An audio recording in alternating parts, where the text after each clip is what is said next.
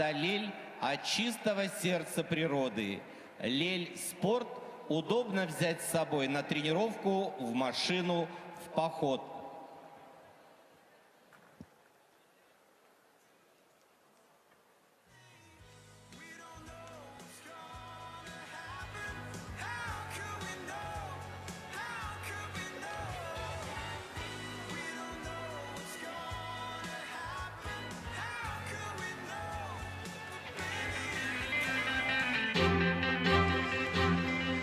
В эфире Гран-при России по фигурному катанию на коньках. На Первом канале трансляции из Красноярска, где сегодня на третьем этапе серии спортсмены исполняют произвольные программы.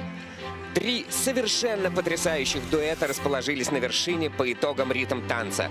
Анна Щербакова и Егор Гончаров катались изящно и легко, но расположились в таблице в нескольких десятых балла рядом с другими претендентами на бронзовые медали. А значит, чтобы удержать свою позицию, понадобится максимально крепкое катание в их экспериментальном произвольном танце.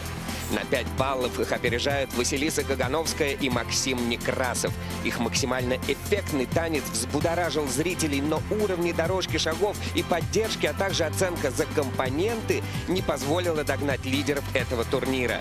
Четырехкратных чемпионов страны Александру Степанову и Ивана Букина. Их танец под пение Майкла Джексона был выверен как часы, как обратный отсчет к взрыву аплодисментов. Невероятная мощь и недоступная для соперников техника. Все замерли в ожидании их произвольного танца, в основе которого лежит трагический миф об Орфее и Эвридике. В женском одиночном катании после короткой программы установился минимальный отрыв между спортсменками на второй и третьей строчках. Анна Лишенко, ученица олимпийской чемпионки Юлии Липницкой, каталась уверенно, энергично, но допустила микронную помарку на тройном флипе, неопределенное ребро, и 12 сотых ее отделили от абсолютно чистого катания Елизаветы Куликовой на втором месте. Ученица Сергея Давыдова в своей нежной, такой женственной программе была невероятно хороша, но расположение элементов не позволили ей догнать главную претендентку на победу в этом турнире Алису Двоеглазову. Вроде бы похожий набор прыжков, но ученица Этери Тутберидзе получает на балл больше за каскад Луц и Тулуп, выполнив его во второй части программы. Плюс оценка за компоненты, за эмоциональное и насыщенное катание, и она впереди на 5 баллов. Каков будет отрыв, если Алиса выполнит чисто свою сложнейшую произвольную программу с четверным Луцем и 2 четверными Тулупами, сложно представить. Напряжение на турнире в Красноярске зашкаливает.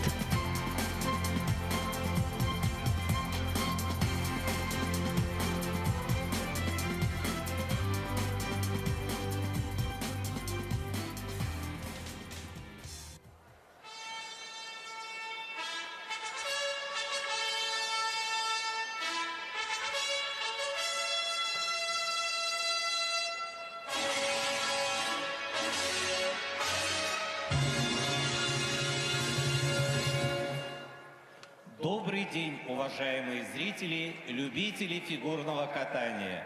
Добро пожаловать в город Красноярск, в Ледовый дворец «Кристалл-Арена» на Гран-при России Красноярье по фигурному катанию на коньках. Через несколько минут на лед выйдут танцевальные дуэты с произвольным танцем.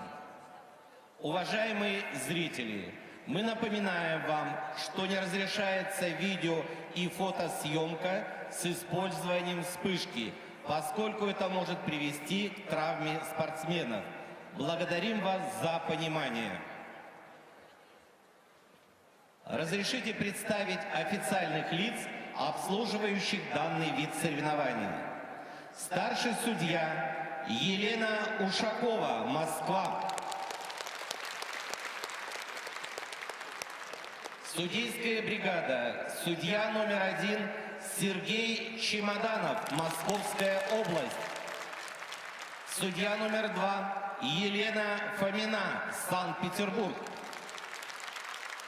Судья номер 3 Ольга Харчева, Самара. Судья номер 4 Алексей Сучков, Москва. Судья номер 5 Мария Казарина, Санкт-Петербург. Судья номер 6 Мария Грибоносова-Гребнева, Москва. Судья номер 7 Константин Кучин, Челябинск. Техническая бригада, технический контролер Юлия Андреева, Москва. Технические специалисты Наталья Митюшина, Москва. Иван Лобанов, Ростов-на-Дону.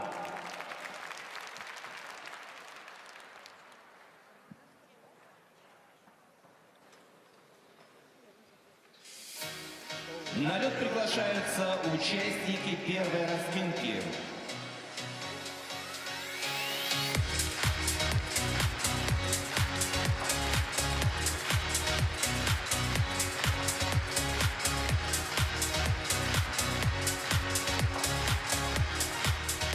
Александра Шинкаренко, Михаил Антонов, Москва.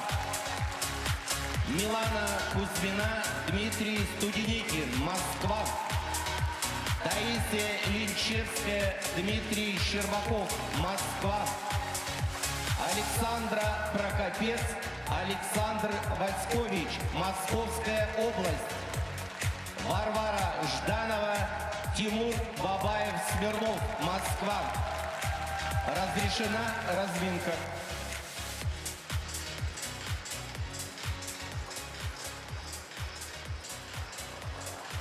В произвольных танцах на комментаторской позиции вас приветствую я, Василий Соловьев, и мои боевые товарищи, чемпионка России по танцам на льду Елизавета Худайбердиева. Привет! Здравствуйте, Василий. Здравствуйте, Максим. И двукратный олимпийский чемпион Максим Троньков. Приветствую! Здравствуйте, дорогие телезрители. Будем вместе сегодня наслаждаться танцами на льду. Ну а Лиза нас будет максимально погружать в техническую часть этого сложнейшего вида фигурного катания. Техническая часть чрезвычайно важна, но сколько творчества в том, что мы увидим сегодня, это же произвольные танцы. Мне кажется, такие лаборатории, которые работают над тем, чтобы превратить, казалось бы, скучные шаги в такое театральное представление, это прям можно сравнить с Академией наук, не знаю, Сколково, высокотехнологичное что-то. Сегодня будет жарко и очень много красивых постановок. Александр Шинкаренко и Александр Антонов на ваших экранах. Ученики Анжелики Крыловой, Людмилы Алексеевой. Анжелика прекрасно на тренерской позиции, совершенно великолепно работает. Очень много интересных пар. Причем интересно, что вот Анжелика еще и комбинирует с разными школами, с разными тренерами для того, чтобы достичь максимально крутой результат в своей работе. Это просто потрясающе. Милана Кузьмина и Дмитрий Студеникин на льду. Еще одна красивая пара из школы, которая именами говорит сама за себя. Ирина Жук, Александр Свинин, Анастасия Шпилевая. Какими прекрасными тоже в свою очередь были спортсменами и Ирина с Александром. И работают они в школе «Мечта». Разве можно придумать лучшее название, чем вот «Школа Мечта»? Да, Ирина и Александр уже очень давно работают в тандеме и вырастили много поколений чемпионов и страны, и международных различных соревнований. В том числе этот тренерский штаб коллаборируется с вышеупомянутой Анжеликой Крыловой. И это приятно. Вот мне интересно наблюдать за миром танцев, который раньше, мне кажется, был каким-то обособленным, ну вот в прошлом веке, каждый за себя. А сейчас какие-то все, наоборот, объединенные. Все друг другу помогают. Добрее. Это здорово. Таисия Линчевская и Дмитрий Щербаков тренируются у Ксении Румянцевой и Екатерины Волобуевой. Одних из самых эмоциональных тренеров возле бортика, которые всегда настолько вовлечены в происходящее. Ну и радуют спортсмены своими выступлениями. Александра Прокопец и Александр Васькович. Это, в свою очередь, ученики Дениса Самохина и Марии Боровиковой, а также Николая Никонова. Денис и Мария буквально 2 дня назад отпраздновали победу своего сына Матвея в танцах. Счастливые родители, что может быть приятнее. Но ведь все те спортсмены, которые катаются, у них тренируются, выступают, они же все как дети. Конечно, каждый спортсмен для каждого тренера – это частичка сердца и души, поэтому на экранах ваших сейчас пристальный взгляд Дениса Самохина, который наблюдает за своими спортсменами и очень за них переживает, конечно.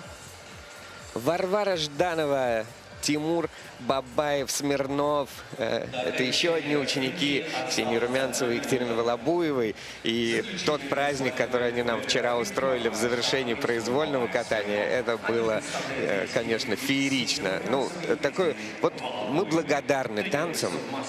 Зачастую за огромные деньги покупаешь билеты на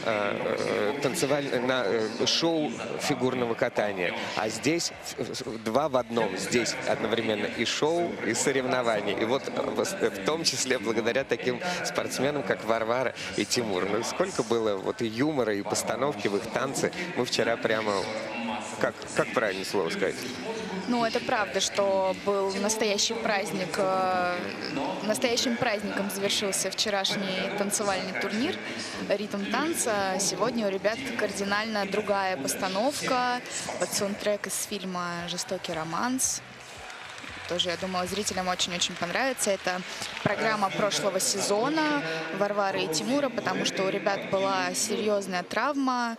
Ровно год назад, в ноябре, она случилась. И толком они зрителям не показали эту программу, но в этом сезоне мы будем наслаждаться этим произвольным танцем совсем скоро. То есть эта программа будет максимально вкатанная уже прямо сейчас, в начале сезона, получается? Абсолютно верно. Это же здорово. Это потрясающе. И мы начинаем. Открываю Александра Шинкаренко, Михаил Антонов. Снова открывают соревновательный день Александра Шинкаренко и Михаил Антонов, как вчера. Но если накануне так распорядилась жеребьевка, то сейчас, к сожалению, положение после ритм танца, где эти спортсмены заняли последнюю строчку. В произвольном танце они расскажут историю Бэтмена. Что ж, в оригинальности ученикам Анжелики Крыловой и Людмилы Алексеевой не откажешь.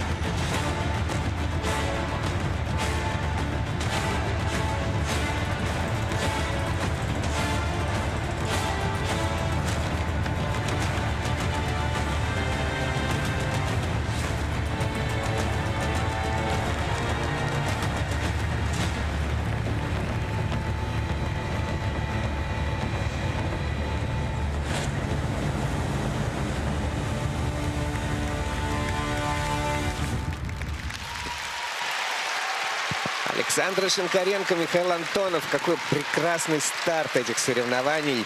Женщина-кошка, Бэтмен. Это же очень увлекательно, красиво, эпично, я бы даже сказал. Такие взаимоотношения. Эпично хорошее очень слово. Мне кажется, максимально хорошо охарактеризовывающее эту программу. Я ребят поздравляю с успешным завершением этого произвольного танца. Мне показалось, что вчера ребята чуть менее чувствовали программу, чем сегодня.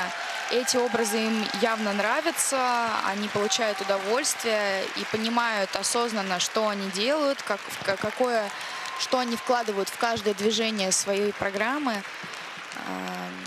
Максим, что скажешь по поводу коммуникации? Мне кажется, что спортсменов? вчера просто из-за серьезной ошибки на твизлах у партнера как-то не вернулись в программу ребята.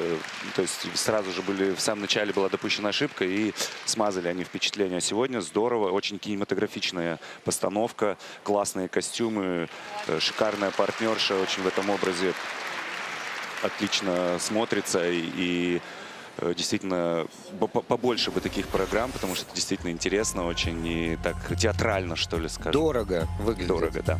Да, Александра прекрасная, очень яркая, красивая танцорша, владеющая очень хорошо своим телом и по-настоящему танцующая. Вот сейчас мы видели небольшой сбой у Михаила, из-за которого твизлы оценены только на 3-й уровень сложности. Качнула его во время первого твизла.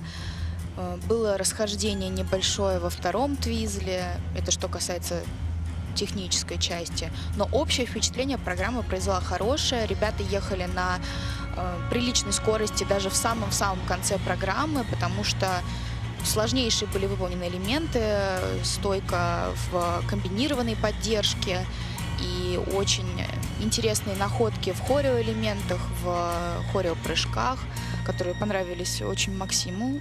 Да, действительно, я прям сказал, ой, вот это вот можно использовать в парном катании, как сложный вход в поддержку. Вот видите, Максим, вы увидите что-то вот новое найдете для парного катания у танцоров. А мы всегда. Это два вида, которые друг без друга существовать не могут, и что танцоры очень много берут в парном катании, что мы очень много берем у танцев на льду. Мы парники, имеется в виду. Ну и видим, что аплодирует своим спортсменам Анжелика Крылова. Любопытно, что не так много спортсменов брали, по-моему, тему Бэтмена еще в своей жизни. Как-то не особо не могли придумать эти взаимоотношения. А тут тренерский штаб прям здорово поработал. 156,72 они набирают по сумме 2 программ.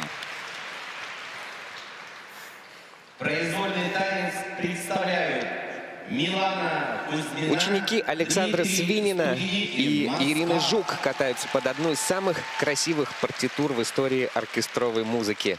Драма о любви Марка Антония и Клеопатры. Пора кататься по-взрослому. Желаю ребятам удачи и чистого проката, чтобы сегодня получилось все задуманное.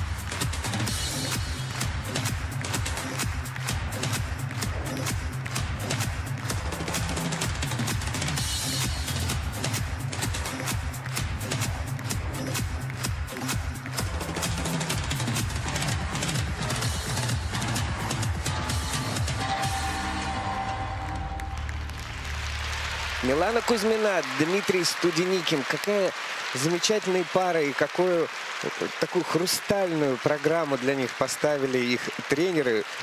Во-первых, как отреагировала публика вот просто на первые же их движения. Уже сразу начали их поддерживать, вовлекаться, потому что с самого начала творчество было интересным. И потом вся музыка, ну, большая часть программы, музыка такая прозрачная, и они как будто плетут кружева в этой музыке. Это было так здорово. И партнерша такая воздушная, гибкая. Просто я в восторге. Но все мы видели. Ничего не предвещало беды. Ребята так хорошо ехали свою программу. И как раз вот то, что, Василий, вы описывали про хрустальное плетение узоров, дорожка по прямой на уровень, который у нас идет в позиции, на практически такую еле-еле слышную музыку, очень-очень тонкую. И так ребята хорошо катили, было слышно только хруст от реберности каждого исполнения шага. Спортсменов не было практически зубцов, и это очень высоко оценивается Джои, потому что мы можем слышать, ничего нам не мешает, что спортсмены катаются на хороших рельефных дугах. И практически в самом конце программы такая ошибка на второй части комбинированной поддержки. Даже не поняла я, что случилось и почему слетел конек у Димы во время исполнения кораблика, сложной позы для этой поддержки. Сейчас нам показывают очень хорошую поддержку хореографическую, которая оценивается всегда только уровнем 1. На одной ноге очень красивое положение. Хочу отметить параллельность на хореодорожке у ребят. Все отработано, и классно ехали свою программу, но что-то вот неудачный какой-то для них лед на этом турнире, что вчера ошибка, что сегодня ошибка, на таких элементах, которые, я уверена, не срываются на тренировках. Мне в этой программе Милана напомнила олимпийскую чемпионку Елену Ильиных. Да, я согласна с Максимом. Милана тоже такая же очень яркая яркая, девушка, да. Ирина Владимировна, конечно, расстроена. Классная программа, классные образы подобраны. Прям придумали вот точное попадание. Ребятам очень идут эти роли. Может, расстроена, но подбадривает ребят в первую очередь. Я бы Такая тоже вот подбодрил поддержка. Дмитрия, потому что он все-таки спас эту поддержку. И как по-партнерски я жму ему руку. То есть он не прекратил движение, он все равно там дотащил, что, как мы это называем. И даже пытался встать снова в положение кораблика, чтобы судейская оценка, возможно, не ушла в такой сильный минус, даже если это на технику уровня повлияет. Как они взяли его за руки и говорят: ты наша опора, ты наша Ну, конечно, все, Дима наша понимает, стена. что оба дня он ошибался, и, конечно, нужно поддержать партнера, чтобы он не ушел совсем в расстройство из-за этого. Нужно работать дальше, у ребят еще будут соревнования. Да. К сожалению, так уж принято у нас, что если поддержка срывается, там уже техника не разбирается, там практически всегда виноват партнер, и сам умри, партнерши держи. Такое правило и в парном катании, и в танцах на льду. И даже если ошибку где-то допускает партнерша на поддержку сорвана, то все равно на ответственность партнера всегда. И, конечно, здесь нужно только поддержать Это вот Диму. признак настоящей команды сейчас у нас с вами на экранах. То, как ребята сидят и ждут своих оценок. И они получают 158,37 по сумме двух программ. Остались впереди. Позицию не потеряли. Соревнования продолжают Таисия Линчевская, Дмитрий Щербаков. После, не побоюсь этого слова, юмористического ритм-танца, исполненного накануне, Таисия Линчевская и Дмитрий Щербаков выходят на серьезное творчество в произвольном катании.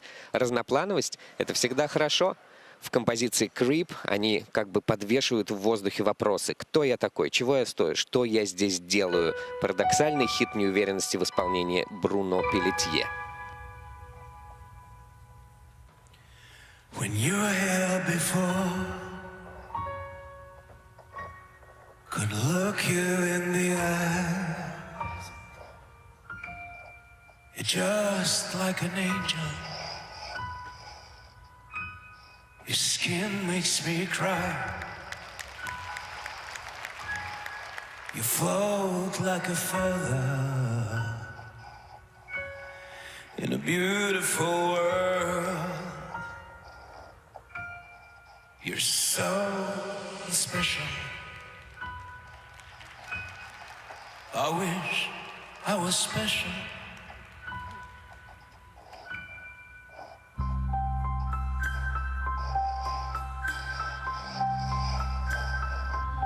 But I'm a creep.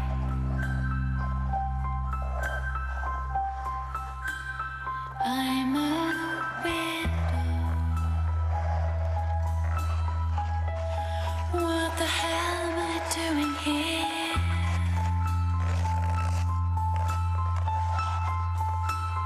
I don't belong here.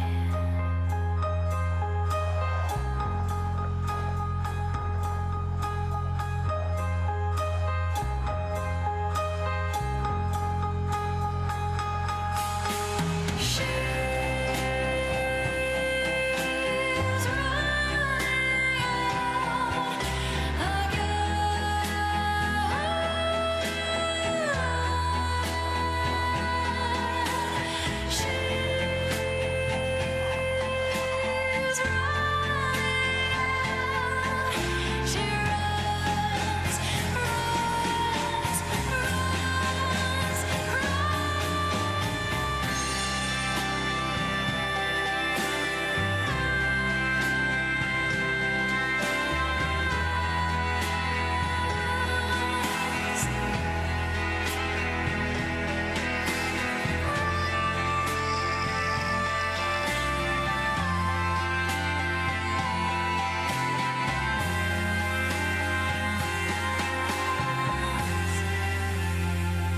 whatever makes you happy.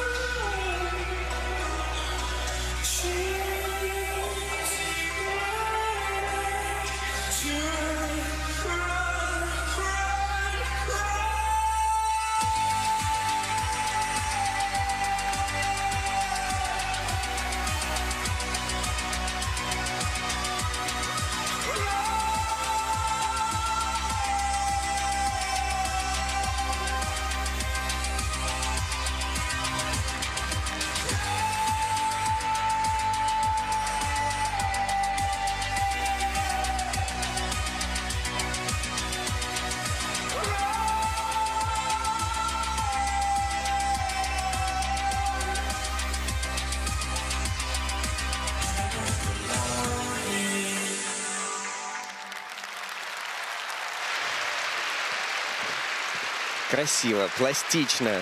Все поддерживали пару практически на протяжении всего катания. Особенно вот эта воздушная поддержка болельщикам понравилась. Так аплодировали. Но она действительно такой скорости. И, может быть, она даже...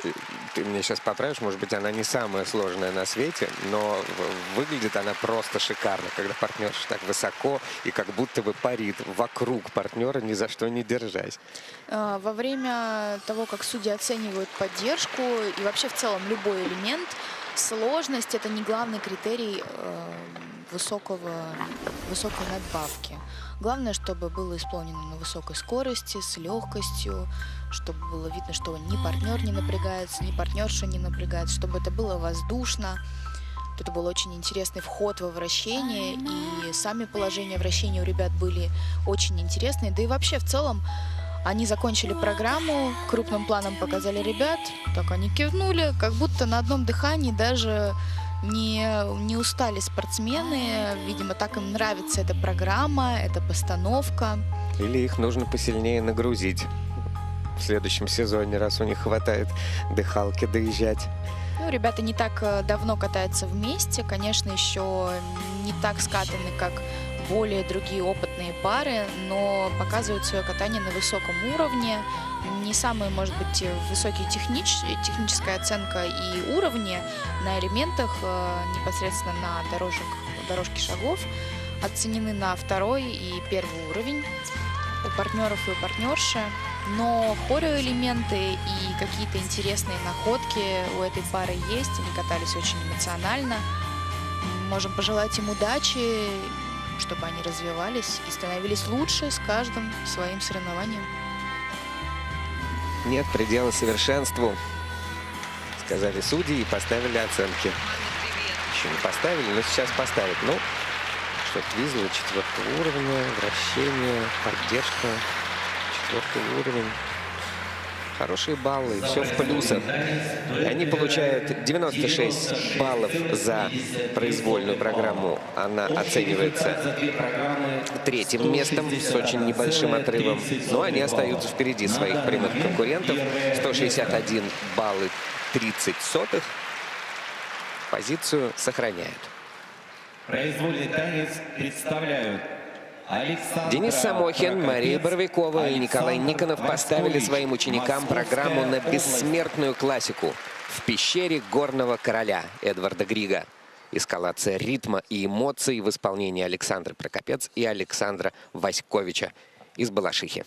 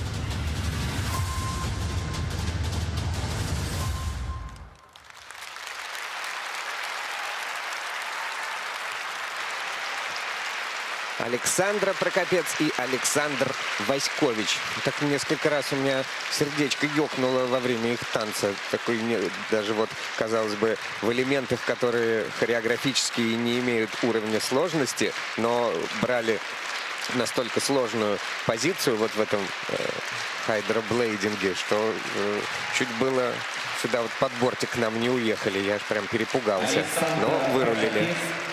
Да, у ребят очень-очень много элементов и находок, которые не просто восторгают, а немножко даже заставляют подпрыгнуть на стуле.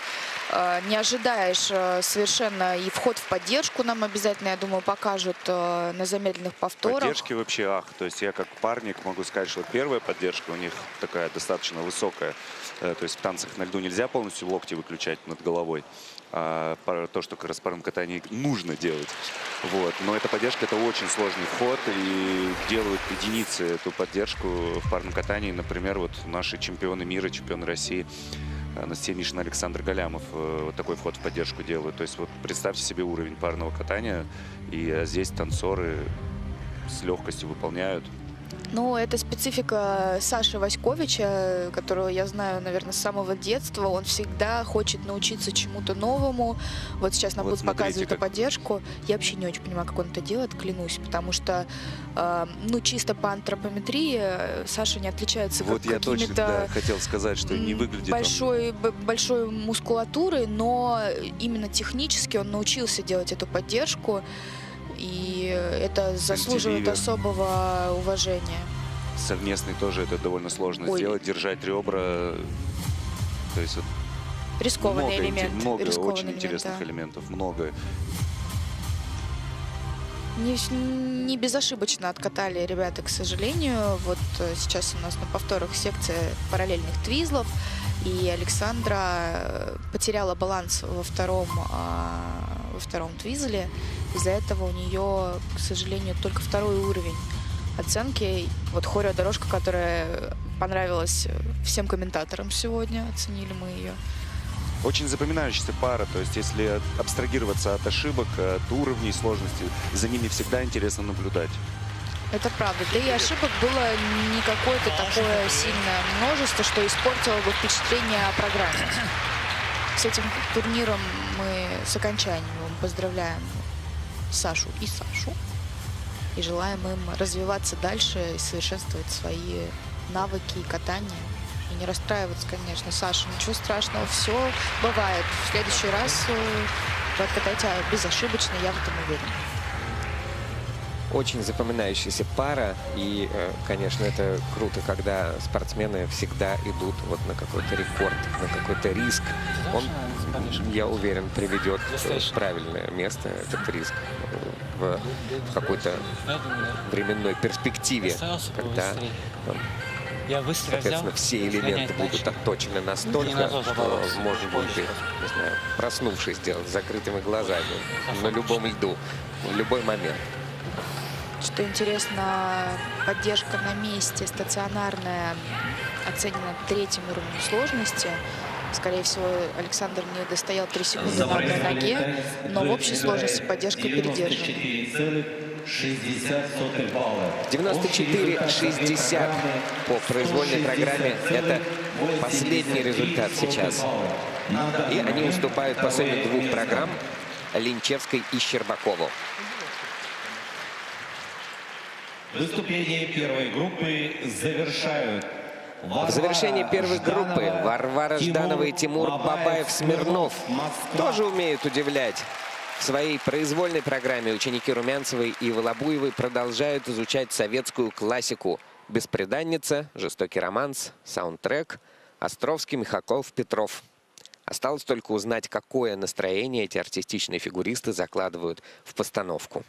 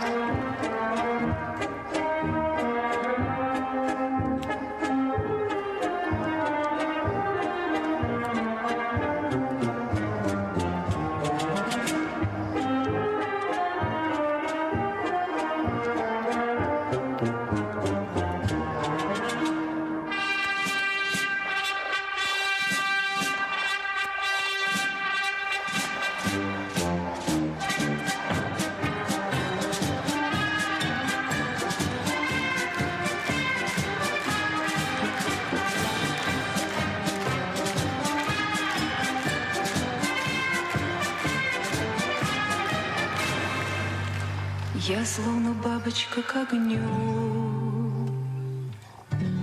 стремилась так неодолимо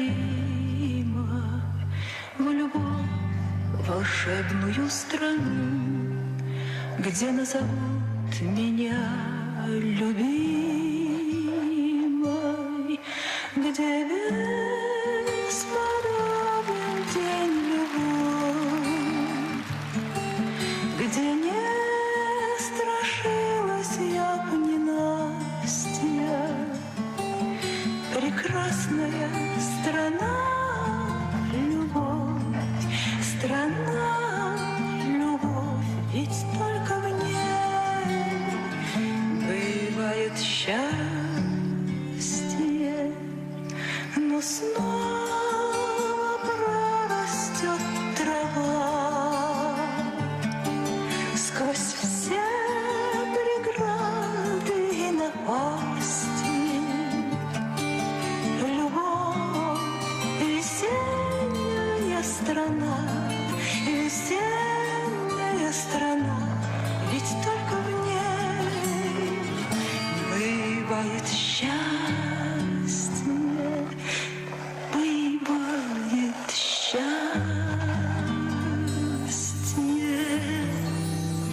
Мохнатый шмель, на душистый хмель, цапля серая камыши, а цыганская дочь за любимым в ночь по родству бродяжьей души. Так вперед за цыганской звездой кочевой на закат, где дрожат паруса, и глаза глядят с бесприютной тоской багровеющие небеса. Так вперед за цыганской звездой кочевой на свидание с зарей на восток, где тиха и нежна розовеет волна на рассветный ползая песок. Так вперед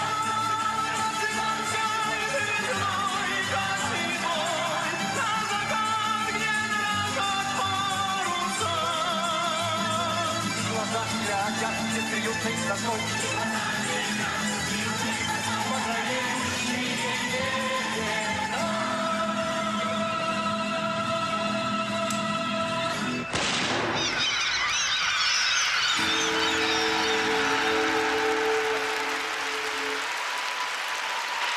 Вышли наши соревнования на новый уровень на Красноярской арене, потому что зрители теперь не только аплодировали, они пели и подпевали под эту программу совершенно яркую, потрясающую, драматичную, здорово поставленную. Костюмы прямо погрузили нас в мир этого кинофильма великого.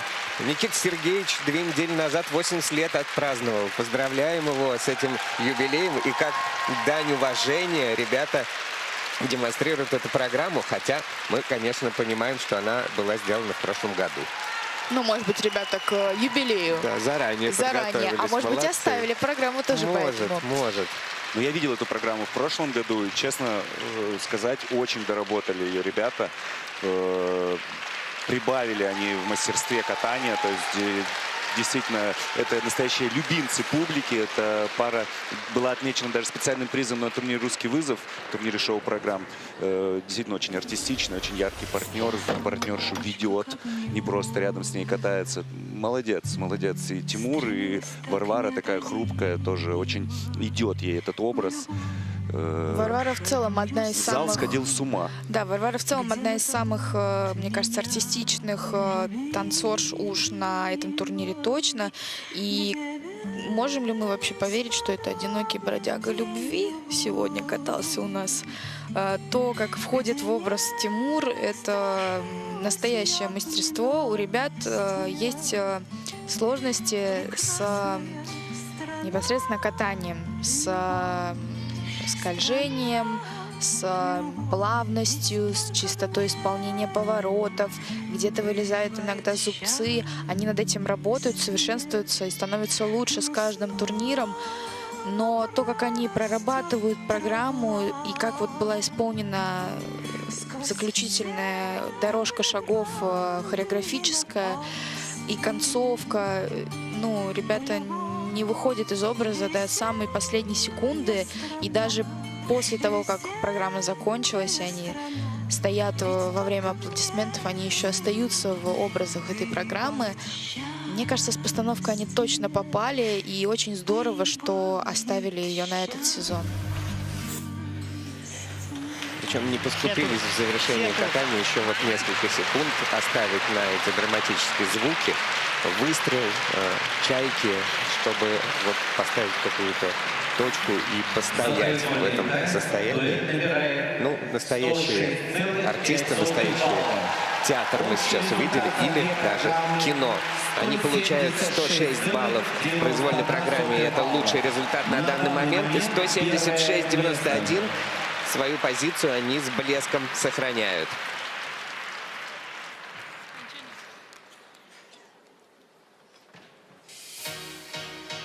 На лед приглашаются участники второй разминки.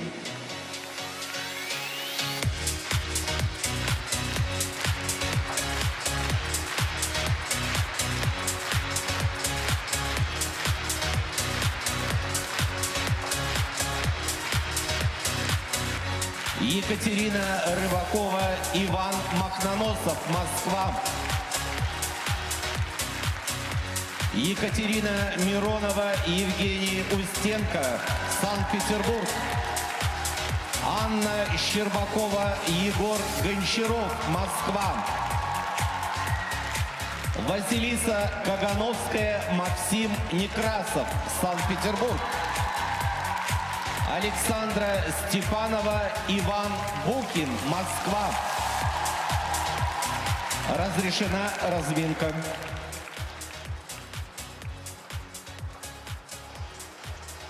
Вторая группа участников в танцах на льду, в произвольном танце, уже находится перед нами, перед зрителями. Трибуны заполняются. Ох, как жарко сегодня будет. Я начинаю переживать, как обычно. К сильнейшей разминке начинают потеть ладошки, трястись коленочки. Я начинаю очень сильно переживать. Ребята максимально все заряженные, сконцентрированные.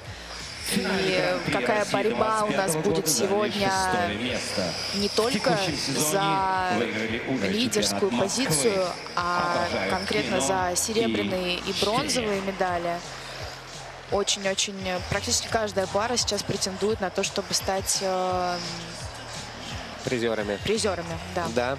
Да, отрыв очень небольшой от пьедестала у претендентов, поэтому на всех пристальное внимание. Екатерина Рыбакова и Иван Махноносов откроют эту группу участников. Ученики Светланы Львовны Алексеевой, Елены Кустаровой тренируются в Медведково. Также Влад Фомин в их команде работает. Катаются давно, команда опытная. Ну, а то, как работают Алексеева и Кустарова в своей школе, это притча во языцах. Мощнейший тоже научный центр танцев на льду. Да, Катя и Иван чемпионы страны среди юниоров, и в этом году у них очень-очень интересная произвольная программа. Екатерина Миронова и Евгений Устенко.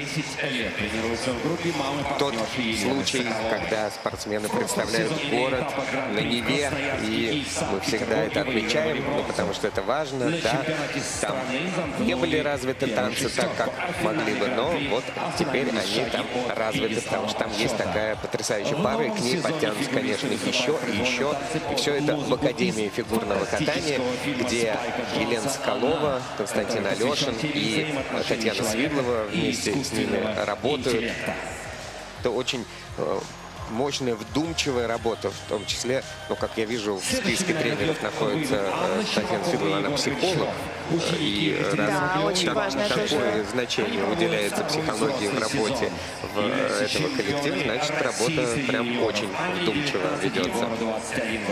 Анна Щербакова и Егор Гончаров сейчас на ваших экранах разминают свою секцию твизлов под свою интересную постановку произвольного танца на тему философская тема смысла жизни и что вообще важно в этом мире, а может быть все остальное это суета. Екатерина Рублева на ваших экранах, Иван Шефер и постановщик Сергей Плишкин в этом тренерском штабе. Ребята идут сейчас на третьей позиции и делают все, чтобы остаться бронзовыми призерами этого турнира. Твои любимые Василиса Кагановская и Максим Некрасов. Но я так говорю любимые, потому что видели бы вы, как Елизавета переживает именно за эту пару, когда она выезжает на лед. Что-то с тобой происходит, прям ты вот вперед подаешься и настолько следишь за всеми. Но, видимо, очень сильно тебя трогают танцы Василисы и Максима. Ну, Максима, потому что я знаю вообще уже лет, наверное, 10 и соревновалась с ним всю свою юниорскую карьеру и взрослую тоже карьеру. Я очень переживала за ребят на прошлом их турнире, потому что хотела, чтобы все получилось в произвольном танце после ошибки в ритм танце. И очень интересная постановка французского хореографа Бенуа Ришо. Очень-очень красивые элементы у ребят. Конечно, мы переживаем за каждую пару, в том числе и за Александру Степанова и Ивана Букина, которые... Александра Степанова и Иван Букин на ваших экранах. Их приветствуют, потому что они на экране и здесь, на стадионе. Зрители и всячески их поддерживают. Мощнейшая команда тренерская работает с ними. Это сам Александр Жулин, серебряный призер Олимпийских игр, Петр Дурнев, Сергей Петухов. Жулин и Дурнев уже 13 лет работают вместе. Вот они на ваших экранах. Мощнейший тандем, воспитывающий не просто олимпийских чемпионов, не просто уникальных спортсменов, а самодостаточных людей. И вот такие люди отстаивают интересы российского фигурного катания в мире на самом высшем уровне. Александр Вячеславович, Петр Вячеславович, мы передаем вам огромный привет. И я лично обнимаю вас всей душой и сердцем. Это и мои тренеры, с которыми я тренировалась последние 2 года своей карьеры. И они поставили прекрасный произвольный танец Александре, прошу прощения, и Ивану. Я уже так переживаю, что у меня начинает дрожать голос. Давайте мы с огромным удовольствием будем наблюдать за сильнейшей разминкой этого турнира.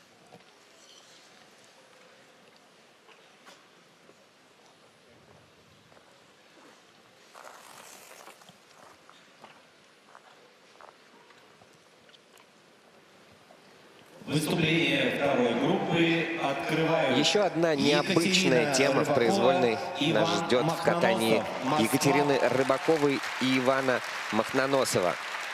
Ученики Светланы Алексеевой и Елены Кустаровой в этом сезоне выиграли чемпионат Москвы. И пора переходить на следующий уровень.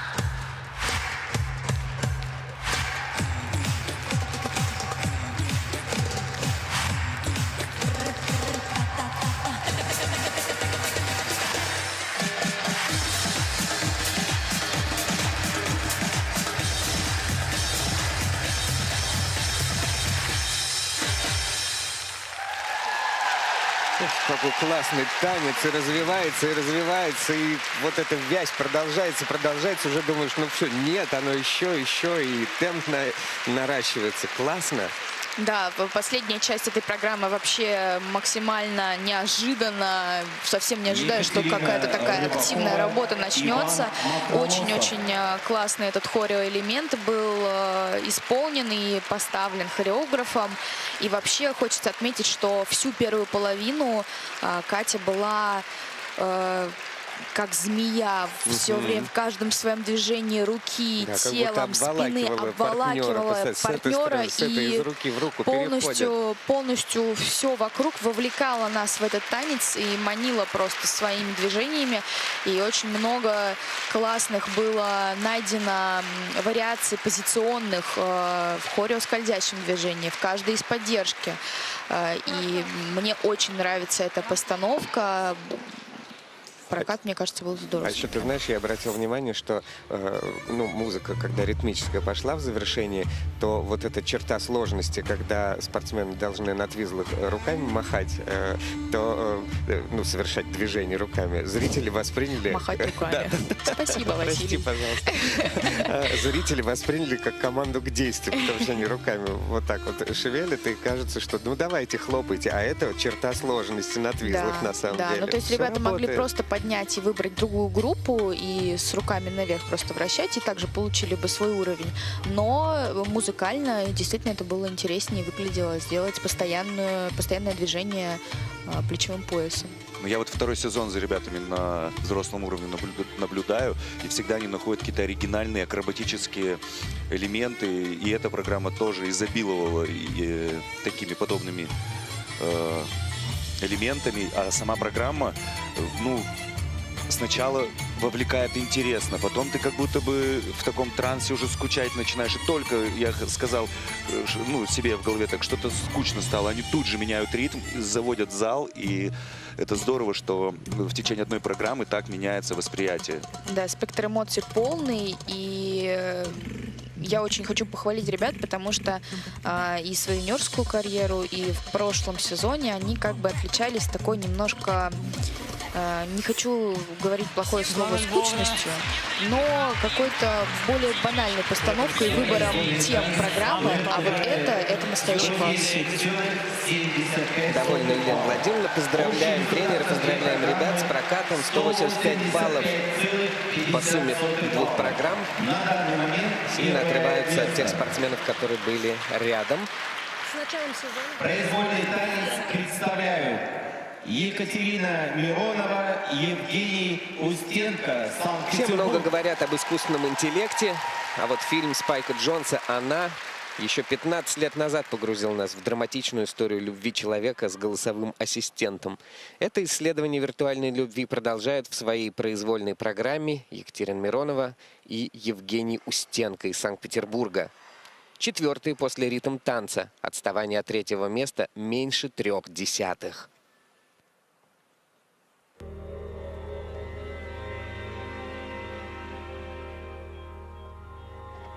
Hello, I'm here. Hi. Hi. It's really nice to meet you. It's nice to meet you too.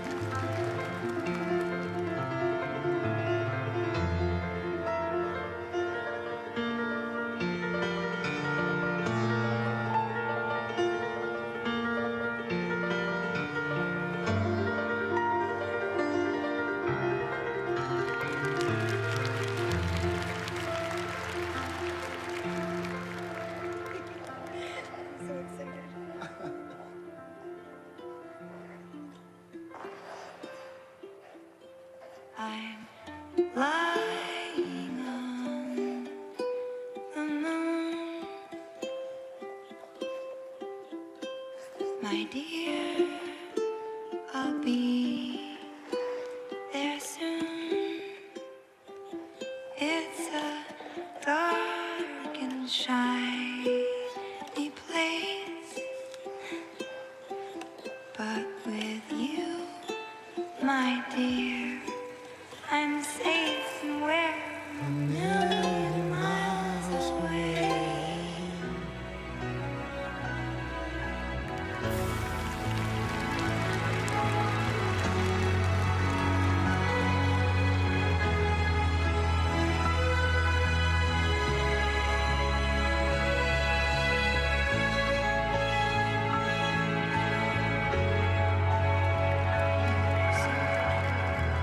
This is where I am now.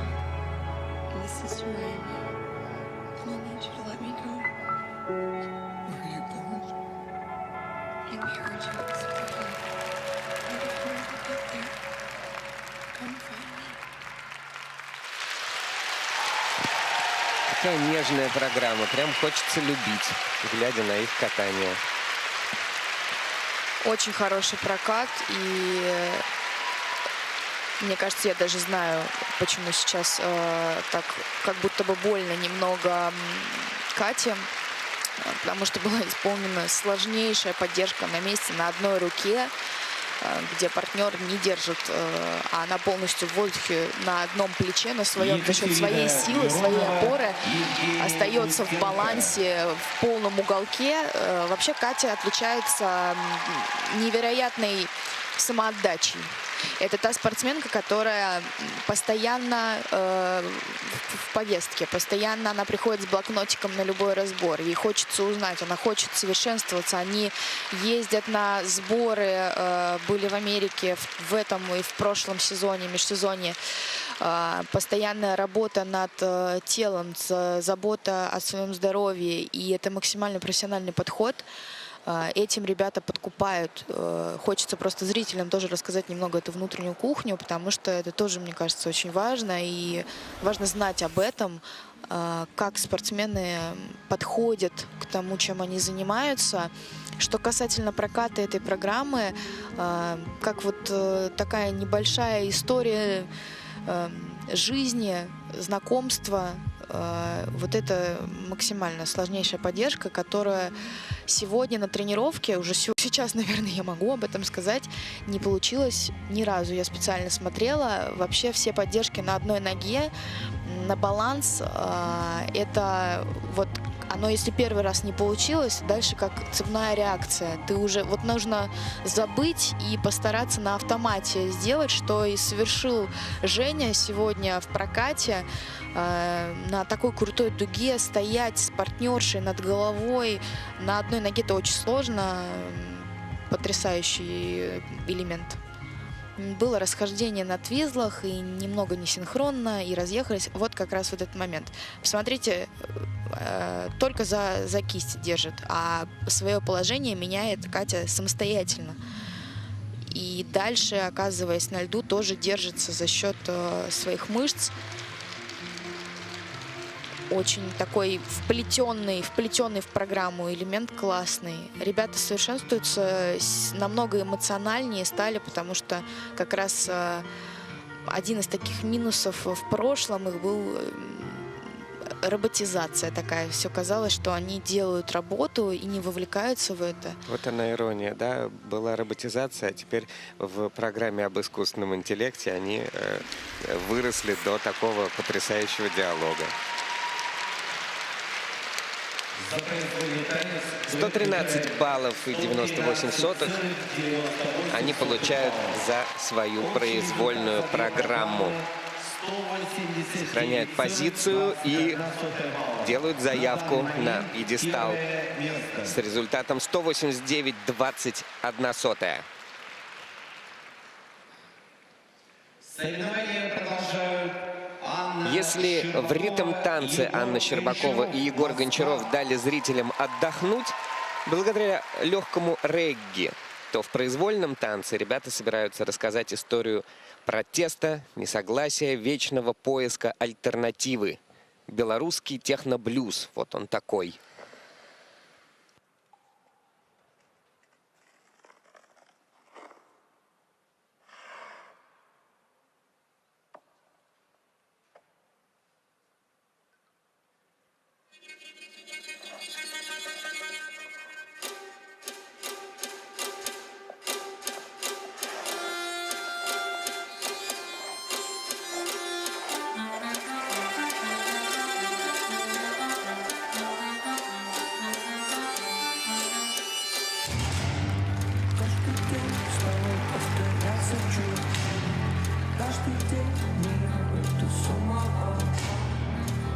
бы весна не будет, это все.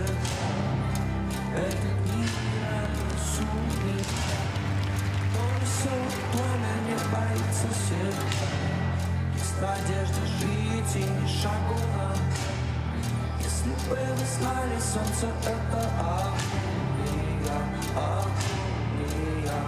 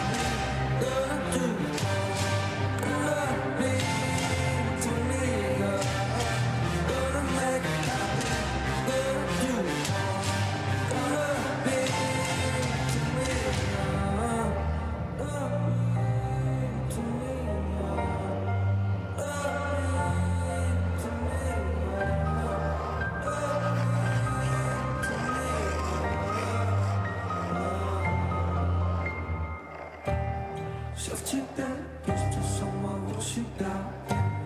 Время не в минутах, время даже не все. Если бы вы знали, будет это всегда. Этот мир, это суета.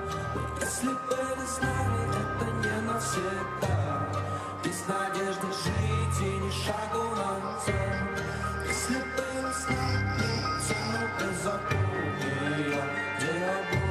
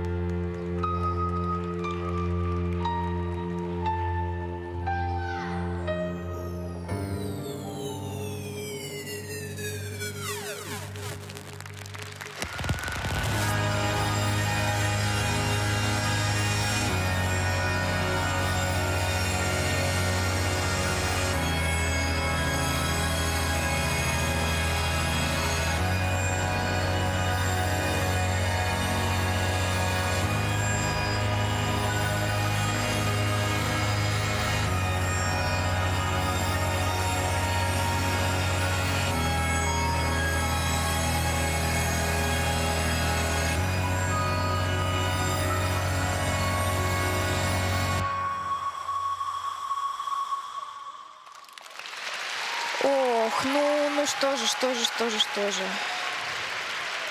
Какая трагедия, ребята, только что произошла. Просто упустили целый важнейший элемент в своей программе. Ну ладно уж, Василий, ну не трагедия, это всего лишь соревнование, это всего лишь этап гран-при. Ребята только начинают свой спортивный взрослый путь, и это опыт, конечно, совсем не сориентировались и не начали, или хотя бы не продолжили вращение. Егор, я думаю, понимает уже после проката, что действительно произошло. И потрясающе катали. Классно очень было сделано все до этой ошибки. Давайте сконцентрируемся на том, что было все-таки хорошо. Очень высокий темп у программы, и ребята не выпали ни разу. То есть они в таком высоком темпе, на скорости как начали, так и закончили свой произвольный танец. На одном дыхании его катали. И вот этот, конечно, сбой, как будто потерялись ребята, не знали, можно ли им снова вступить во вращение или нельзя. И Ребята знают, что им можно вступать в вращение, потому что во время сбора в Новогорске мы проводим лекции, рассказываем базовые требования для выполнения элемента. Прекрасно, кстати, сейчас показывают на замеренных повторах в Твизла, которые были очень синхронно и параллельно исполнены. Точно так же дорожка на одной ноге оценена тоже очень высоко, 2-й и 3-й уровни для партнерши и партнера. Не было выполнено базового требования для вращения в первой позе после срыва у Анны и Егора. Соответственно, можно было начать заново сразу. Вот мы сейчас видим, смотрите, не началось вращение. Ребята могли встать и начать заново с той же позы. И тогда элемент был бы засчитан и... Ну, какие-то минимальные баллы были бы выставлены. Потери были бы минимальные, но не сориентировались, потому что не хватило немного опыта. Я не хочу чтобы ребята долго себя корили за это. Все бывает, это просто ошибка. Ничего страшного, только начало сезона для спортсменов. Это первый их выход на лед. Может быть, это тоже как-то сработало на то, что волновались и, естественно, груз ответственности переживали, очень хотели сохранить 3-ю позицию. Аня, дорогая, пожалуйста, умоляю, не плакай, я сейчас тоже плакать начну. Все это не важно.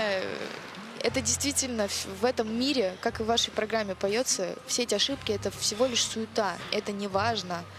Вы будете работать, вы будете совершенствоваться, и на следующем соревновании все будет еще лучше. И ученики Рублевой, Шефера и Плишкина получают 105 баллов. Конечно, с таким пропуском это 4-й результат по произвольной программе. На данный момент 3-й в общей сложности. И таким образом они откатываются на 5-е место. Произвольный танец представляют Василиса Кагановская, Максим Некрасов. Василиса Кагановская и Максим Некрасов в стремительной погоне за лидерством.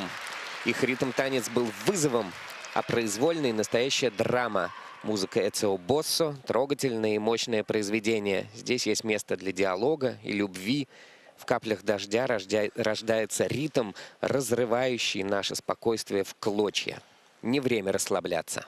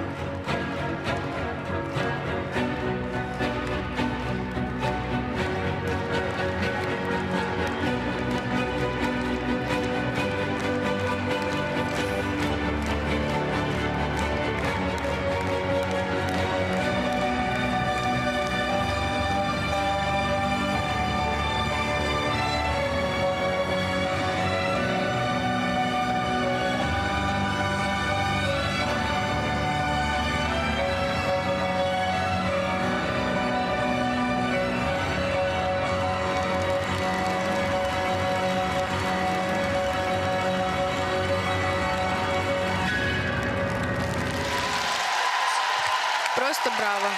Просто браво. Прекрасный прокат. Прекрасный прокат. Ребята, вы огромные молодцы. Мы не дышали 4 минуты. Все сошлось в этой программе. Элементы, постановка, форма ребят, музыка. Ой, правда, мне даже тяжело говорить, потому Ребят, что хватит- сидит рядом Максим Хватит Троньков и плакать вообще на плакает. комментаторской позиции. У меня уже сил нет, тоже это сердце правда, разрывается. это Еще слез, это осталось правда, чуть-чуть. слез. Максим Да, Некрасов. ребята еще молодые, юные, в них нету того великого мастерства скатанности катания. Но они семимильными шагами просто с каждым турниром ближе и ближе и ближе подходят. Но качество элементов это нельзя это никак недооценивать. То, какая это программа, нельзя говорить, что этого недостаточно, чтобы не просто бороться, но и быть лидерами.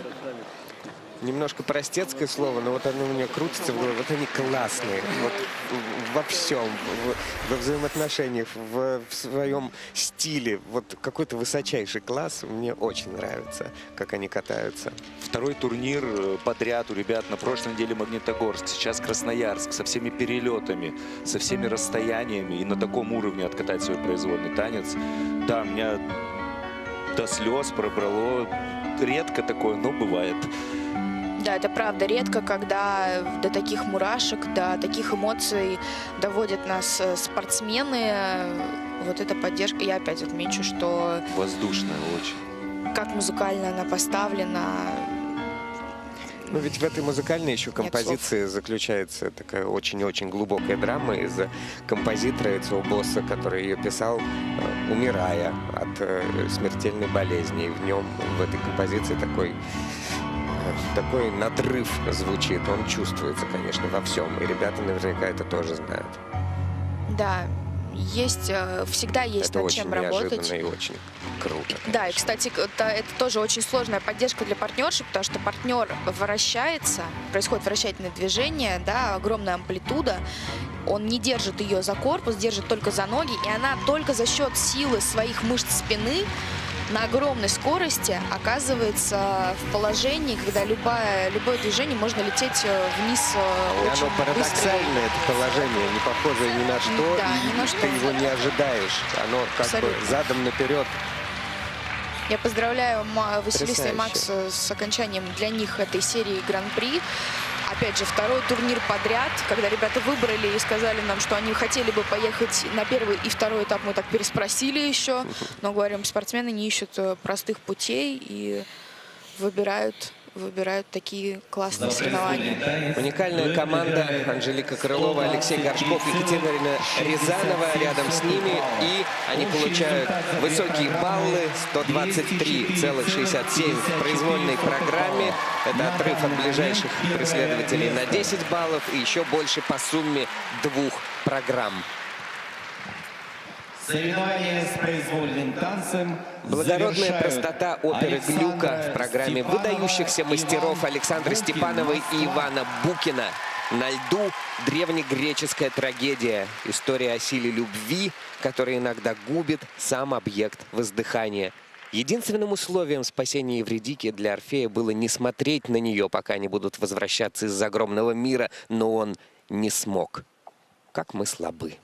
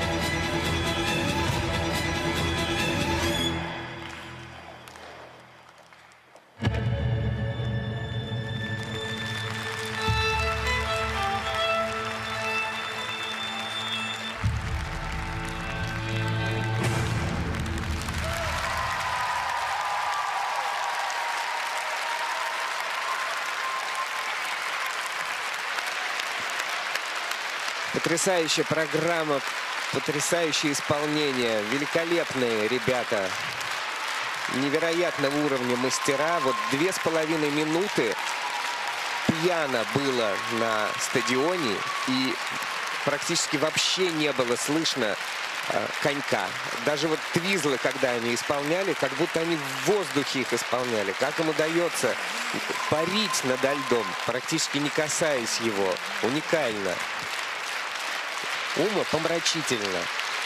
Я пока пытаюсь прийти немного в себя, потому что если на прошлом прокате плакал Максим Тройков, то сейчас еле пытаюсь подобрать слова и сдержаться я.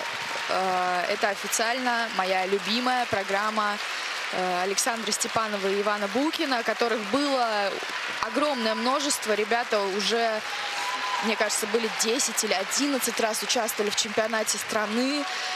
И я хочу сказать огромное спасибо Саше и Ване за то, что они продолжают кататься и продолжают нас радовать.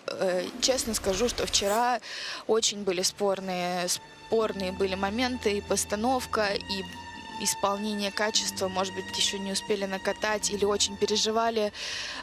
Но сегодня это просто, это умопомрачительно, честно. Сегодня нет вообще никаких вопросов. Это чемпионы этого турнира точно. И я не допускаю даже момента, что может быть по-другому. То, как синхронно, и как идеально, как один человек вращали секцию твизлов. Дорожка на одной ноге, как бесслышно ехали во время дорожки шагов. Вот этот, вроде как всем нам знакомый элемент Саши и Вани, но то, что добавили вот это касание, не касание, а как будто бы шагает Саша во время этого скользящего движения. Ну, правда, эта программа до слез. Все-таки вот умеет, да, Жулин ставить, а? Шедевры. Александр Вячеславович, я вас обнимаю, передаю привет и спасибо вам большое за эту постановку, за эту программу, которая, мне кажется, каждого до глубины души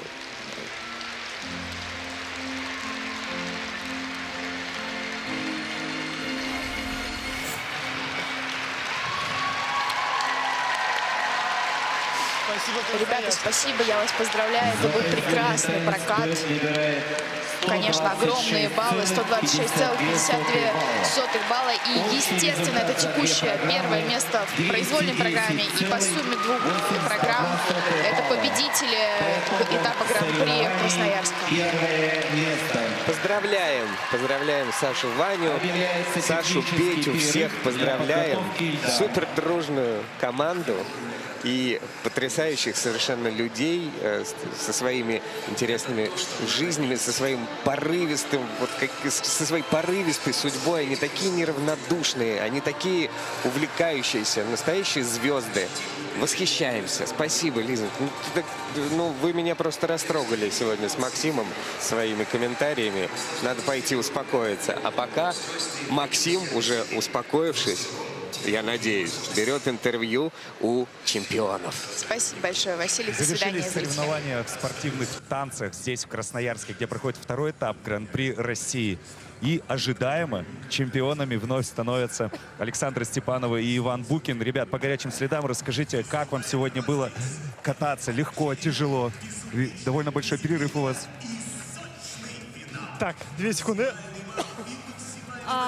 Да, по сравнению со вчерашним днем мы выступали сегодня последние. И, конечно, вот эти вот ожидания, минуты, я не знаю сколько, мне кажется, там минут 40 мы ждем после разминки. И это, конечно, так как это наш первый старт, мы не были ни на прокатах, ни где-то еще. Конечно, это было так волнительно достаточно. И смешанные сейчас чувства. Я очень рада, что мы совсем справились, что мы очень неплохо проехали, потому что на наших тренировках были прокаты, естественно, хуже. Но сегодня был не максимум, но был достаточно неплохой прокат сегодня. Я хочу добавить, я совсем согласен с Сашкой. Сегодня было проще, чем вчера, но еще впереди много работы. Так что мы обкатали наши программы. Мы очень этому довольны. Спасибо, Красноярск. Спасибо за то, как ты приветствуешь, за то, как ты болеешь за спортсменов. Это очень важно и очень приятно. Ну, вы оба говорите о том, что есть еще над чем работать. Может быть, откроете секрет, может, уже тренеры вам сказали, над чем вы сейчас будете, вернувшись в Москву, работать. Мне кажется, мы даже катая понимали уже, над чем надо будет приехать и поработать, потому что действительно были нюансы прям в самом прокате, где ты осознаешь, да, что вот здесь вот, наверное, стоит обратить на это больше внимания, потому что, опять-таки, повторюсь, на первом таком выходе всегда выявляются какие-то такие недочеты, которых не было на тренировках. Плюс еще мы тренируемся на более как бы маленькой арене, здесь она чуть больше, и это тоже как бы на нас наложило такие, ну, некоторые нюансы, с которыми нужно было здесь справляться. Вот, поэтому доработать действительно много, работать надо над скоростью, работать надо над реберностью, над эмоциональным фоном. Точно, да. Тем более у нас две такие достаточно яркие программы, что короткая Майкл Джексон, там нужно настолько завораживать, мне кажется, публику и делать все настолько энергично, чтобы действительно в конце зал мог вставать на такой классный танец. Потому что, повторюсь, не максимум сегодня был, конечно. Мне показалось, может быть, мне показалось, что сегодня Иван был немного сдержан. Обычно ты более эмоционален. Саша просто и так прекрасная. А тебе обычно приходится на себя внимание хоть чуть-чуть отвлекать. А сегодня ты так за Сашу немножко спрятался. Есть такое? Да, слушай, произволка мне правда дается немножко сложнее, чем Сашке. Это видно и по тренировкам. Чисто эмоционально для меня это такая серьезная музыка, что мне надо к ней прям, ну, ее надо накатать. Так что да, я немножко был спокойнее, чем обычно, но, может быть, сейчас, в этот момент, это было гораздо правильный ход, чем если бы я сейчас начал бы рвать и метать, и что-то бы, может быть, не доделал бы. Эта программа готовилась... А Саша, да, прекрасно. Эта программа готовилась с вами с учетом возможности выступить на Олимпийских играх. Можно ли сказать, что эта программа ваша лучшая за всю карьеру? Ты знаешь, у меня есть любимые программы. Вот, это точно входит в ее список. Тяжело говорить в начале сезона о том, какая программа. Мы безумно любим эту программу. И она, правда, она сложна в проживании эмоций, но если ты ловишь этот момент, ты получаешь невероятные эмоции. Наверное, таких я не получал ни в одной из своих программ, когда я это ловлю. Но именно сам вот этот, вот, знаешь, поиск этой эмоции занимает такое колоссальное время, что сейчас я хочу довести себя на тренировку до того момента, чтобы я мог это показать и на льду. Вот это сейчас задача первая. Так что, когда я откатаю так, как я захочу, я обязательно тебе скажу. Я надеюсь, что это будет скоро. Не могу не спросить, насколько скоро, где мы вас увидим, на каком следующем турнире. Приглашайте ваших болельщиков, чтобы все приходили именно на арену болеть, потому что так энергетику через экран очень сложно передать. Дорогая Москва, мы будем через выходные выступать у вас в ЦСКА-арене. Пожалуйста, все приходите. Для нас это очень важно. Не только для нас, для всех спортсменов. Вы получите удовольствие, мы получим вашу энергию. Спасибо вам огромное. Не могу не спросить, как папашу и мамашу, ваши дети придут за вас поболеть в Москве? Слушай, не знаю, у меня сын тут палец недавно сломал, так что он вот немножко... Но скоро снимут, так что, возможно, в выходные он может прийти. Но если придет, я его точно к себе заберу. Будет со мной в Киссинг-Крае сидеть, если можно. Можно. Я приведу. Саша. Не знаю, я сомневаюсь, если честно, потому что у меня такая дочь, она, как сказать, она очень такая ближе к родителям, и когда очень-очень много людей, чужих особенно, она очень недоверчивая, и, может быть, я думаю, что даже нервничает, конечно же, поэтому, наверное, я пока что поберегу ее, вот, потому что у Ваньки сын, мне кажется, он более такой, он весь в Ваньку, он на энергии, со всеми всегда поиграет, вот. У меня дочь такая, она более поспокойнее, ну, в принципе, это вот мы, Может быть, наверное. ты просто боишься, что ей понравится фигурное катание, и она будет говорить: мама. Этого я, честно, тоже опасаюсь. Не хочешь отдавать фигурное катание? Пока что не хочу, и она сама, мне кажется, я очень надеюсь, я не знаю, как это сказать правильно, я надеюсь, что она не захочет, но был просто один момент, когда она так посмотрела на экран, сказала, я хочу вот так, и я так, ой, ну я прям как бы напряглась, потому что, ну, пока что я не готова говорить про какой-то большой спорт, вот, если... Первые коньки-то есть? Ну, да, у нас есть коньки, вот, поэтому думаю, что она встанет вместе... Вот, с Ванькиным как раз сыном будут за ручку там кататься в парке. Вот, но пока что это будет такое хобби. Про спорт пока что думать рано, для развития. Ну что ж, мы тогда ждем самые милые в мире видео Степанова Букин 2. Младшие. Мы вас отпускаем праздновать, почивать на лаврах, так скажем. Мы продолжаем наш соревновательный день. Совсем скоро на этот лед выйдут девушки-одиночницы. Я, Максим Троньков, остаюсь с вами. Обязательно с победительницей встречусь здесь и задам пару интересных вопросов. Оставайтесь с нами.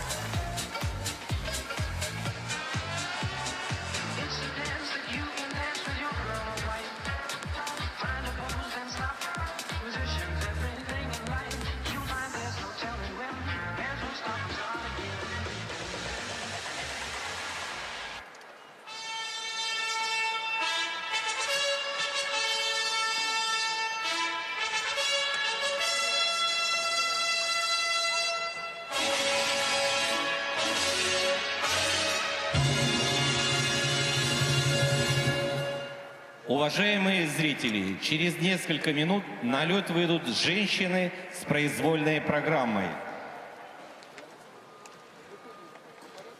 Разрешите представить официальных лиц, обслуживающих данный вид соревнований. Старший судья Мария Грибоносова-Гребнева, Москва. Судейская бригада. Судья номер 1 Регина Трусова, Казань. Судья номер 2 Юлия Андреева, Москва. Судья номер 3 Татьяна Рашевская, Белгород. Судья номер 4 Константин Кучин, Челябинск. Судья номер 5 Алексей Сучков, Москва. Судья номер 6 Елена Фомина, Санкт-Петербург. Судья номер 7 Марина Сысцова, Санкт-Петербург. Техническая бригада. Технический контролер Татьяна Косыгина, Санкт-Петербург. Технические специалисты Александр Кузнецов, Москва. Руслана Карева, Москва.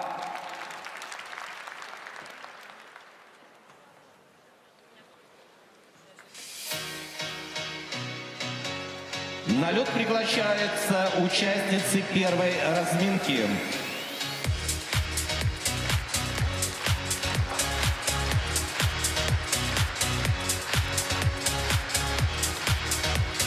Елена Черникова, Липецкая область. Алина Телегина, Ивановская область. Анна Казакевич, Ярославская область. София Буза, Омская область. Александра Чаткина, Санкт-Петербург. Софья Важнова, Москва. Разрешена разминка.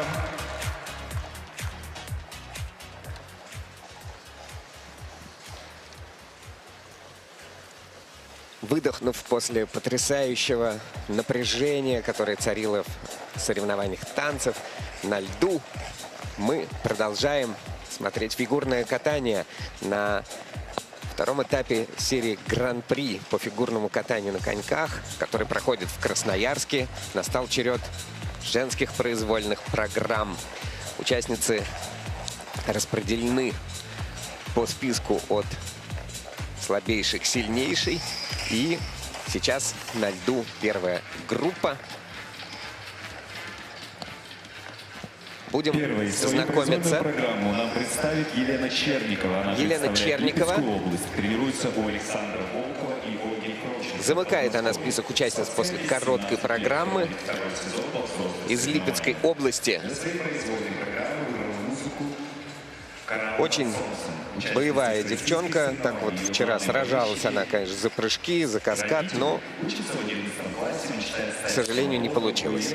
Всем добрый день. Мы приветствуем всех любителей фигурного катания. Это Красноярск. Ну а комментаторская позиция наполнена эмоциями после коротких программ, после произвольных программ танцев на льду. Да, соревнования уже завершены, но впереди магия. Магия продолжается. Ну а здесь вновь с вами, дорогие друзья, конечно же, Вася Соловьев, который объединяет все эмоции и все мнения в одно единое целое. И, конечно же, Михаил Коляда, призер Олимпийских игр, гуру, можно сказать, технической составляющей фигурного катания. Да, и давайте... олимпийский чемпион Алексей Ягудин, который сегодня еще услышит много лестных слов в свой адрес, но мы подождем.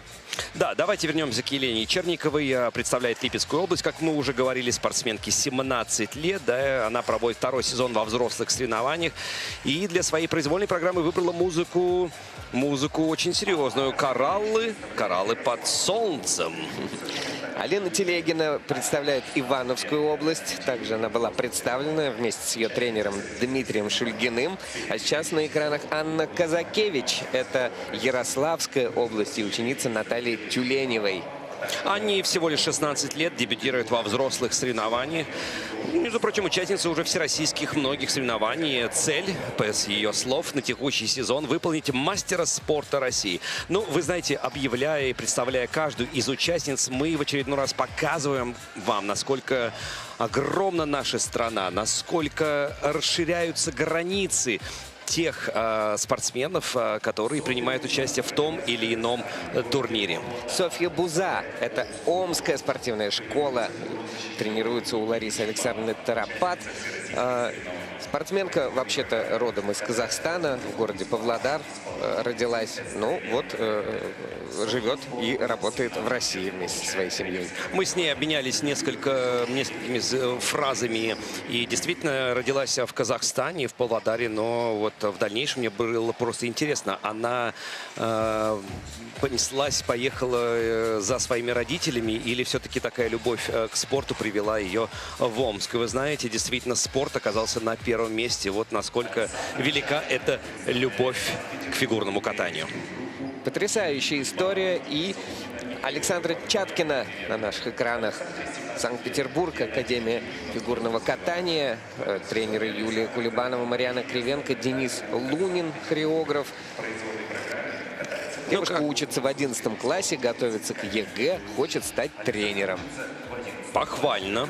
И вы знаете, как и у многих представительниц женского одиночного катания, здесь представленных в Красноярске, у многих это дебютный сезон. Поэтому мы от лица тех уже, кто собаку съел, так говорится, в мире спорта, в фигурном катании, хотим пожелать, чтобы вот всю волю, характер собрать в кулачок и выстрелить сегодня.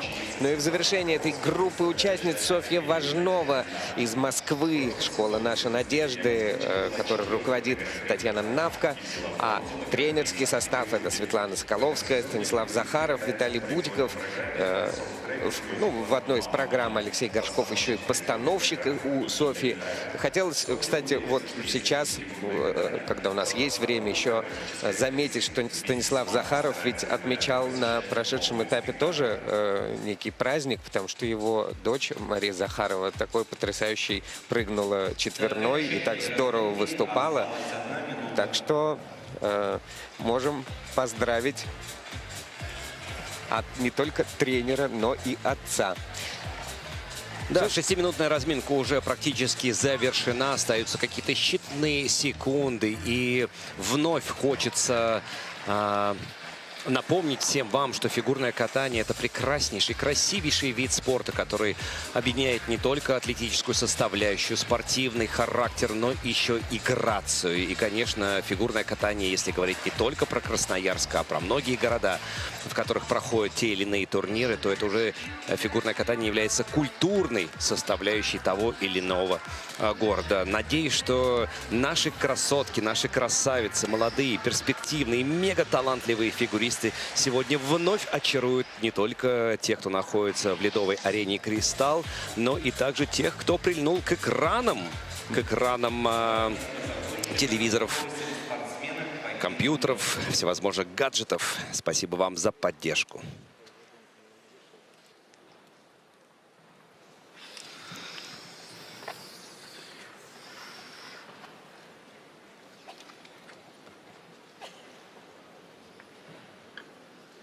Соревнования с произвольной программой открывает Елена... Замыкает список участниц после короткой программы Елена Черникова, а, соответственно, выступает она в произвольной под первым номером.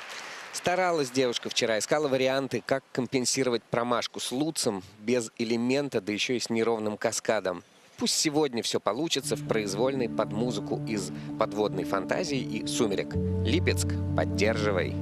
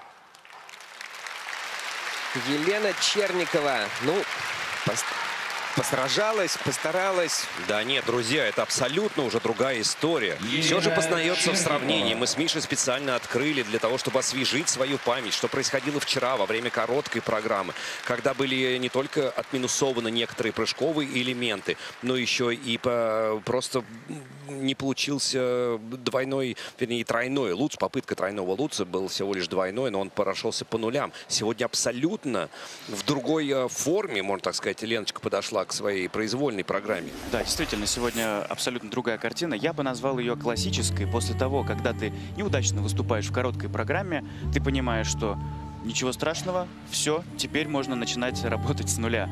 И так сегодня и вышло. Вот тройной луц, тройной тулуп. Прыжок, который не получился вчера. Тройной луц, двойной тулуп. Я помогаю. Затем тройной флип, тройной ридбергер. Небольшой недокрутик судьи на нем находят. Затем двойной аксель. И вот она всю программу излучала такую спокойную уверенность. Только лишь во второй части программы, самым последним прыжком, она сделала сальхо в двойной. Все остальные прыжки были выполнены достаточно неплохо. Конечно, есть вопросы по непрыжковому контенту. Потому что сейчас мы вот в протоколе видим, что финальное вращение первого уровня, дорожка первого уровня. То есть работы предстоит, как обычно, много. Ну, вы знаете, в этом и разница между современным поколением фигуристов от тех, кто давным-давно закончил свою карьеру. Раньше на первое место выходили как раз элитные шаги, дорожки, потому что была школа. Часами люди изучали, что такое вообще фигурное катание, прыжки на втором плане. Сейчас немножко все поменялось. Зато какие прыжки. 95-65 в произвольном катании и 139-99 по сумме двух программ. Много баллов потеряла в короткой программе и Алина Телегина. Каскад и ридбергер не сложились, хотя каталась девушка с душой и на хорошей скорости. «Не могу не влюбиться» — ее произвольная программа. Что ж, пора дать волю чувствам, но при поддержке технических элементов.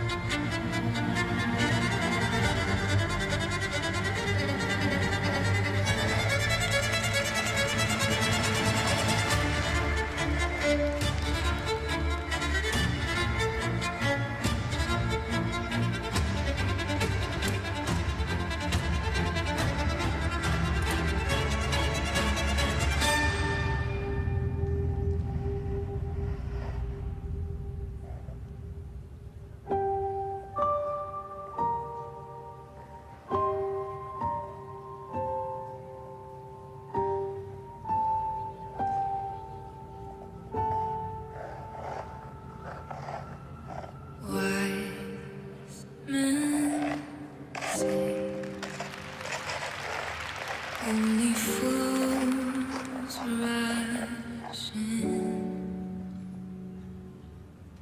but I can't help falling in love with you.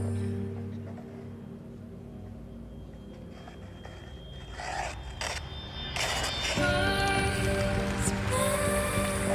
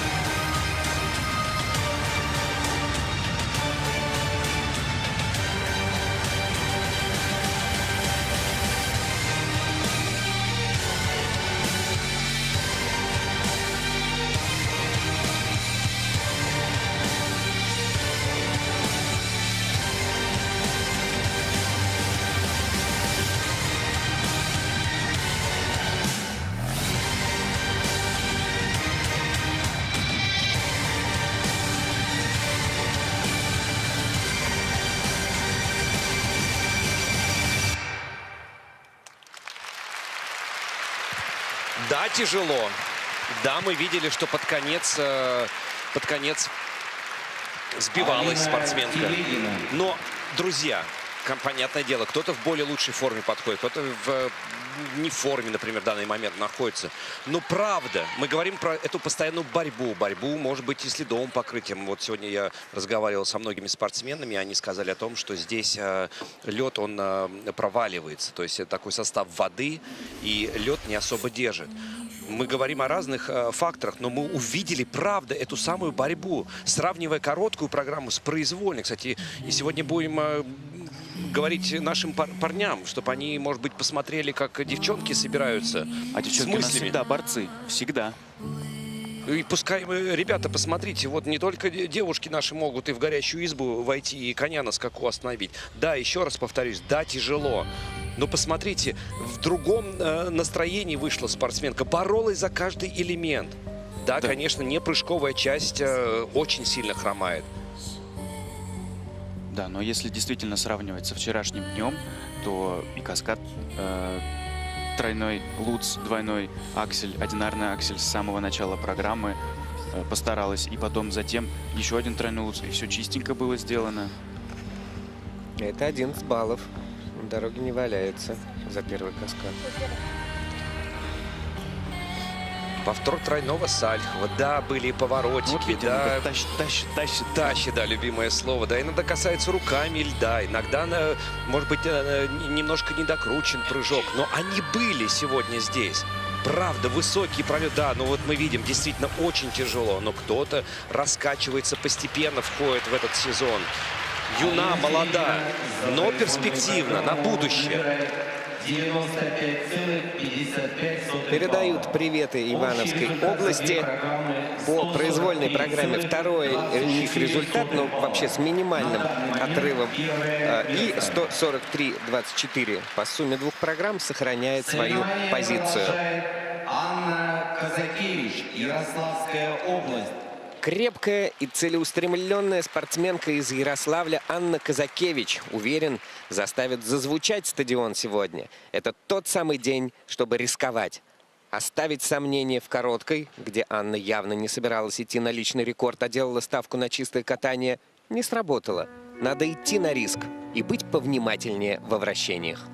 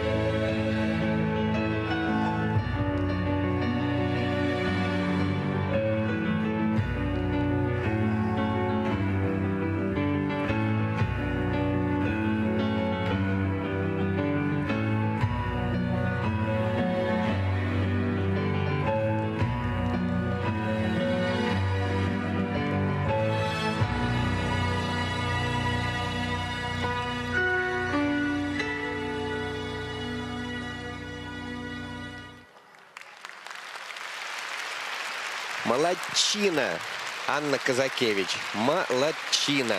Ну, правда, ну, как же я счастлив, что именно так начинаются сегодня произвольные программы одиночниц и одиночников, я надеюсь, в ближайшем будущем. Да, очень мило, да, без какой-то определенной магии, без, может быть, неопределенной какой-то харизмы, без мощи. Но музыка, собственно, и не располагала к этому состоянию. Но все же, конечно, мне лично хотелось, чтобы чуть побольше какой-то вовлеченности. Я думаю, Алексей, ты просто слишком такой строгий зритель, потому что не стоит забывать, Анне всего лишь 16 лет, и это ее дебют. И, на мой взгляд, дебют вполне удался. Очень умница. Спокойненько, без лишних вот этих нервов. Видим, конечно, что нервничала Анна с самого начала, но прыжочки-то все аккуратные, чистенькие, докрученные были.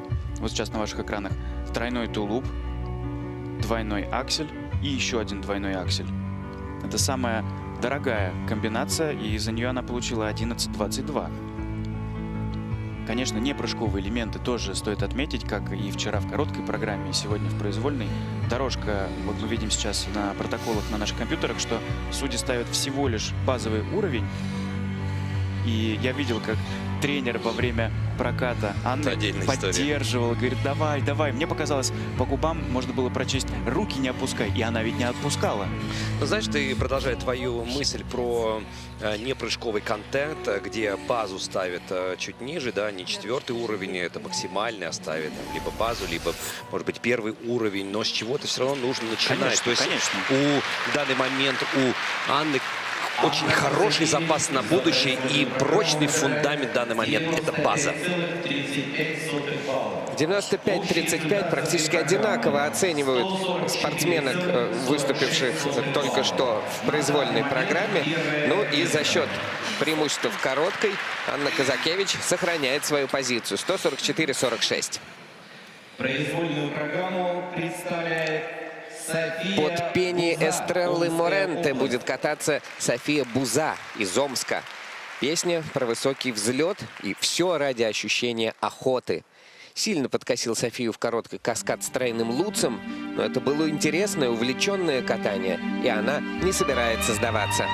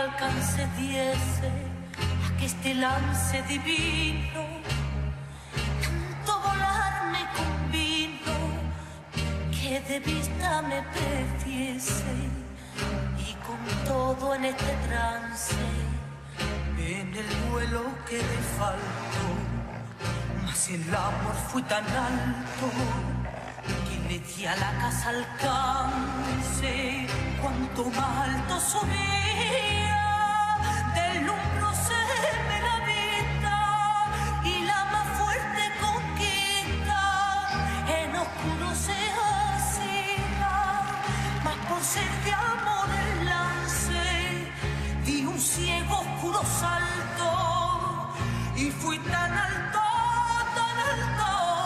que le di a la casa alcance.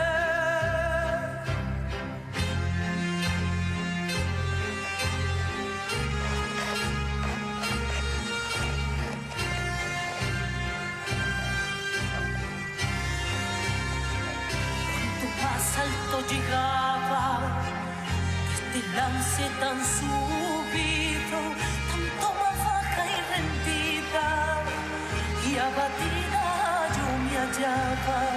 Dije, no habrá quien alcance, y abatíme tanto y tanto que fui tan alto, que le di a la casa alcance por una extraña manera. Y el vuelo pasé de un vuelo, porque esperanza de cielo tanto alcanza cuanto espera. Esperé sola este lance, y en esperar no fui falto, pues fui tan alto, que le di a la casa alcance.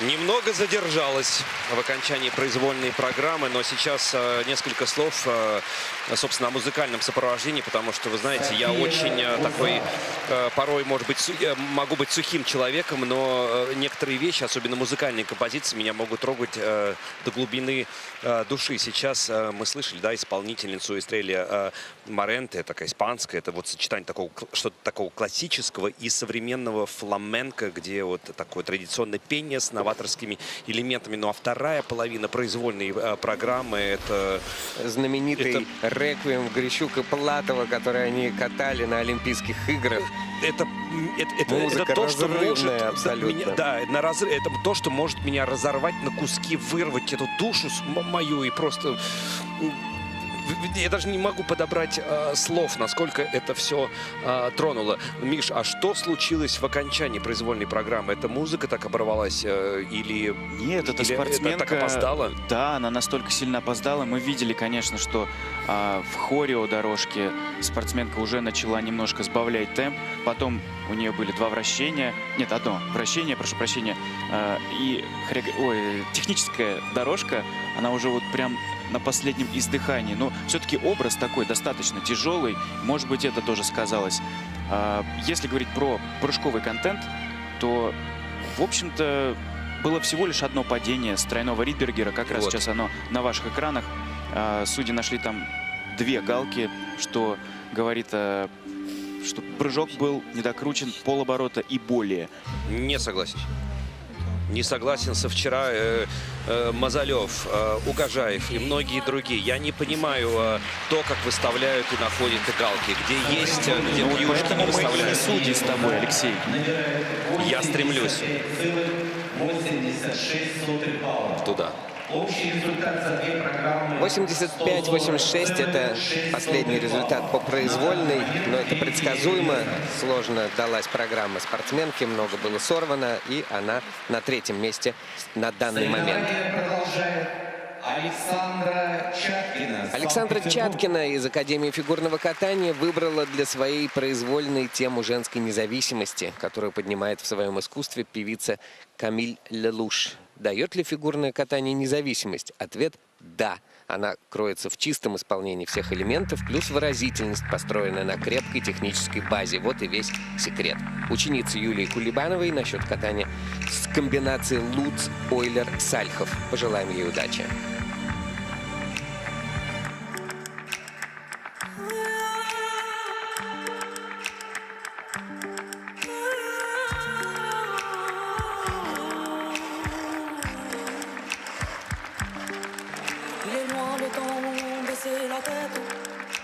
On ne demande plus l'autorisation.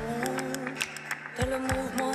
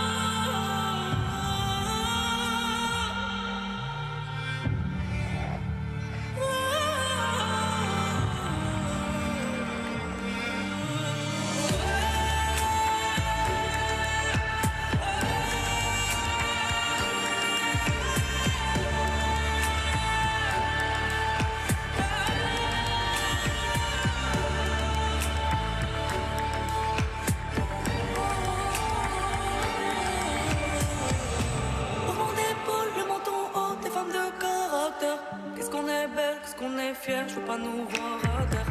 Taper la place, nous on veut l'amour sans la guerre. Y'a rien qui nous arrêtera, même pas ta haine. Laisse-nous passer, y'a de la route à faire. Laisse-nous la paix, tu fous la veine. Laisse-nous passer, qu'est-ce que tu vas faire?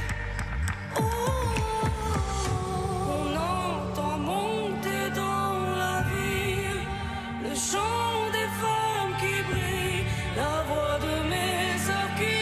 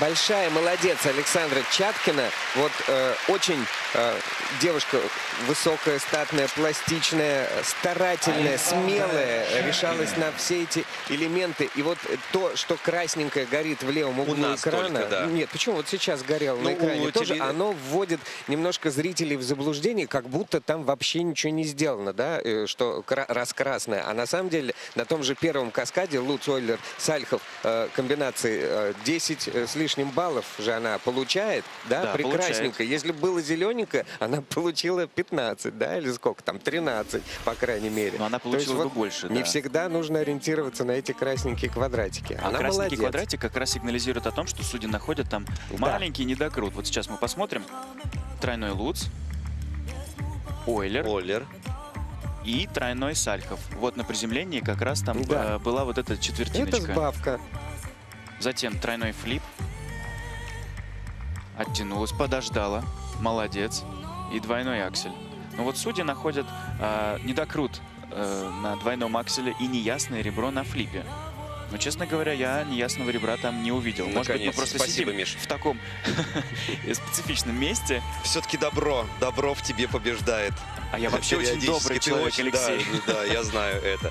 И знаете, продолжая тему про добро, зрителя не обмануть. Вот когда действительно искренне нравится что-то, то и зрители пытаются стать частью того представления, того действия, которое происходит на ледовом покрытии. И сейчас, да, конечно, вот эти красные зоны, зеленые, такое ощущение, что был светофор без предупреждений, без желтого цвета. То мы стоим, то мы едем, то мы стоим, то едем. Да, и взлеты и падения, как мы зачастую говорим, присутствовали в прокате произвольные программы, но зрителя не обмануть. Они, правда, стали частью того проката Александры, который она демонстрировала всем нам. Я уверен, что ей этот прокат в плюс оценят тренеры, потому что каталась она самоотверженно, и многое получилось. И она была очень решительная и смелая. 101 балл она получает за эту программу. Это первый результат на данный момент. И она сохраняет свою позицию перед выходом следующих спортсменов.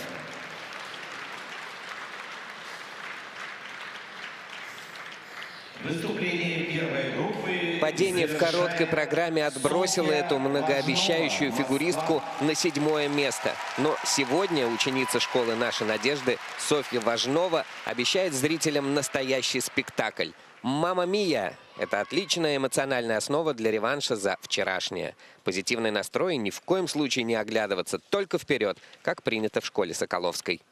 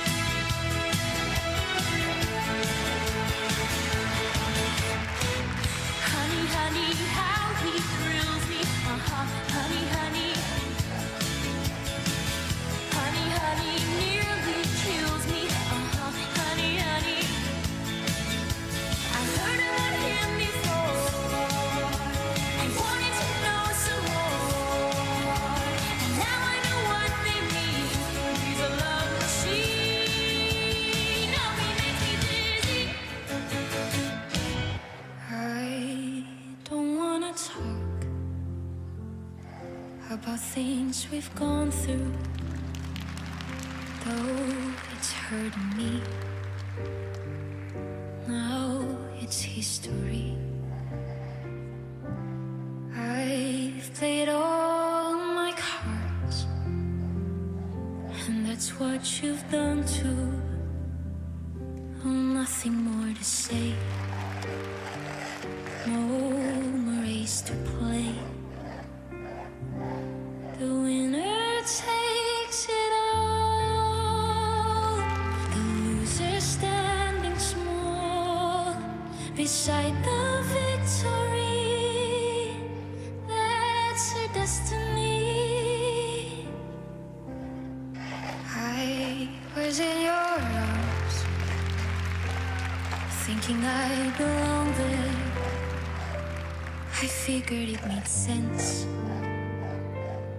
building me a fence, oh, building me a home, thinking I'd be strong there, but I was a fool, playing by the rules.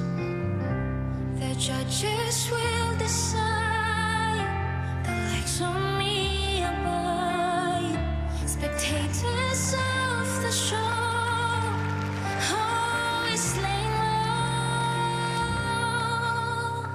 The winner takes it all.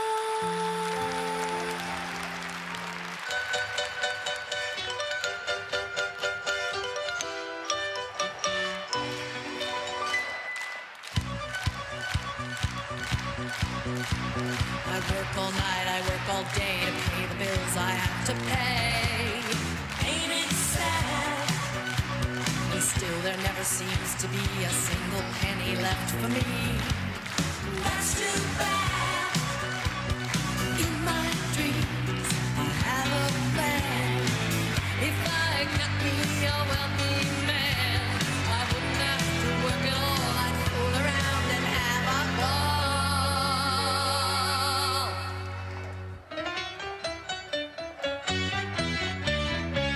Money, money, money must be funny in a rich man's world.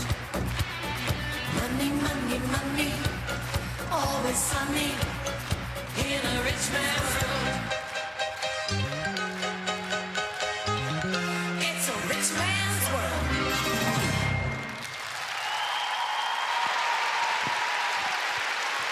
Ну что? Замечательная программа. Да. Потому что вот в прошлом году Софья катала «Сойку-пересмешницу», и я думал, а что же может быть еще? Какой же еще такой запоминающийся характерный образ она может представить? И вот замечательная произвольная программа. Официальный партнер Федерации фигурного катания России на коньках ТЭП-банк восхищается своими клиентами и всеми участниками соревнований. Всем, кто проявил себя на этом льду, ТЭП-банк желает не останавливаться на достигнутом и двигаться только вперед. Возвращаясь к программе, но такая невольная улыбка возникает от выступлений Софьи Важновой.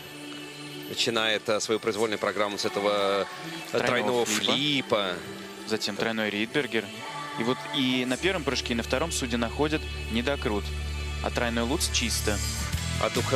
Такая одухотворенная, веселая. Ну, слушайте, в перспективе, и, собственно, Софья не раз об этом говорила, она мечтает стать актрисой.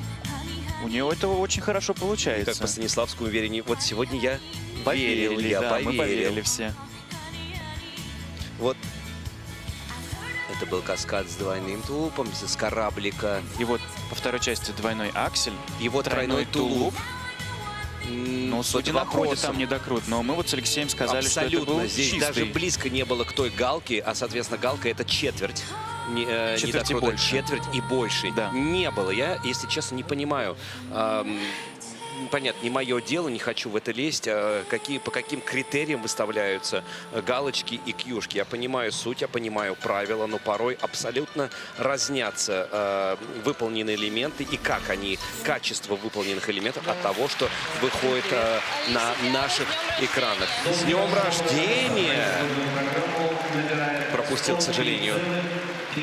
103 балла и 36 сотых – это первый результат по произвольной программе на данный момент. И по сумме двух программ 161-45.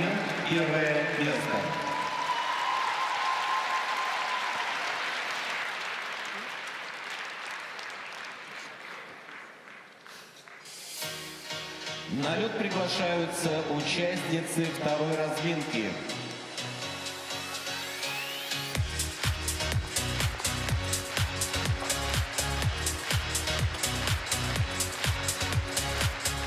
Ева Зубкова, Санкт-Петербург.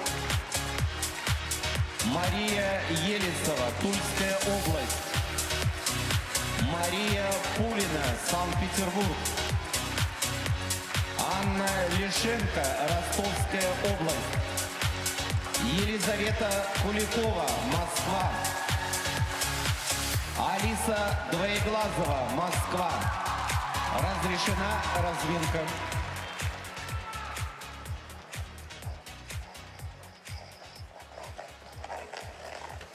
Продолжаются соревнования в произвольной программе у девушек на этапе серии Гран-при России по фигурному катанию в Красноярске.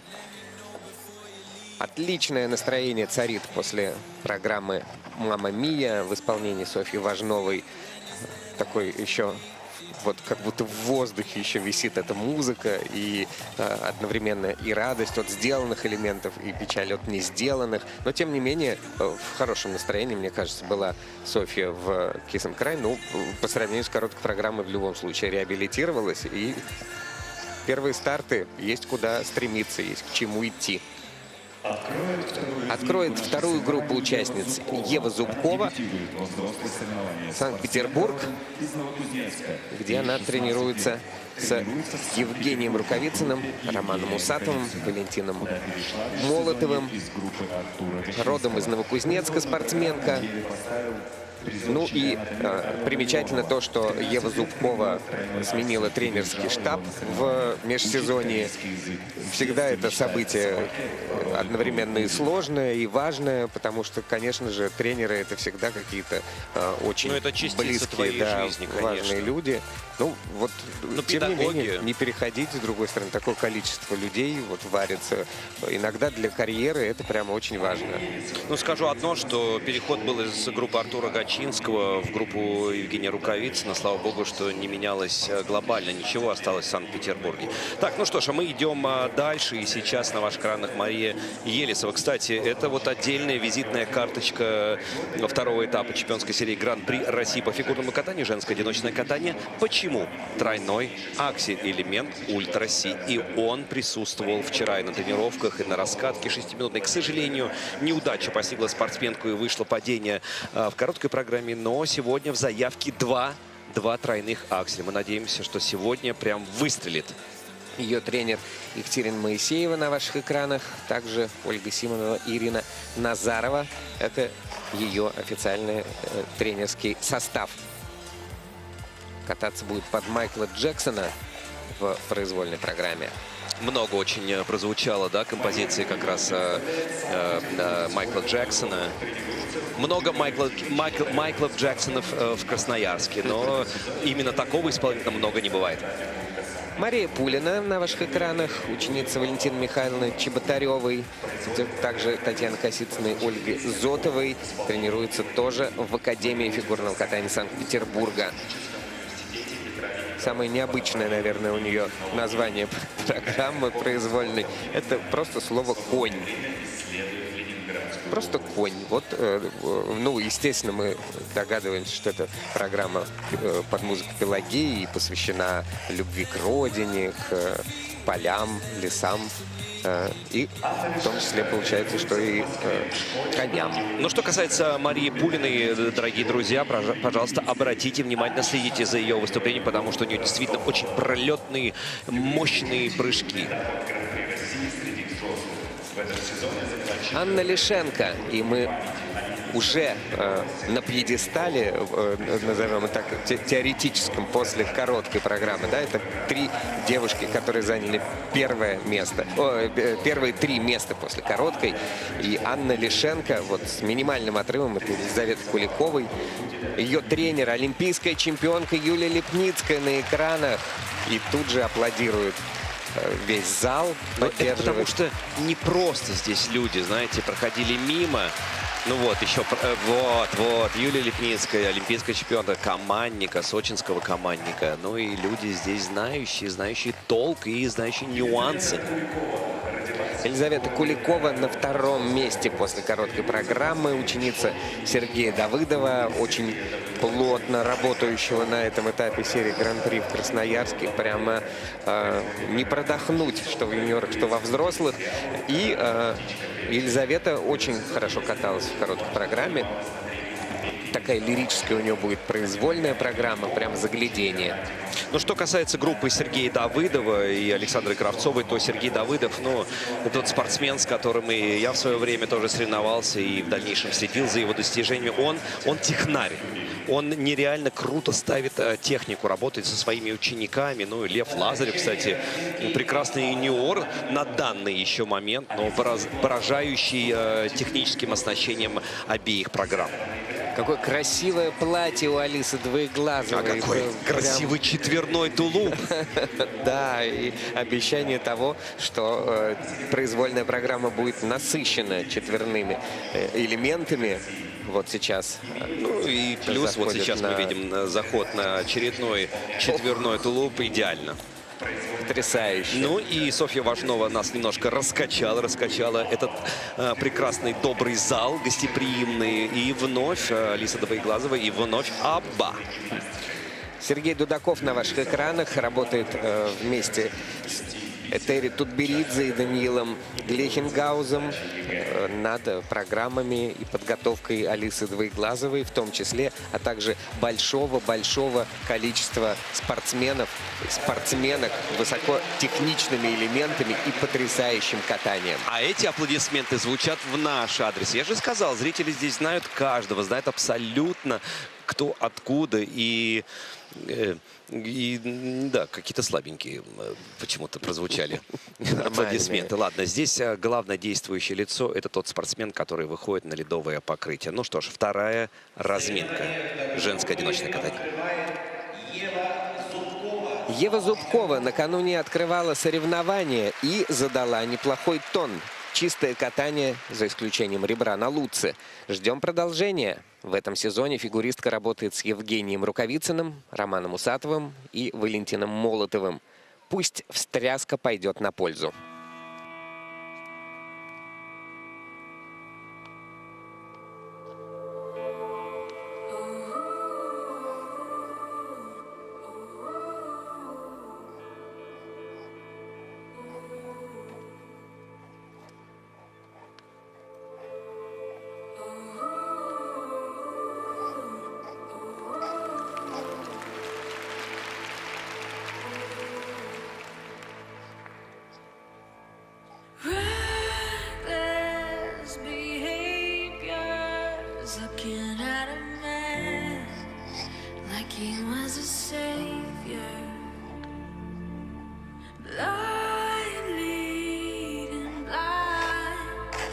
Everything looks darker when you close your eyes.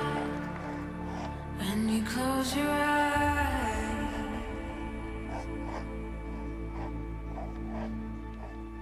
Why are we thinking back upon beginning and the beginning of the end? Why are we thinking back upon beginning and the beginning of the end? The end.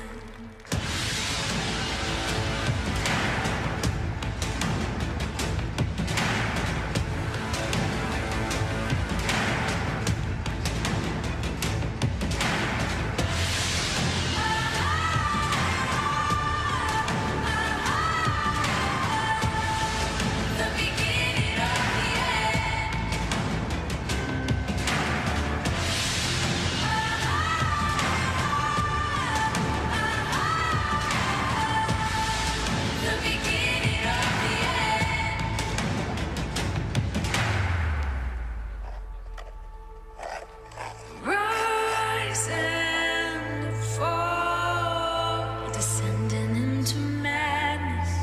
The writing's on the wall. Starting a fire, 'cause all you really wanted was just to watch the world burn. So watch it burn.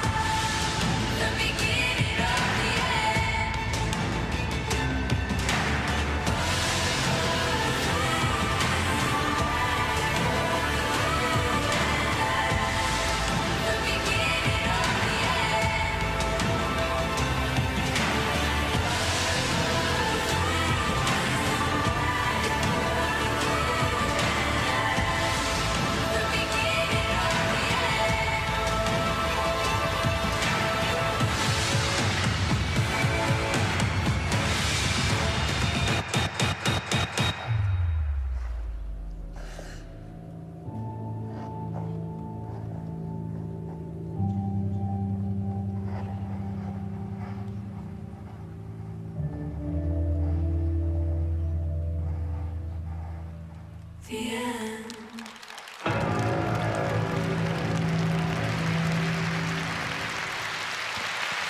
Выступала под музыкальную композицию, которая называется «The Beginning of the End» – «Начало конца». Но я хочу немножко по-другому сказать. Сегодня мы увидели, поскольку у Евы все-таки начало-начал – это ее самый первый сезон на взрослом уже уровне, то это начало-начал, вот, а не конца.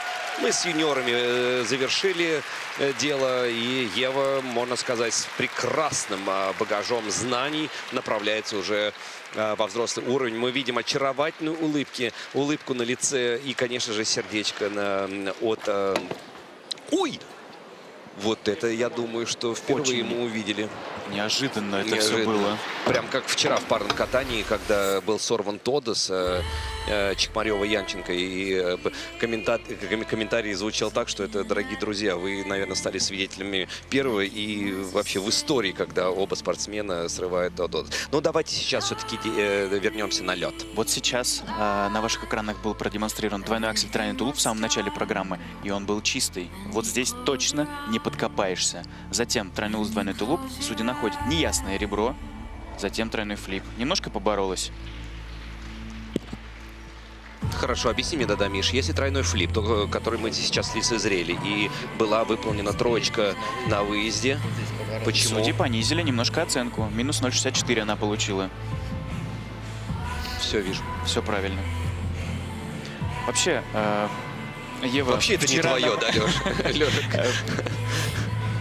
Вчера демонстрировала в короткой программе такую невероятную легкость и в то же время сложно сплетенную такую комплексную программу. И сегодня, конечно, в первой части программы тоже это чувствовалось. Вот во второй немножечко начала подсдавать. Но я все-таки думаю, что это просто из-за нехватки опыта. Ну и плюс практически начало, да, взрослого уже пути на таком серьезном уровне. И, конечно, нужны дополнительные силы и энергия. Яркая девчонка, получает она хорошие баллы за свое катание и возглавляет Хороший отрыв. список участниц. И с отрывом, да.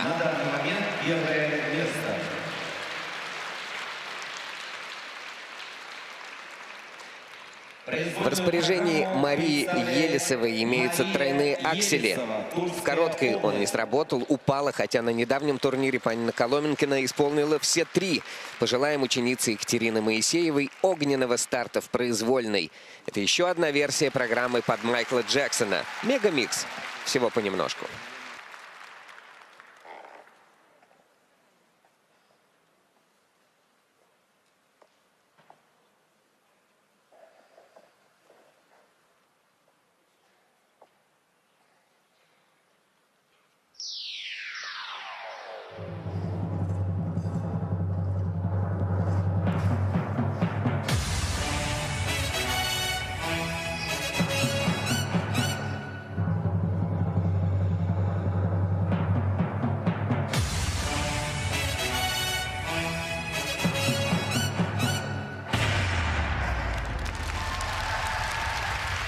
Браво! Первый тройной аксель сделано.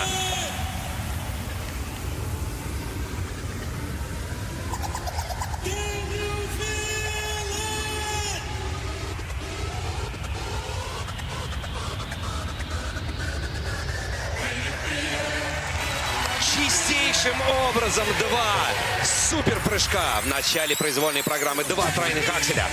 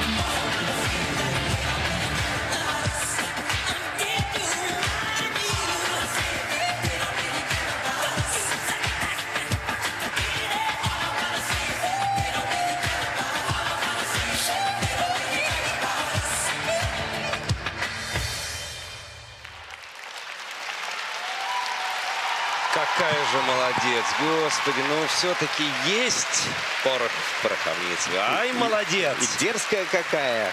Да, конечно, она молодая, поэтому и порох должен быть.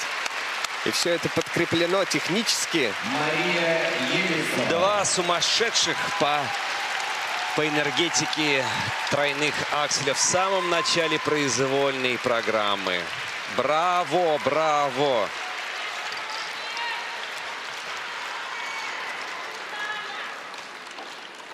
Официальный партнер Федерации фигурного катания России на коньках ТЭП-банк восхищается своими клиентами и всеми участниками соревнований. Всем, кто проявил себя на этом льду, ТЭП-банк желает не останавливаться на достигнутом и двигаться только вперед. Вчера в интервью Алине Загитовой Мария призналась, что просто не справилась с нервами. Но она была хорошо готова. И вот давайте посмотрим. А вот сейчас тройной аксель, двойной тулуп. Да, сейчас справилась. И вот повторы. Это, наверное, уже второй. Это уже второй аксель. Соло. Тройной аксель. Высоченный, чистый, с хорошим длинным выездом, на хорошей скорости. Тройной Ридбергер. И вот судьи находят на нем небольшой недокрутик. Но вы знаете, как бы смешно это не звучало. Делая абсолютно чистые, выполняя чистые тройные аксели, есть недокруты на других элементах. Да, гораздо проще. Гораздо более простых, собственно, и на тройном тулупе, который идет в каскаде с тройным луцем, казалось бы. Во второй части программы. Но было видно, кстати, да, что немножечко Марию вот начало прибивать. Смотрим. Ну вот судьи находят на тулупе. Кьюшечка, да. И затем тройной флип, да, здесь явно была кьюшечка. Ну, давайте, если подводить такой жирный итог, то прекрасно физически подготовленная Мария Елисова, да, начинает свой такой тернистый путь уже на взрослом уровне, но есть этот элемент ультраси, который, конечно, добавляет огромное количество баллов, потому что практически десяточку получает за тройной аксель, двойной тулуп и практически те же баллы за соло-прыжок. Конечно, это в помощь в будущем уже борьбе за пьедестал. Это замечательный старт. Да. Она впереди с серьезным перевесом от соперниц, в частности от Евы Зубковой. А впереди выступление еще 4 спортсменок.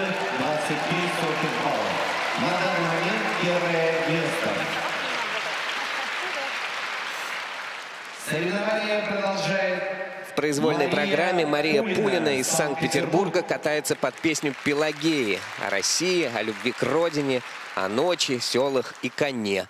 Боевая девчонка, недаром дочка настоящего спортсмена, фигуриста, парника, тренируется у Валентины Михайловны Чеботаревой, знающей толк в спортивных характерах.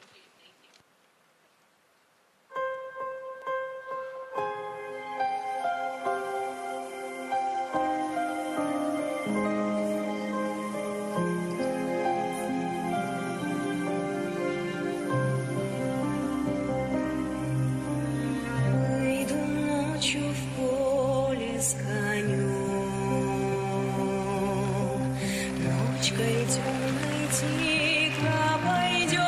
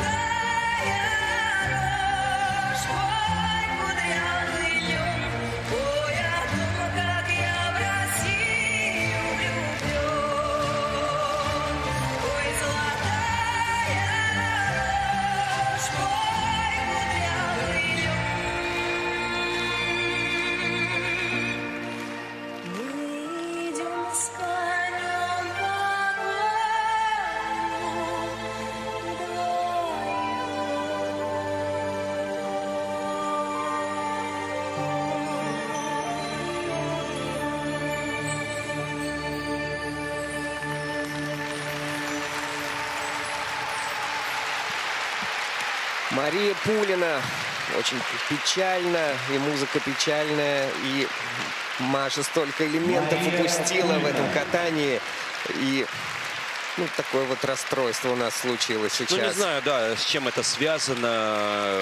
Вряд ли, мне казалось, на первый взгляд, после увиденной короткой программы, что нервы. Она достаточно такая волевая, очень сильная спортсменка. Вчера передавал даже привет отцу. И вот сейчас благодарит. Все-таки 4-е место после короткой программы. Конечно. Может быть, конечно, разница во времени. Я понимаю, что 4 часа с Москвой, Санкт-Петербургом. Может быть, да, для кого-то нужно приезжать заранее, для кого-то впритык. Может быть, не будем вдаваться в подробности. Пусть разбирается тренерский коллектив. Вот начала прокат, о чем я и говорил, очень высокие пролетные прыжки, двойной аксель, тройной тулуп. Но вот дальше. Дальше люди Плюс-минус. находят неправильное ребро на Луце. Он был чистый, но с неправильного ребра. И вот, к сожалению, пропуск потом элемента, потому что в заявке должен был быть тройной Луц, двойной Ридбергер, а она просто мимо проехала. Ну и, соответственно, дальше надо было думать, куда еще прицепить какой-нибудь каскадик. Но может быть, как раз это рисковала. стрессовая ситуация, поскольку она случилась прямо в самом начале произвольной программы на третьем прыжковом элементе. И вот потом голова начала усердно думать, как что переориентироваться. И вот, Миш. А я считаю, что здесь сказалась усталость, потому что такое часто бывает. Ты теряешь вот эту чувство тонкого, когда тебе нужно уже пора раскрываться из-за того, что у тебя высота огромная, силы ты вкладываешь в прыжок очень сильно, очень много, и под конец программы это бывает отследить трудно. Ну и да, и случился даже перекрут, да, перекрутила двойной аксель, казалось бы, простейший элемент, но и вот такие легкие покачивания на простых соединенных шагах. 4-е по произвольным оценкам и серьезное отставание по сумме 2 программ. Конечно, столько элементов было сорвано. Это печально, и мы поддерживаем Марию. Удачных следующих стартов. Произвольную программу Ученица олимпийской чемпионки Юлии Липницкой проявила спортивную хватку в короткой, акробатическую ловкость и отточенный стиль в катании. Анне Лишенко не до лирики. Вслед за эмоционально напряженной короткой программой она предлагает интерпретацию кинематографического сумасшествия в истории Джокера. Весь ее образ — это борьба.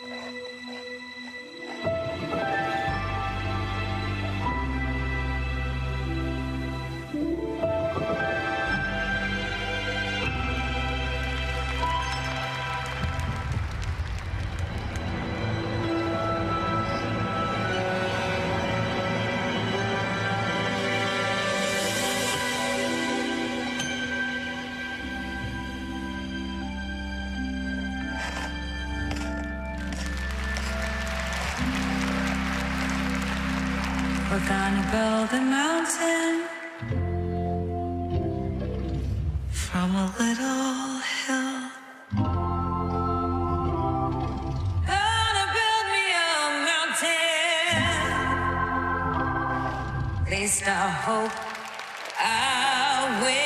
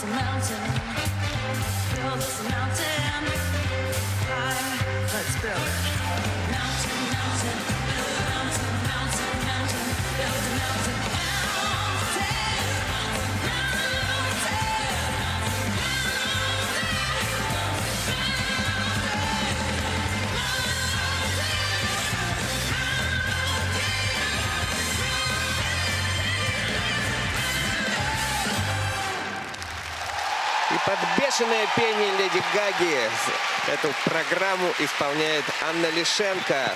Такая зажигалка, конечно.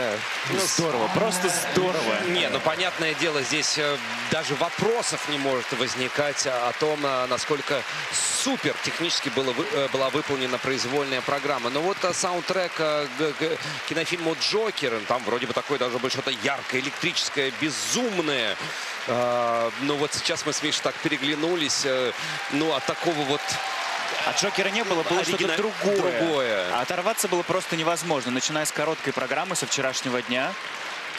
Просто такой, как супер. будто вот какие-то такие безумные танцы, может быть, 60-е, 70-е, какой-то кабаре такой вот. Да просто заявить нужно было в заглавии не Джокера, а Леди Гага, и тогда совершенно другое было бы изначально у зрителей ожидание. Легкость, непринужденность в катании, все это прозвучало на высочайшей нотке. В заявке этой спортсменки не был указан тройной аксель, но с тройными, с такими хорошими и качественными можно бороться за высокие места. Можно и нужно. Есть громаднейший потенциал у этой юной спортсменки, хотя все юные, дерзкие, все хотят побеждать. Но здесь Вот сейчас действительно... мы смотрим замедленные повторы, и мы видим, что нет недокрутов. И действительно ведь нет недокрутов.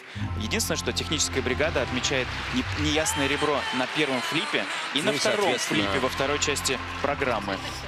По всему остальному только вращение третьего уровня. Прости, Миш, что-то обсуждают, там что-то чуть-чуть что-то.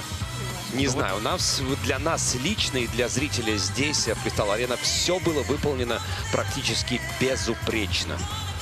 Ну, на месте двойного акселя скоро окажется тройной, да? Скорее там всего, да. такой есть, и летела она очень далеко. И очень ровно, что главное. Ну вот мы знаем, поговорили в кулуарах с Мишей,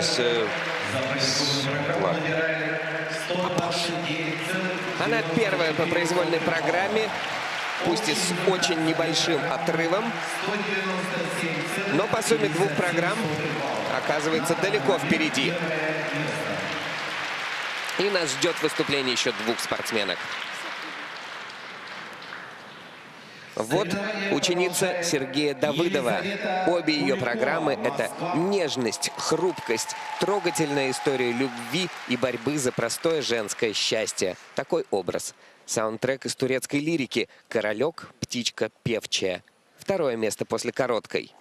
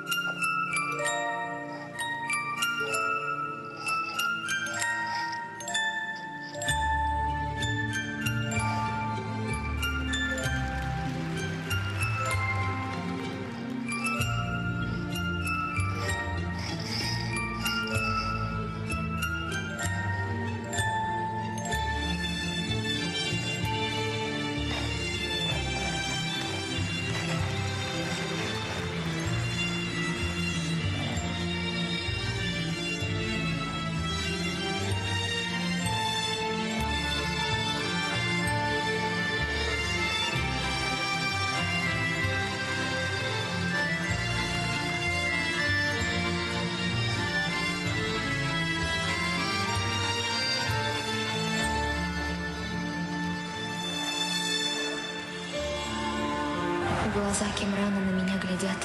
Ах, мама, как волнует этот взгляд. Две карих вишни смотрят на меня.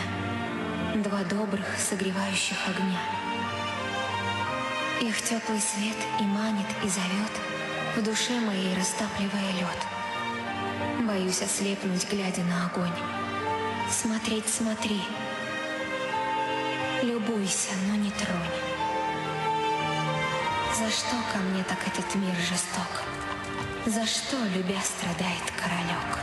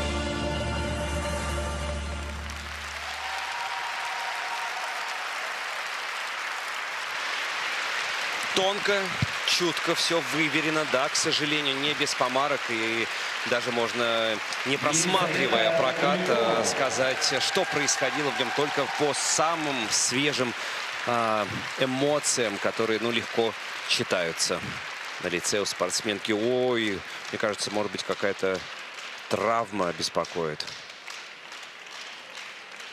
Официальный партнер Федерации фигурного катания России на коньках ТЭП-банк восхищается своими клиентами и всеми участниками соревнований. Всем, кто проявил себя на этом льду, ТЭП-банк желает не останавливаться на достигнутом и двигаться только вперед. Елизавета, можно сказать, влюбила в себя всех зрителей своей новой произвольной программой. И буквально неделю назад в Магнитогорске она стала всего лишь 5-й с суммой 202. Но сегодня я очень надеюсь и жду, что все-таки сумма будет чуть-чуть повыше. Но сейчас не об этом. Двойной аксель на ваших экранах. Чисто, сделано все хорошо. И вот, к сожалению, во второй части программы тройной луц, полоборота недокрут. И мы видим, насколько... Не хватило высоты. Да, вот прям поторопилась, как будто вот, опять же, пролетела сквозь. И очень, конечно, расстроилась Елизавета. Но, тем не менее, остальное доделала. Старалась, работала до самого конца. Сложная, очень музыкальная, да, композиция, под которую выступала спортсменка из таких турецких сериалов. Идет эта музыка, она как-то ей нравится.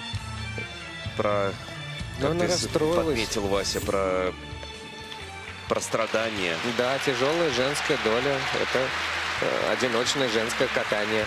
Ну просто Нет, тяжелая доля — это сказал мужское то, что одиночное катание. с одним результатом она в Магнитогорске стала 5-й, а здесь бы она могла стать с таким же результатом лидером. Но она очень сильно не добирает до своего собственного результата. И, конечно же, в расстройстве, но она остается на пьедестале в любом случае, как минимум на 3-м месте, а может быть, лед скользкий. С произвольной программой завершает Алиса. На льду безусловный лидер этих соревнований после короткой программы — Алиса Двоеглазова. Девушка настолько же изящная и пластичная, насколько и атлетичная, но ее спортивная хореографическая подготовка такова, что прыжки у нее и не прыжки вовсе, а скорее порхание, искусно вплетенное в рисунок танца. Но это все лирика, а в заявке сегодня единственные в соревнованиях девушек четверные — Луц и Тулуп под песни «Абба».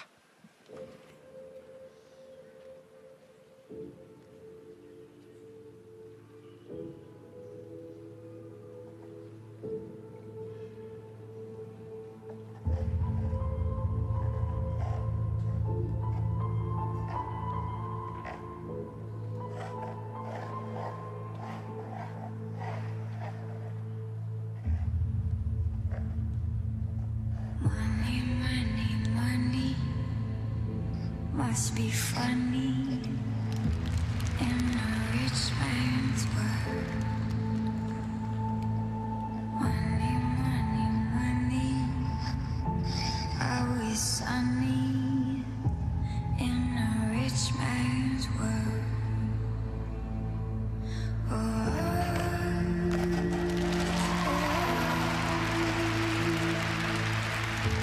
All the things I could do if I had a little money.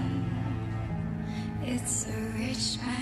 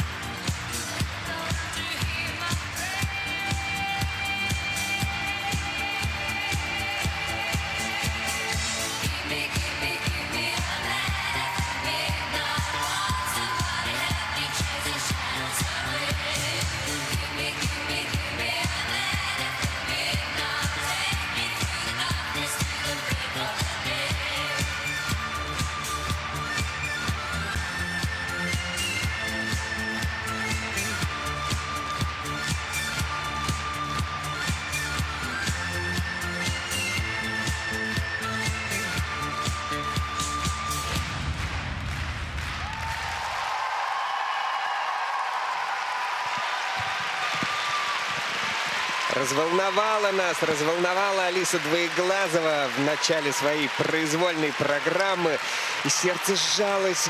Вместо четверного луца что-то другое случилось, да, два оборота. Что другое? Да, что-то другое. И сразу пусть все будет хорошо, но оно было не просто хорошо, оно было великолепно. Тут даже и добавить действительно нечего. Одни только положительные эмоции и подарила и нам, и зрительскому залу. Я уверен, судьям тоже. Ну, Все-таки здорово. Ну, о море положительных эмоций мы, конечно, надеемся услышать сейчас самый первый комментарий из уст Дудакова. Сергея Дудакова, потому что для Алисы Двоеглазовой, конечно же, любая помарка, любая ошибка, ну, это не сравни условно поражение, но это правда за этим очень пристально следят. Тем более, почему мы так пристально рассматриваем выступление Алисы? Да потому что она мега-профи, способная поражать техническим арсеналом. И вот повтор сейчас попытки исполнить четверной луц. И она просто раскрылась. То есть, в общем-то, ошибки здесь и не было. И как мы говорим в фигурном катании, бабочка, вот, ну, реакция, вот. Да. Она очевидно, здесь не нужен перевод. Но дальше четверной тулуп в каскаде с двумя акселями, хотя и выйти по контенту у нее некомфортный. стоял четверной тулуп в каскаде с двойным тулупом, но она решила немножко перекроить свою программу. Некомфортный выезд оказался, вот опять здесь без комментариев. Все очевидно, читается по губам. И еще один четверной тулуп.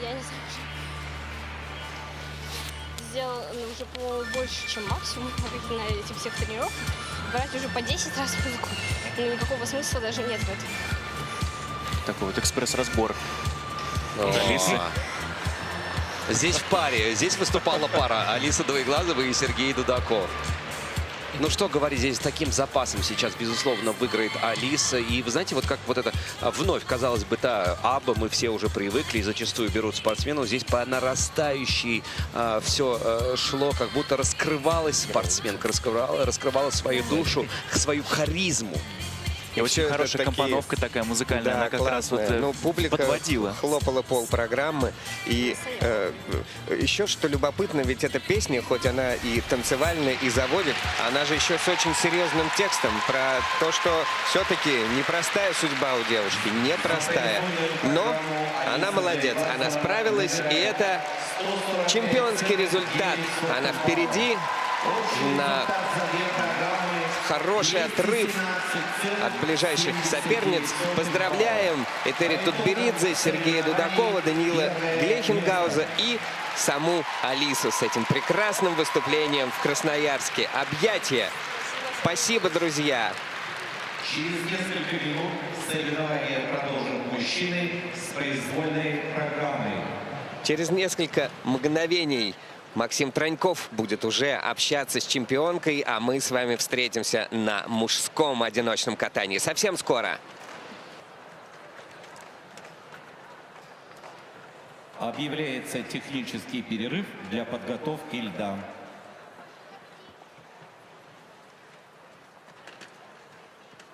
Завершились произвольные программы на втором этапе Гран-при России в Красноярске. И, как и в короткой программе, лидерство удержала Алиса Двоеглазова на своем дебютном взрослом этапе Гран-при. Алиса, я тебя поздравляю. Очень хорошее катание. Не говорю шикарное, потому что все-таки не все запланированное получилось. Рассказывай, как тебе? Я очень рада, что выиграла этот этап. Свой первый дебютный, вот взрослый. Привыкай, нужно микрофончик близко держать. Хорошо. Ну, прокомментировать могу, наверное, первое, что приходит в голову, это, конечно, свой четверной луц, типа четверной, который должен был быть. Безумно обидно. Я уже перепробовала, мне кажется, все настрои на этот прыжок. И много разговаривали с Данилом Марковичем на этот счет. Выходила, была злая, была готовая. 6-минутка тоже прошла очень хорошо.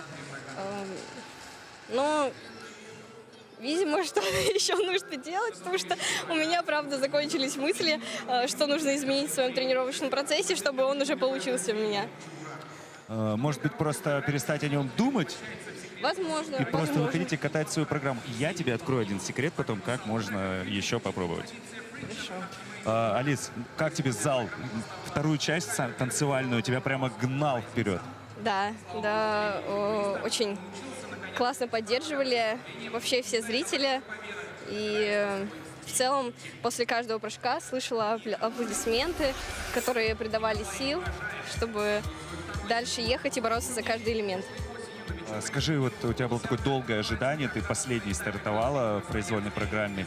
Как-то нервно тебе это было или ты уже привыкла выходить на лед последней? Ну, я думаю, нервно выступать в целом под каждым номером, но мне уже не впервые, и тоже опять-таки разговаривали с Данилом Марковичем, говорит, ты лидер, после короткой должна выходить кайфовать, и я, правда, получила даже удовольствие от того, что вот я завершаю эти соревнования как лидер после короткой программы.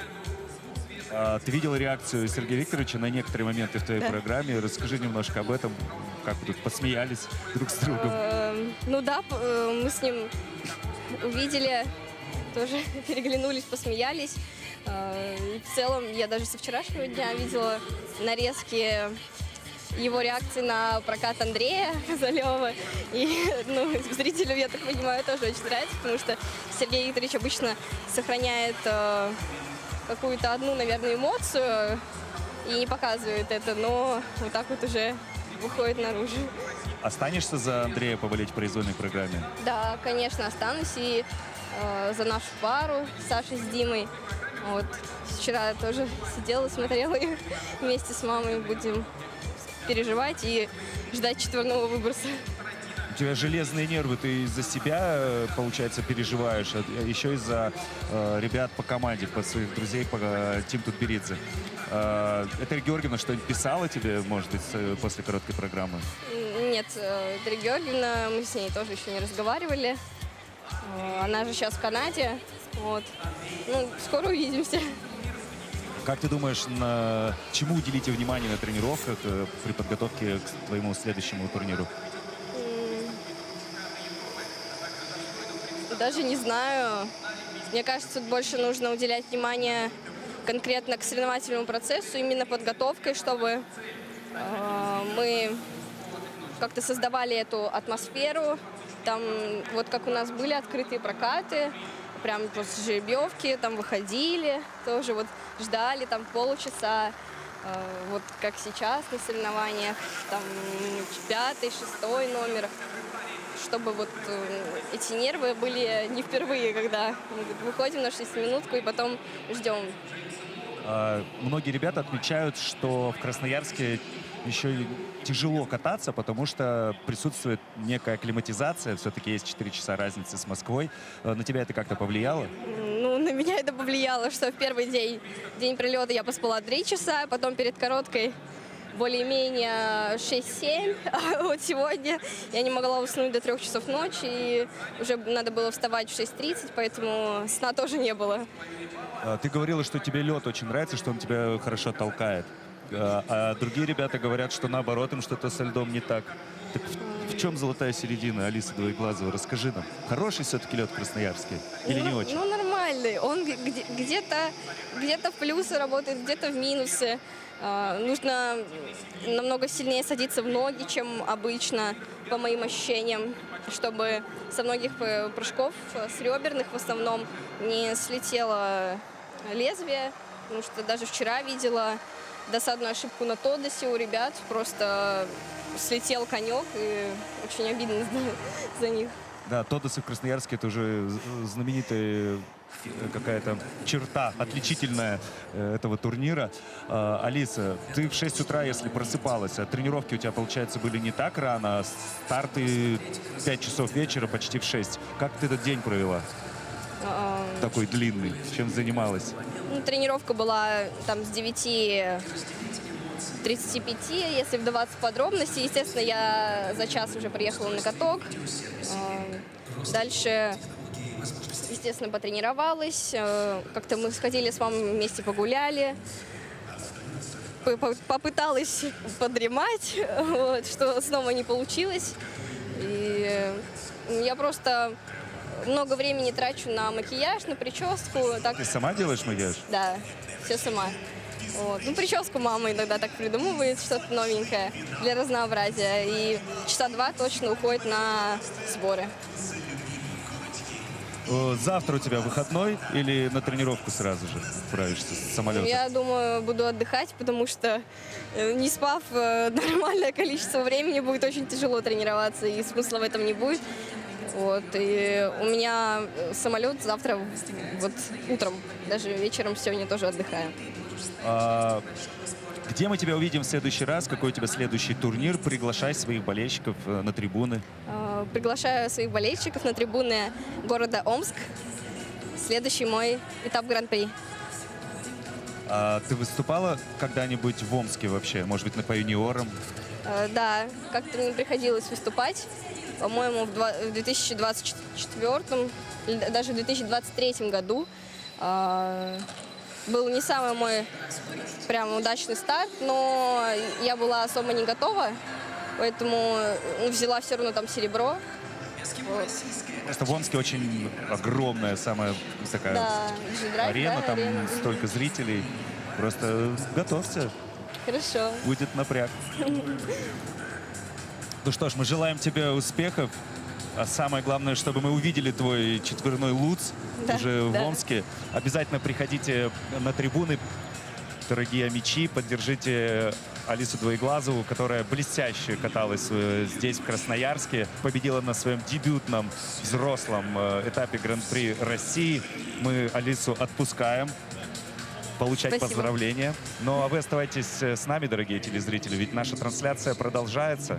И совсем скоро на лед выйдут мужчины, одиночники, и представят свои произвольные программы. Это будет очень и очень интересно.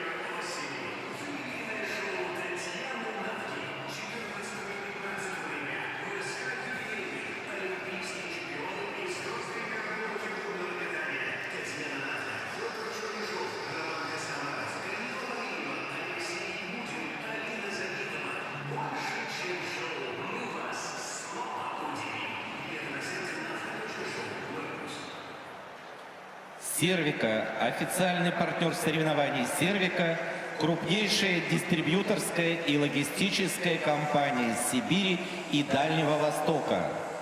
Агат и Тенет, партнер соревнований, официальный дилерский центр Тенет Агат на Котельниково. Компания Агат – ваш надежный партнер в мире автомобилей. Дымов, компания Дымов – один из ведущих российских производителей мясной продукции. Продукция Дымов из настоящего мяса. Лель. Питьевая вода Лель от чистого сердца природы. Лель Спорт удобно взять с собой на тренировку, в машину, в поход.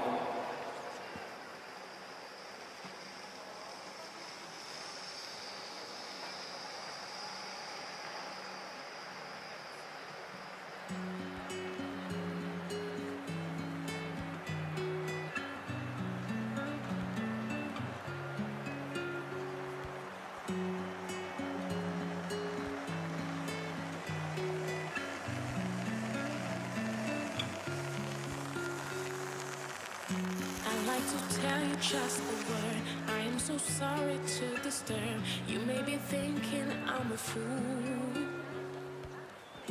I heard you telling you don't care. I heard you thinking loud and clear. Doesn't make me proud of you. I know your time is precious, but give me just a second. I need to straighten things out with you. You pull my hopes and dreams away, and there is not a single day I don't feel the worst because of you.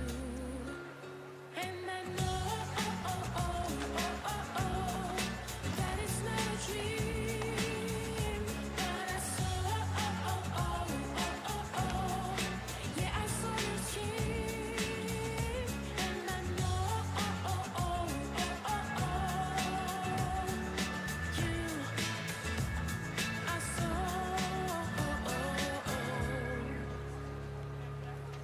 I wonder if there's a justice when I look right into your eye. Those feelings never lie. My only weapon is the song, and you won't have to sing along. This is the story of my life. And I know that it's not a dream, but I saw yeah, I saw your skin, and I know you, I saw.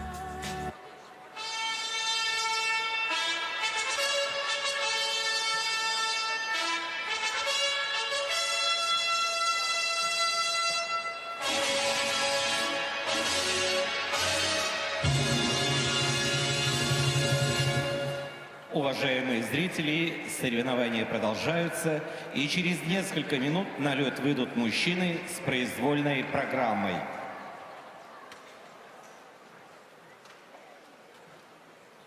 Уважаемые зрители, мы напоминаем вам, что не разрешается видео и фотосъемка с использованием вспышки, поскольку это может привести к травме спортсменов. Разрешите представить официальных лиц, обслуживающих данный вид соревнований. Старший судья Владимир Захаров, Москва. Судейская бригада, судья номер 1 Елена Ушакова, Москва. Судья номер 2 Сергей Чемоданов, Московская область. Судья номер 3 Наталья Китаева, Москва. Судья номер 4 Светлана Ершова, Омск. Судья номер 5 Мария Казарина, Санкт-Петербург. Судья номер 6 Элина Вагнер, Сочи. Судья номер 7 Ольга Харчева, Самара. Техническая бригада, технический контролер Юлия Андреева, Москва. Технические специалисты Наталья Лебедева, Московская область, Наталья Митюшина, Москва.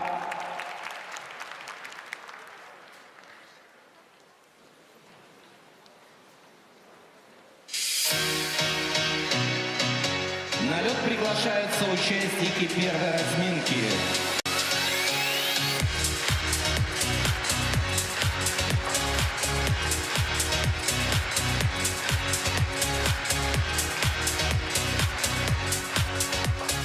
Василий Бараховский, Минск. Тимофей Шелковников, Московская область. Илья Строганов, Санкт-Петербург. Данил Федосимов, Санкт-Петербург. Матвей Ветлугин, Санкт-Петербург. Данил Самсонов, Москва. Разрешена разминка.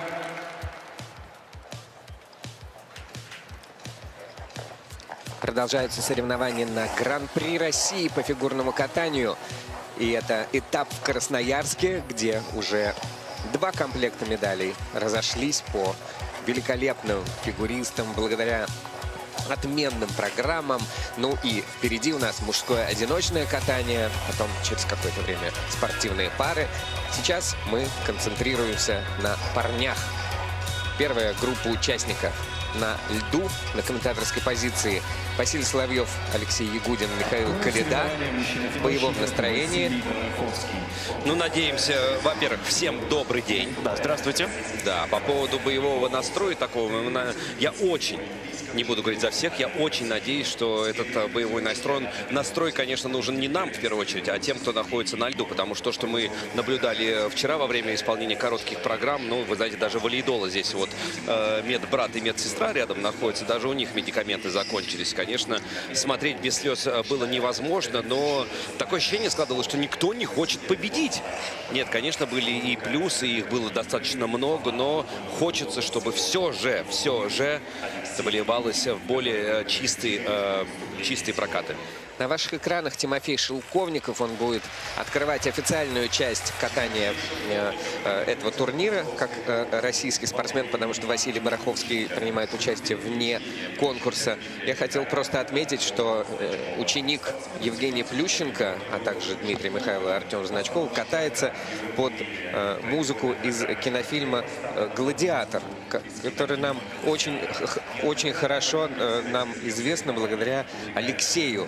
И как бы привет передает тебе Евгений Плющенко этой программы, а ты можешь передать ему привет обратно. Ну, сегодня, дорогие друзья, сегодня день рождения великого фигуриста, спортсмена с большой буквы Евгений Плющенко отмечает свой очередной день рождения. Низкий поклон ему за то, что он делал и продолжает делать в мире фигурного катания. Да, но хотелось бы, конечно, его увидеть здесь, на этом турнире в Красноярске. Почему бы и нет, отметить свой день рождения здесь и в надежде, что его ученик выступит безупречно. Но вновь, еще раз аплодисменты звучат в адрес двукратного олимпийского чемпиона. Илья Строганов следующим будет кататься за Тимофеем Шелковниковым. Анна Фетисова, Ирина Севастьянова, его тренеры. Это звездный лед Санкт-Петербурга. Данил Федосимов, ученик Валентины Чеботаревой, Татьяны Косицыной, Ольги Зотовой. Это Академия фигурного катания Санкт-Петербурга. Вообще все фигуристы, которые находятся в первой группе участников, они, с одной стороны, вот с последнего места, да, мы ведем отсчет, но многие из них очень техничные, очень мощные спортсмены, опытные. То есть в этой группе многие оказались, прямо скажем, случайно после короткой. Ну, случайно, не случайно. Неожиданно. Но и не случайно, если мы говорим про спорт и говорим про Данил, потому что у нее есть, например, младшая сестра Полина, которая занимается в художественной школе. Ну, как-то спорт так пронизывает эту семью. Ну, удачи просто. Матвей Ветлугин, он тоже один из тех спортсменов, которых мы ожидали увидеть во второй группе участников, где-то ближе к пьедесталу. Но тоже мы помним эту короткую программу. У ученика Евгения Рукавицына, Ольги Глинка, Валентина Молотова прям не пошло.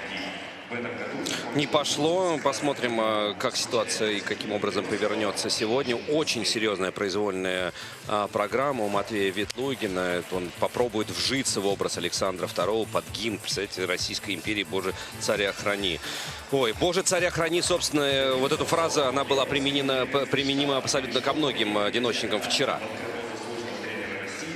Даниил Самсонов в завершении группа участников будет кататься. Школа «Нашей надежды», Светлана Соколовская, Станислав Захаров, Виталий Бутиков. Еще один прекрасный спортсмен. Вообще, наблюдали мы за некоторыми спортсменами и на предыдущих этапах. Конечно, видели, у кого какая готовность. И зачастую их результаты в этой такой опасной и такой плотной короткой программе, конечно же, это ну, дело случая, особенно когда это происходит в начале сезона, и так вот настроиться-то на боевое выступление еще так тяжело. Ну вот Даниил Самсонов, продолжая разговор про этого, на мой взгляд, мегаталантливого спортсмена, да, действительно, летом сменил тренерский штаб, перешел в Академию Татьяны Навки. Наши надежды, то есть, ну, собственно, мы питаем надежду, что все сложится и будем, возможно, даже и не один раз стоя аплодировать нашим участникам. Кстати, про Даниила Самсонова учится на 3-м курсе и учится на тренера по фигурному катанию. Есть и старшая сестра, есть младший брат, и такая большая дружная семья. И, кстати, практически все занимаются фигурным катанием. Ну, именно благодаря старшей сестре Конечно. он, в общем-то, фигуристом и стал. Она его отвела на каток. И вот он Шикарный сейчас на костюм, ваших экранах конечно, у Ветлугина. в образе Александра II, Матвей Ветлугин. Обязывает такой костюм, он даже выглядит тяжело, если честно. Я даже, если честно, сейчас даже осаночку такую Да, прям все выпрямил спинку. Ох, это ответственность. Ну что, с Богом. Выступление с произвольной программой открывает... Первым короткую программу у мужчин выполнит белорусский фигурист Василий Бараховский. В детстве занимался гимнастикой, пробовал себя в хоккее, но мама сказала, что для хоккея Вася слишком добрый. В итоге фигурное катание победило. Выступает этот спортсмен вне конкурса здесь, но получит оценки от судей и аплодисменты от зрителей за катание под музыку из фильма «Человек в железной маске». Дань уважения олимпийским богам.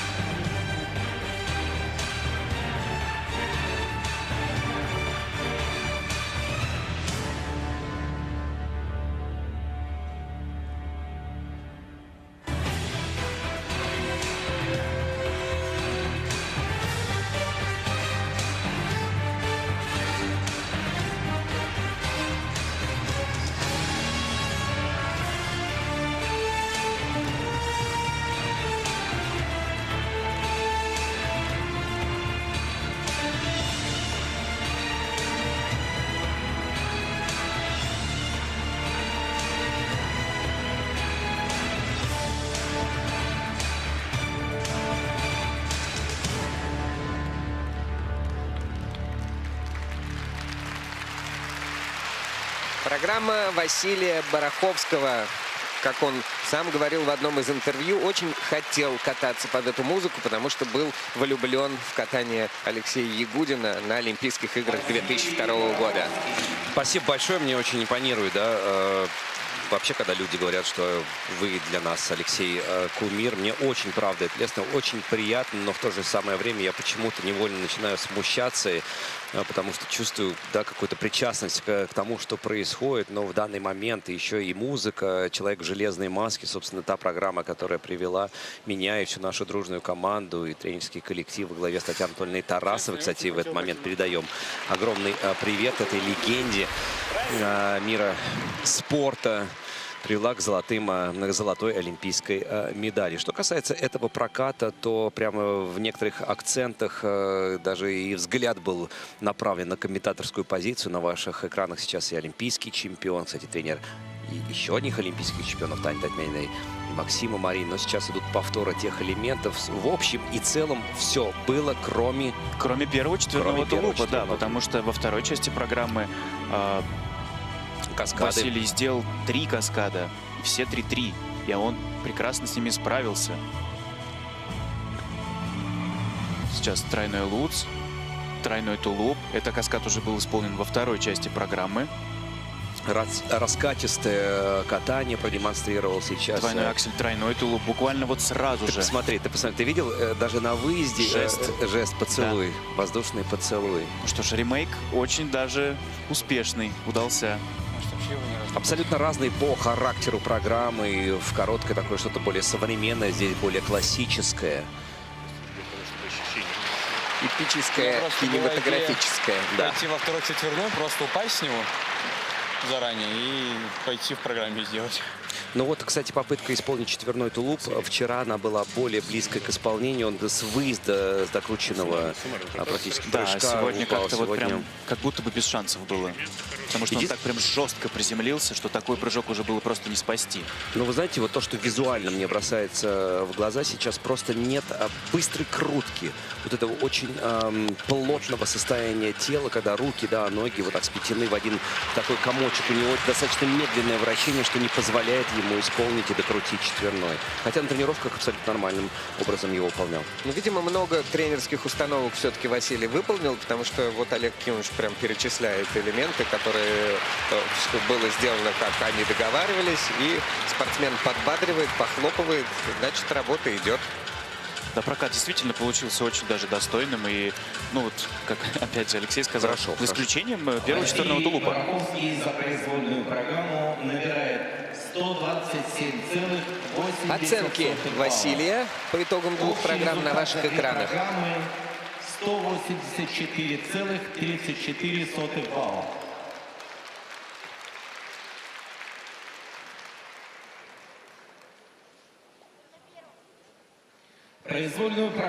Официальную часть турнира открывает ученик Плющенко, Михайлова и Значкова Тимофей Шелковников из «Ангелов». Его программа – это «Гладиатор». Парень родом из Красноярска, и мы желаем подарить родному льду во всех отношениях качественное катание.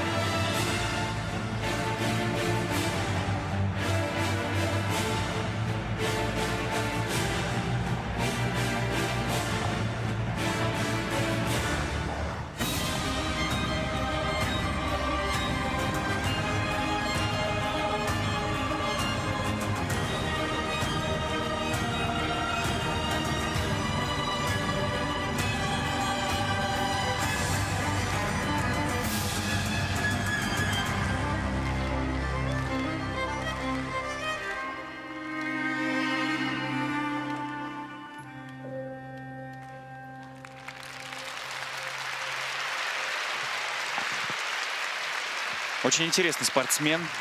Представил нам сейчас свою произвольную программу под знаменитый саундтрек из фильма «Гладиатор». Я прости меня, что перебиваю. Ну вот так, человек в железной маске был. «Гладиатор» только что сейчас прозвучал. Что там впереди? «Тоска»?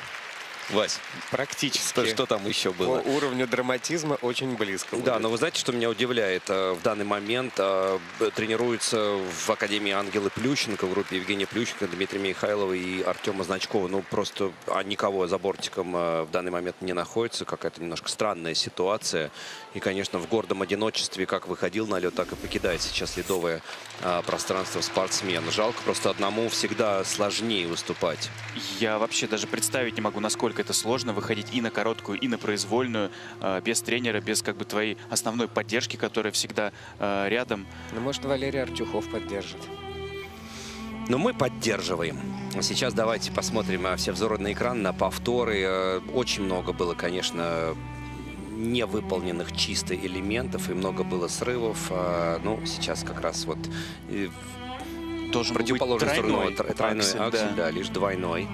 И в самом начале программы тоже должен был быть четверной тулуп. Мы видели, что вот как будто он раскрылся после 3 оборотов, и это было видно, что вот прям вот была бабочка. Ну вот, объясняем просто для тех, кто, может быть, впервые присоединился к нашей трансляции. Бабочка — это не то прекрасное, что нас порой окружает по весне и в летнее время. Это срыв прыжка, когда спортсмен заходит на более сложный вариант того или иного прыжка и в моменте раскрывается. Да, условно, был запланирован, допустим, четверной, а в итоге получается лишь тройной или двойной, ну и так далее. Неплохой спортсмен, за исключением того, что вот он всю программу как будто зажатый такой ехал, но в финальной дорожке шагов вот и зал начал его поддерживать, и он как-то раскрываться, и пожелаем ему успехов в самой первой, самого первого движения к его программе. Ну и не быть одиноким в этом мире.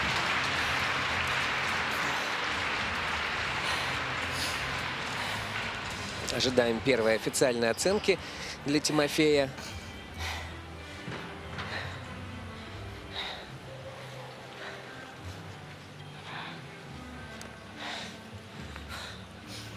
Тимофей, тем не менее, в Кисенкрай так себя чувствует довольно-таки уверенно. Все привет передал, такой собранный человек. Сразу видно, профессиональный и относится к делу серьезно. Да, но вот сейчас судьи немножко призадумались насчет не прыжковых элементов. Ребер и вращений. Да, оценка готова. Она на ваших экранах. И от нее будем отталкиваться в дальнейших распределениях мест. Соревнование продолжает Илья Строганов. Катастрофическое выступление Ильи Строганова в короткой программе отбросило его в самый низ списка участников. Его произвольная программа как бы подчеркивает названием «Опустошение». Пусть душа, наполненная страданиями, найдет выход в творчестве. Самое время совершить зрелищный камбэк. Терять абсолютно нечего.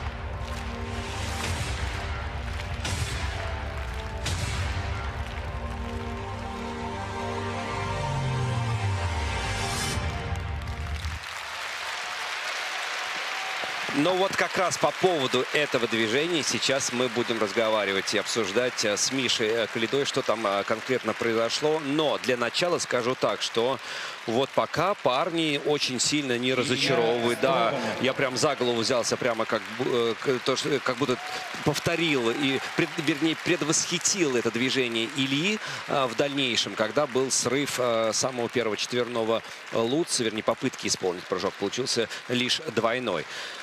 Ну, хореографически на данный момент это достаточно слабое место у Ильи, но мы вновь, повторюсь, обсуждали с Мишей, что 17 лет спортсмену, и, возможно, это потом как будто это вот начинка очень вкусная, она обретет очень красочную экипировку. Да, это определенно точно, потому что действительно здесь, в этой программе произвольной, был прям очевидный упор на сложные технические вещи. И вот давайте сейчас посмотрим. Только лишь двойной. И он опять точно так же, как в короткой программе, просто поторопился. Но затем, как он сделал четверной Ридбергер в каскаде с тройным тулупом, легко. Это было здорово. Он прям настолько хорошо втянулся. И в этих прыжках видно, как он прям чувствует ось. Но, к сожалению, и на первом четверном Ридбергере, тройном тулупе, на тулупе находят недокрут. И на четверном Ридбергере, на сольном, также судьи находят недокрут.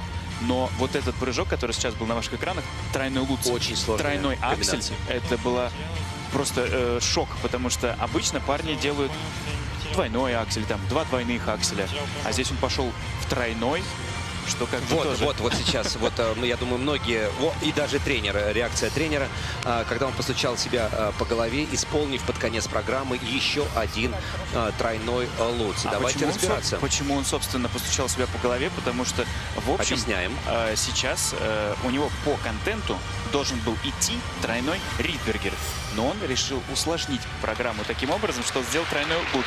Но почему он постучал? Мне кажется, вот непонятно почему, потому он... что, мне кажется, он подумал, что этот тройной луц не пойдет в зачет. Объясни, почему? А потому что повторы, потому что у него идет два четверных Ридбергера, два тройных луца и два тройных акселя. И вот можно повторять 3 повтора уже делать нельзя.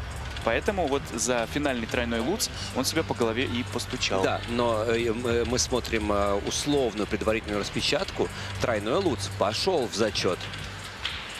Да. Еще и с хорошим плюсом. Ну, как с хорошим, с плюсом. Поэтому здесь не потерял спортсмен. Но вот судьи тоже призадумались, потому что, на мой взгляд, все-таки этот, да, на мой взгляд, тройной луц, этот финальный, 3 повтора. Да, он не пойдет в зачет.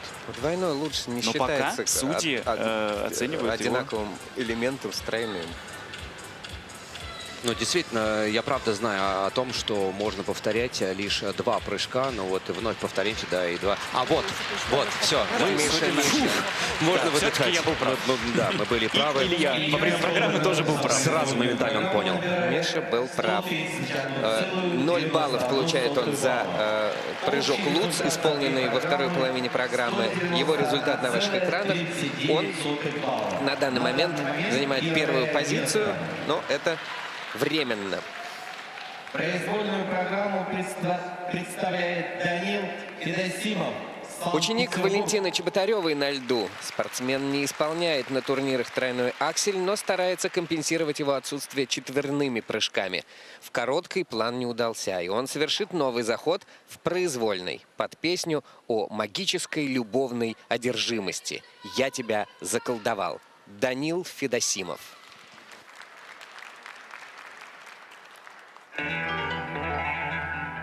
Yeah.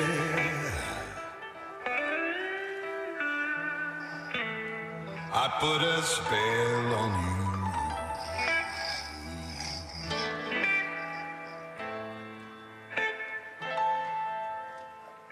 because you're mine.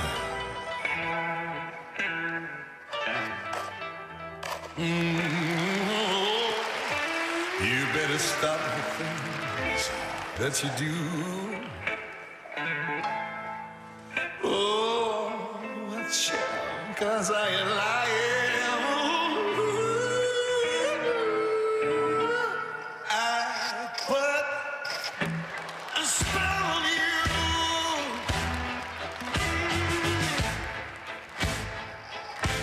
because you're mine.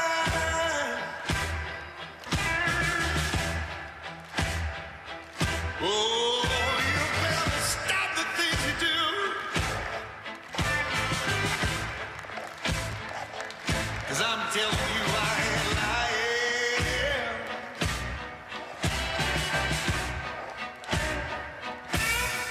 Ain't gonna take none of your fooling around. And I don't wanna hear about you putting me down. I put a spell on you.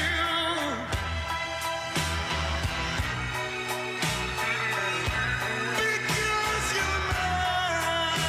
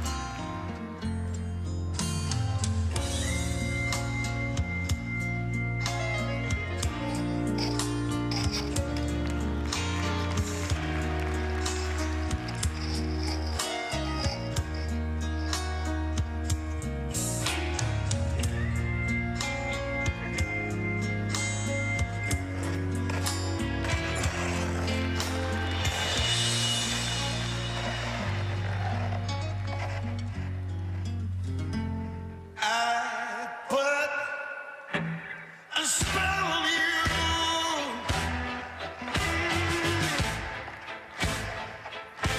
Because you're mine. Oh, you better stop the things you do.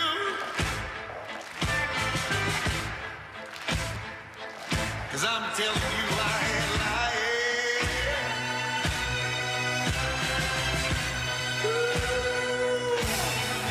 I put a spell on you. I got 1,000 tricks in my pocket, baby. And I'm gonna make you love me. I'm gonna make you love me. I'm gonna make you love me. I'll put a spell on you. Because you're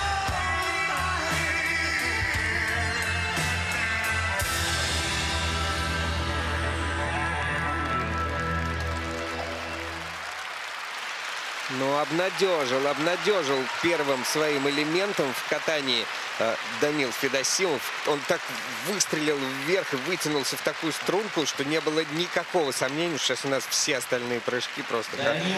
Что же это такое? То есть, получается, тоже какая-то психологическая вещь, что следующий уже элемент и мимо. А вот сейчас мы посмотрим на замедленных повторах, что это было, потому что, на мой взгляд, он потихонечку почему-то начал опускать руки. То есть как будто бы... Как будто увидал цветок. Да, как будто в какой-то момент он подумал, нет, ну вот надо докатать, но, к сожалению, как? Хотя я знаю, что в группе Валентины Михайловны Чеботаревой как бы комплексно подходят к ОФП, к хореографии, к растяжкам. И мы видим это прекрасно, что он делает красивые вращения, но вот, к сожалению, прыжки, они как бы такие, на мой взгляд, недоделанные. Кроме вот этого. Да, ну вот первый прыжок, четверной тулуп. Может, ему надо было все прыжки с поднятыми руками делать? А он и делал. Но вот потом второй прыжок, ну это прямо перед нами, недокрученный. в метре буквально в двух. Да, и мы видим, как Татьяна Николаевна Косицына расстроилась. А вот дальше, казалось бы, двойной аксель, тройной тулуп. Это не такая уж, не такой сложный каскад. Но опять аксель, как и вчера в короткой программе через двукратную тройку, так и сегодня. Выезды. Хочу его пожурить немножко за выезды. Даня, делай хорошие выезды, долгие и длинные. Я все-таки понять не могу. Делать с поднятыми руками сложнее прыжок. Кому-то сложнее, кому-то легче. А кому-то как? Это, ну, это же не черта. Вась, нам с тобой это нереально. На красоту, на оценочку. Это для увеличения скорости крутки обычно делают. Я объясню, да, с поднятыми руками для людей кажется визуально, да, это более как какая-то дополнительная эстетика, может быть, в прыжке, но в прошлом, в далеком, когда мы тренировались, мы специально поднимали одну из рук для того, чтобы выровнять положение тела во время полета. То есть это было не то, что подготовительно, но это было дополнение к тому, чтобы выравнивать прыжок. А потом уже будущие поколения как раз использовали этот трюк для того, чтобы ровненько прыгать. Первый по произвольной, первый и по сумме двух программ. Свою позицию сохраняет Данил Федосимов, но, конечно, мог набрать больше баллов на этом турнире. Соревнования продолжает Матвей Ветлугин. Жуткое падение с тройного акселя пережил накануне Матвей Ветлугин. Собраться после него он уже не смог, оказался на 8-м месте, хотя многие предполагали иной расклад в этих соревнованиях. В его произвольной болельщики ждут от питерского фигуриста царского катания. В прямом смысле этого слова.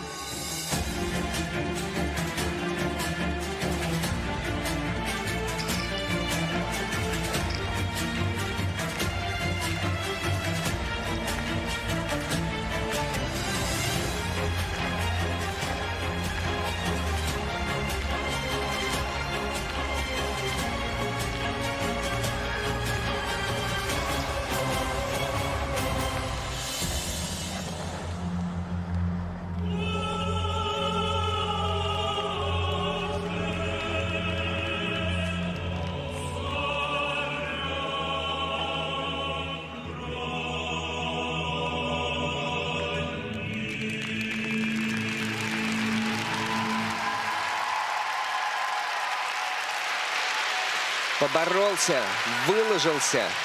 Очень сложно дался ему этот прокат, который, опять же, начинался с каких-то невероятнейших авансов благодаря четверному Ридбергеру, с которого он начал свое катание. Затем так все сложно, но не сдавался. Вымученная, но красивая программа. Ну, очень сложное музыкальное сопровождение. Еще раз повторюсь, что это гимн Российской империи. Ну, правда, она обязывает себя без малейших ошибок под стать той истории, которую мы прошли, сложнейшие пути выступать. Ну, это выбор Матвея. Но мне хочется здесь, да, лишний раз подчеркнуть, что все-таки наш вид спорта имеет какую-то и образовательную нотку. Да, потому что сейчас мы совершенно точно видели практически всю жизнь Александра II. Это было здорово. Настолько проникновенно. Матвей это все чувствует, передает. И он чувствует энергию зала и умеет грамотно ее направлять. Но вы посмотрите, до сих пор уже Матвей находится вне пределов ледового пространства. Публика до сих пор вот настолько была увлечена и до сих пор аплодирует. Ну вот начало. Давайте разбирать теперь детально то, что происходило. Четверной Ридбергер, браво. Без вопросов. Ну а дальше была вот череда падений. Луц, и он просто не успел встать на ногу и сделать нормальную, хорошую оттяжку. Потому что Матвей это вот такой человек, который сразу видно, когда он попадает в ритм, он делает идеально. Когда не попадает, получаются вот такие вот падения. И во флипе точно так же. Он просто поторопился. И, кстати, Матвей, вот мы здесь с Мишей сошлись на том, что он является ярким примером того, о чем мы зачастую говорим, что не попал в отталкивание. Да. Вот сейчас будет еще один повтор. Вот посмотрите, сложнейший каскад тройной луц, вот пролет. И вот как он попадает во второй прыжок. Это сила поднимает. На ногах, да. Хорошо стоит на ногах, он хорошо чувствует конек. И именно поэтому, когда он попадает, получаются замечательные прыжки. Но вот сейчас на ваших экранах был длинная комбинация, тройной флип и два двойных акселя. Но на флипе находят судьи неправильное ребро. Так смешно, что на флипе тройном находит неправильное ребро, а на четверном, на более сложном варианте этого прыжкового элемента, когда все ошибки должны вылезать наружу, ребро у них, ну, с ребром все в порядке. Одно радует в данном не очень удачном прокате, что и на четверной луц, и четверной флип прекрасно Матвей выполняет. Остальное все эти сложнейшие, очень рискованные каскады с тройным Ридбергером, как вторым элементом после первого, они есть, они были. Как поддерживает стадион спортсмена. Также хочется подчеркнуть, что это все три разных четверных. Ридбергер, флип и луц. Которые являются сложнейшими в градации. Сложнее только четверной аксель. Беру свои слова назад. Действительно, неверное ребро и на четверном флипе до попытки исполнить. Да. Сумма Матвея Ветлугина обеспечивает ему 20 баллов преимущества перед предыдущим участником Данилом Федосимовым и 223 его результат по сумме двух программ. Выступление первой группы завершает Даниил Седьмой Самсонов, после короткой Москва. программы Даниил Самсонов из школы Светланы Соколовской. На лед спортсмена выводят тренеры Виталий Бутиков и Станислав Захаров. Всегда очень творческое катание у этого спортсмена. Но неудачная попытка луца накануне подкосила его программу. Сегодня катается под рок-версию грустной баллады о доме восходящего солнца и загубленных судьбах молодых людей.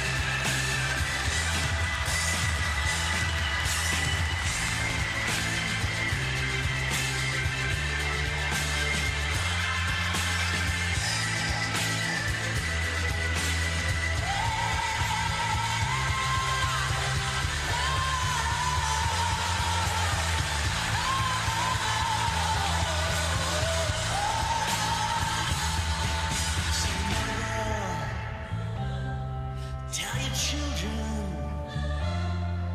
not to do what I've done. Spend your lives in sin and misery in the house of the rising sun.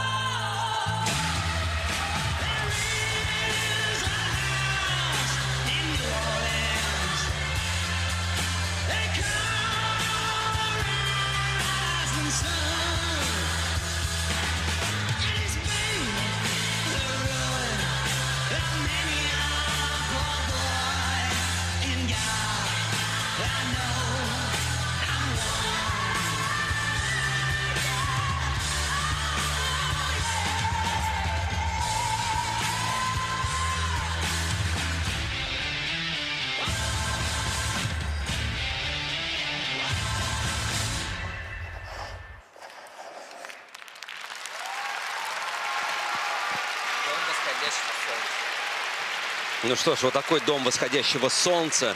Под эту музыкальную композицию сейчас выступал Даниил Самсонов. Но чуть лучше, чем вчера. Просто все вариации прыжка под названием «Луц» продемонстрировал сейчас Дани. И двойной, и четверной, и тройной.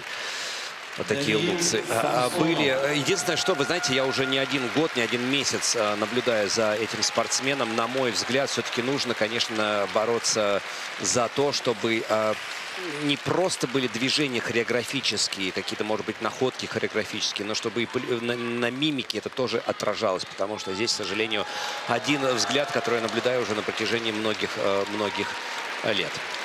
Ну и тем не менее, мы очень любим Даню Самсонова за его все-таки неповторимый стиль катания. Он очень хорошо и быстро, главное, легко скользит и вращается замечательно. Но вот с прыжками, да, уже который сезон он пытается бороться. И давайте сейчас посмотрим на стартовый четверной луц в каскаде с двойным тулупом. Вылетел высоко, хорошо. Почему не стоит недокрут? Не знаю. На первом четверном луце. Мы не судьи, но как будто бы, да, недокрутик там небольшой был. А вот во втором прыжке он просто не успел нормально, да, на ногу встать и проскочил. Мы видим, как расстраиваются тренеры. А вот на этот тройной аксель во время проката я специально обратил внимание, потому что мы знаем, что это, наверное, один из самых сложных прыжков, хотя тройной аксель для Дани. Он прям, было видно, как он начинает свое вращение, но потом в какой-то момент останавливается, переводит плечи, да, в обратное положение и делает хорошо аксель. Вот падение с четверного Сальхова. Все было нормально, стоял на ноге, ровно, уверенно, просто не дотолкнулся. Мне кажется, уже началась сказываться усталость, и он таким образом, в общем, не смог приземлить свой четверной Сальхов. Дальше тройной луц, тройной тулуп.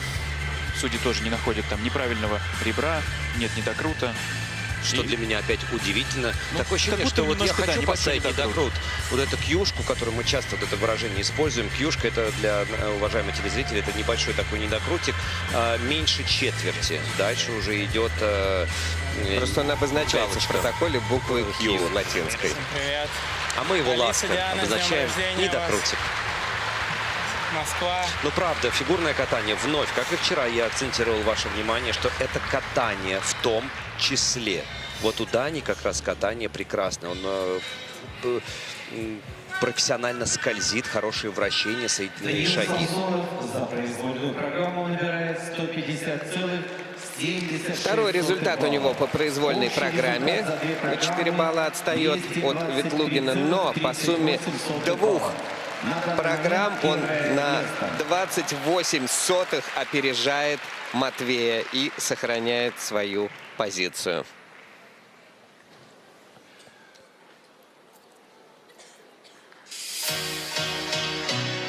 На лед приглашаются участники второй разминки.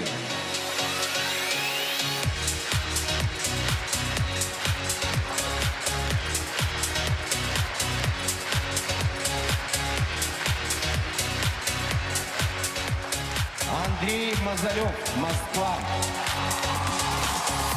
Дамир Чирипко, Краснодарский край. Григорий Федоров, Москва. Александр Мельников, Москва. Михаил Полянский, Санкт-Петербург. Николай Угожаев, Санкт-Петербург.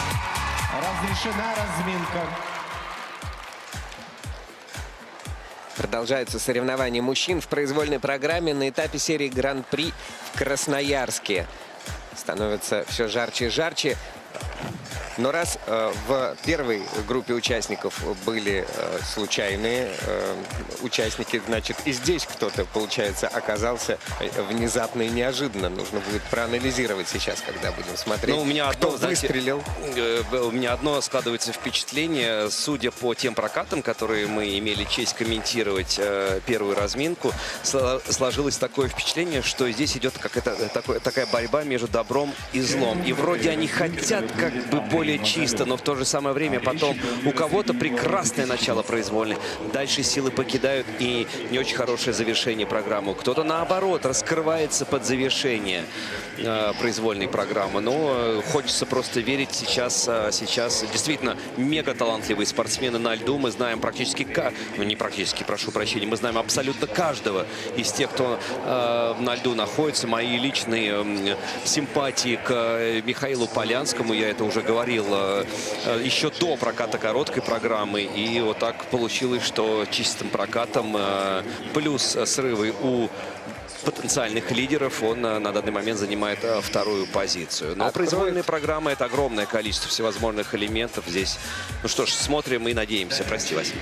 Откроет группу Андрей Мазалев, ученик Сергея Дудакова и Терри Тутберидзе, бронзовый призер чемпионата России, чемпион мира среди юниоров, когда он еще был юниором. И будет он кататься первым. Затем Дамир Чирипко, спортсмен, который тренируется в Краснодарском крае, в Сочи, у Ксении Желепинайте и Юрия Котова. Ну, что касается Дамира, то победитель всероссийских соревнований в этом сезоне занял 9-е место на самом первом турнире, с которого, собственно, все начиналось. А в следующем году планирует поступать в университет и получать уже тренерское образование. Григорий Федоров катается следующим. Светлана Соколовская, Станислав Захаров, Виталий Бутиков. Наши надежды. Постановщик программ Никита Михайлов. А вот в произвольной программе Гриша будет, ну, постарается зажечь своим номером по мотивам культовых фильмов Тарантино. Ну что ж, интригующе звучит. У Гриши заявлено 3 четверных прыжка в произвольной программе. Так, на круг сегодня очень много четверных прыжков у всех заявлено. А вот какие как будут прыгнуты, это уже это иллюстрация вопрос. Уже современного мужского одиночного катания. По-другому нет пути наверх, на вершину. На ваших экранах Александр Мельников вместе с тренером Евгением Власовым готовят свою программу, разминаются. Ну вот я не очень понимаю все-таки твой настрой, Алексей, по поводу четверных прыжков. С одной стороны, мы вот сидели с тобой на тренировке, ты говорил, смотри, вот в наше время такого изобилия не было, что сейчас происходит с парнями, какие они и что они умеют. А потом мы выходим на турнир, смотрим, как люди катаются в короткой программе, и уже какое-то у тебя другое настроение, как будто бы кто-то даже где-то не поборолся, не добился какого-то определенного результата. И мне показалось, что вчера даже расстроился из-за этого. Ну, расстроился, я думаю, что не только я, расстроились все любители фигурного катания, потому что я повторюсь, что я произнес вчера в эфире, это была трагедия. Но другого выбора, как выходить и штурмовать эти четверные прыжки, у спортсменов нет. Собственно говоря, о четверных прыжках сейчас вот как речь идет о... Михаил Полянский сейчас. Мише Полянский, да, у него тоже заявка и очень много четверных прыжков. Кстати, является победителем первенства Санкт-Петербурга 22 года. Его тренер... Окончил. Да. Просто для меня это правда. Это тоже показательно очень. Окончил школу с отличием. А сейчас уже учится в НГУ имени Лиезговта. Да, в ключевом вузе спортивном в Санкт-Петербурге. И в завершении группы участников Николай Угожаев. Это ученик Дмитрия Хромина, Николая Морошкина. Бронзовый призер турнира в Магнитогорске, где он тоже был лидером после короткой программы, но не удержал свое лидерство. Прежде всего был проигрыш по компонентам. Ну, вот там выступал Марк Кондратюк, который своими компонентами кого угодно укатает. Такие программы у него яркие. И в той борьбе он верх одержал. Здесь компания другая, компоновка другая, как у... Ну и Николай уже другой, как мы отметили, всего лишь неделя прошла, а человек катается немножечко по-другому. И как сложится расклады финальные в произвольной программе, не может предположить абсолютно никто. Так все-таки, Алексей, золотое время сейчас или... Давайте так, коротко, потому что остается всего лишь 10 секунд. На мой взгляд, современная судейская система убивает харизму фигуристов, убивает фигурное катание. Потому что все выстраиваются под одну гребенку, одни и те же шаги. Нет индивидуальности в катании. Коляда машет головой, не согласен. Обсудим потом. Обязательно.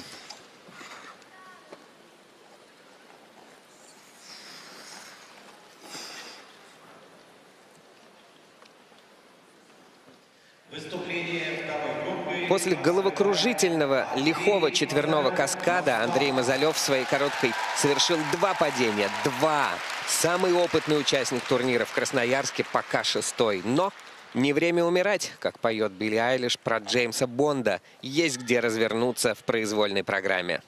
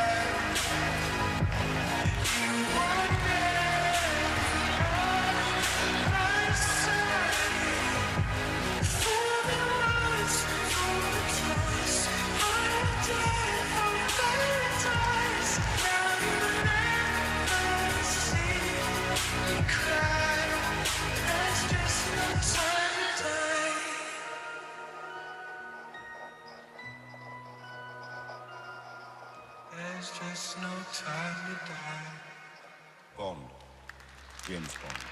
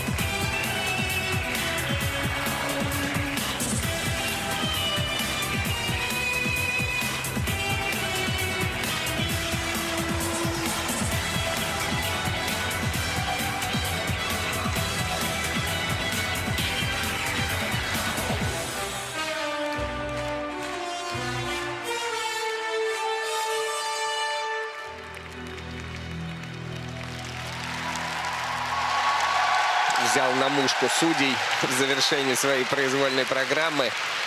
Андрей Мазалев. Андрей Да, Мазалев. Да, точно.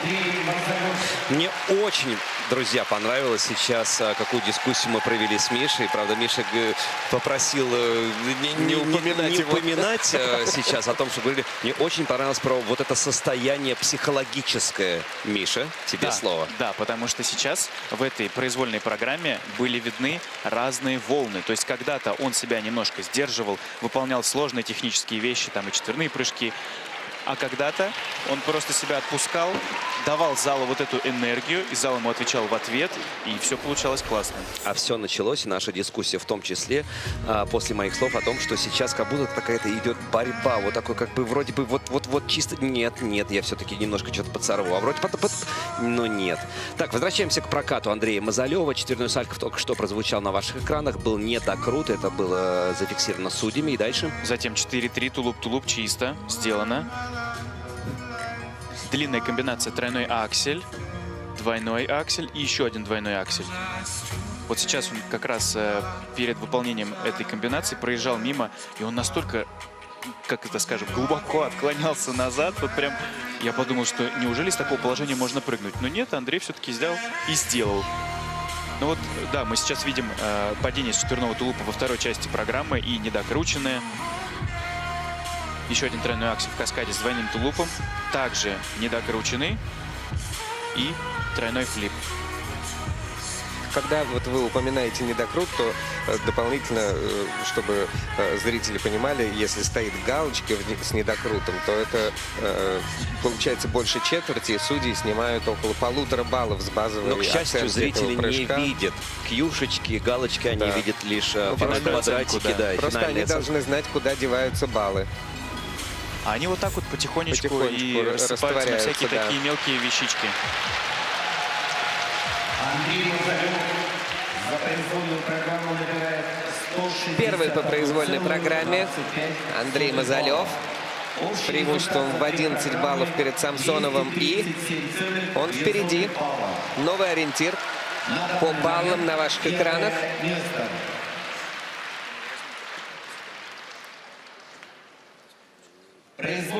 Дамир Черипко катается в произвольной под лирические песни о любви и призвании. Занятно, что исполнитель одной из этих песен Джонатан Руа, сын легендарного вратаря НХЛ Патрика Руа.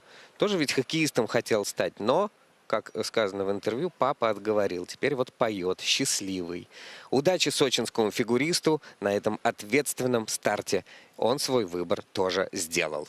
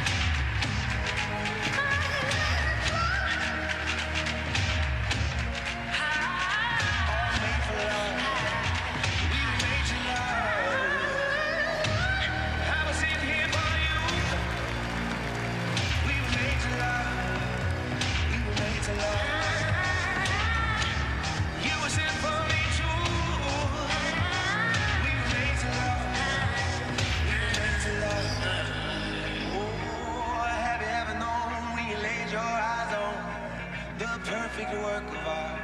I knew right from the start. Oh, I was never sure of a God before, but I know he must exist.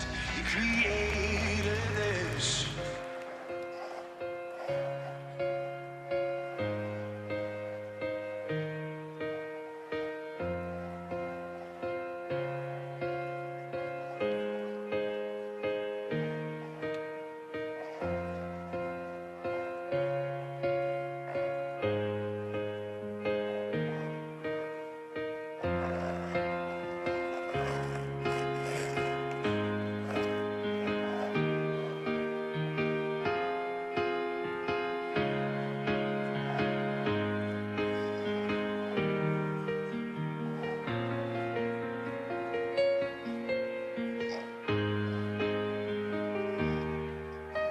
Cause all of me loves all of you. Love your curves and all your edges, all your perfect imperfections. Cause I give you all of me, and you give me all of you. I give you all of me, and you give me all of you.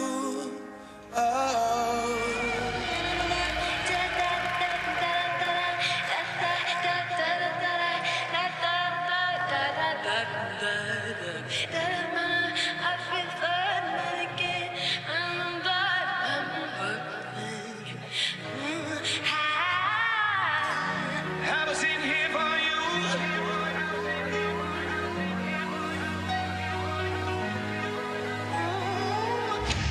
You was in for me too. We were made to love. We were made to love.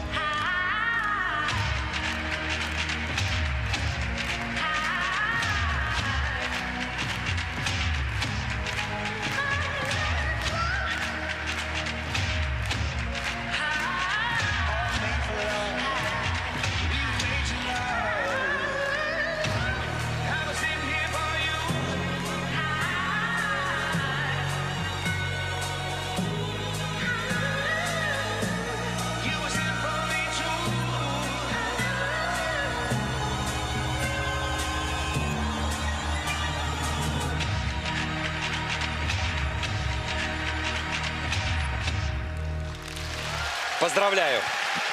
Первый прокат, который был насыщен выполненными элементами, прыжковыми. Знаете, мне тут пришла мысль о том, что фигурное катание, ну, допустим, мы сейчас разбираем мужское одиночное катание, зачастую либо люди прыгают, либо люди катаются. Те, кто катаются красиво, они прекрасно владеют коньком, растянуты, красивые соединенные шаги, вращения, но с прыжками беда. Но есть люди, которые замечательно прыгают, стабильно, но, к сожалению, уступают немножко во второй оценке. И лишь единицы, которые могут вместить в своем организме, в своем профессионализме оба этих аспекта. Да, и действительно в данный момент у Дамира это получается. Это одна из категорий Он делает под названием прыжки. А я бы еще, кстати, добавил, Алексей, к твоей мысли по поводу того, что сейчас у всех ограниченные рамки, и поэтому такая индивидуальность пропадает. Но наоборот, на мой взгляд, вот я прочитал в одной статье у фотографа, что именно рамки заставляют человека мыслить креативнее, потому что когда у тебя слишком большой выбор, ты просто не можешь выбрать, в какую сторону развиваться. Это еще доказано советской цензурой. Подожди.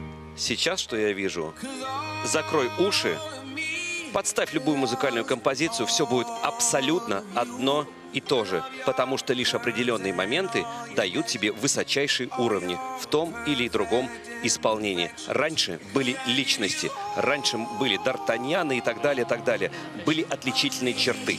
Но тем не Сейчас менее, все одно и то же. Я бы сказал, что как раз-таки Дамир Чирипко, у него есть какой-то свой особый стиль, узнаваемый. А что, сейчас нет Д'Артаньянов, Но Дамиру Алексей?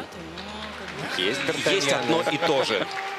Но Дамиру я могу стоя поаплодировать за то, что он вышел и относительно всех других фигуристов сделал то, что он может делать, а остальные не делают зачастую то, что могут. Да, он действительно просто вот как робот в хорошем смысле начал чеканить все свои прыжки, вращения, дорожку 3-го уровня. Здорово. Вместе с тренером Ксенией Дмитриевной Желепинайте они ожидают оценок. И они неплохие, эти оценки. Второй результат по произвольной программе. Очень плотно к Андрею Мазалеву. И по сумме 2 программ тоже очень плотно к Андрею Мазалеву. К его результату располагается Дамир Черипка. Соревнования продолжают. Вторая атака сезона в исполнении Григория Федорова. Первая в Магнитогорске закончилась в 0,2 от победителя. Это была драйвовая программа на темы из тарантиновских фильмов. Все, как и должно быть в кино. Поднимите руки, отдайте деньги. В жизни все немного сложнее. Его отставание от потенциального пьедестала всего 3 балла. Ну, а оттуда и до первой строчки рукой подать.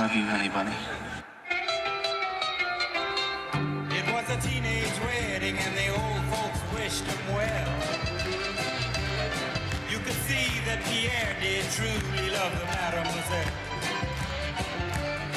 And now the young monsieur and madame have rung the chapel bell. C'est la vie, say the old folks, goes to show you never can tell.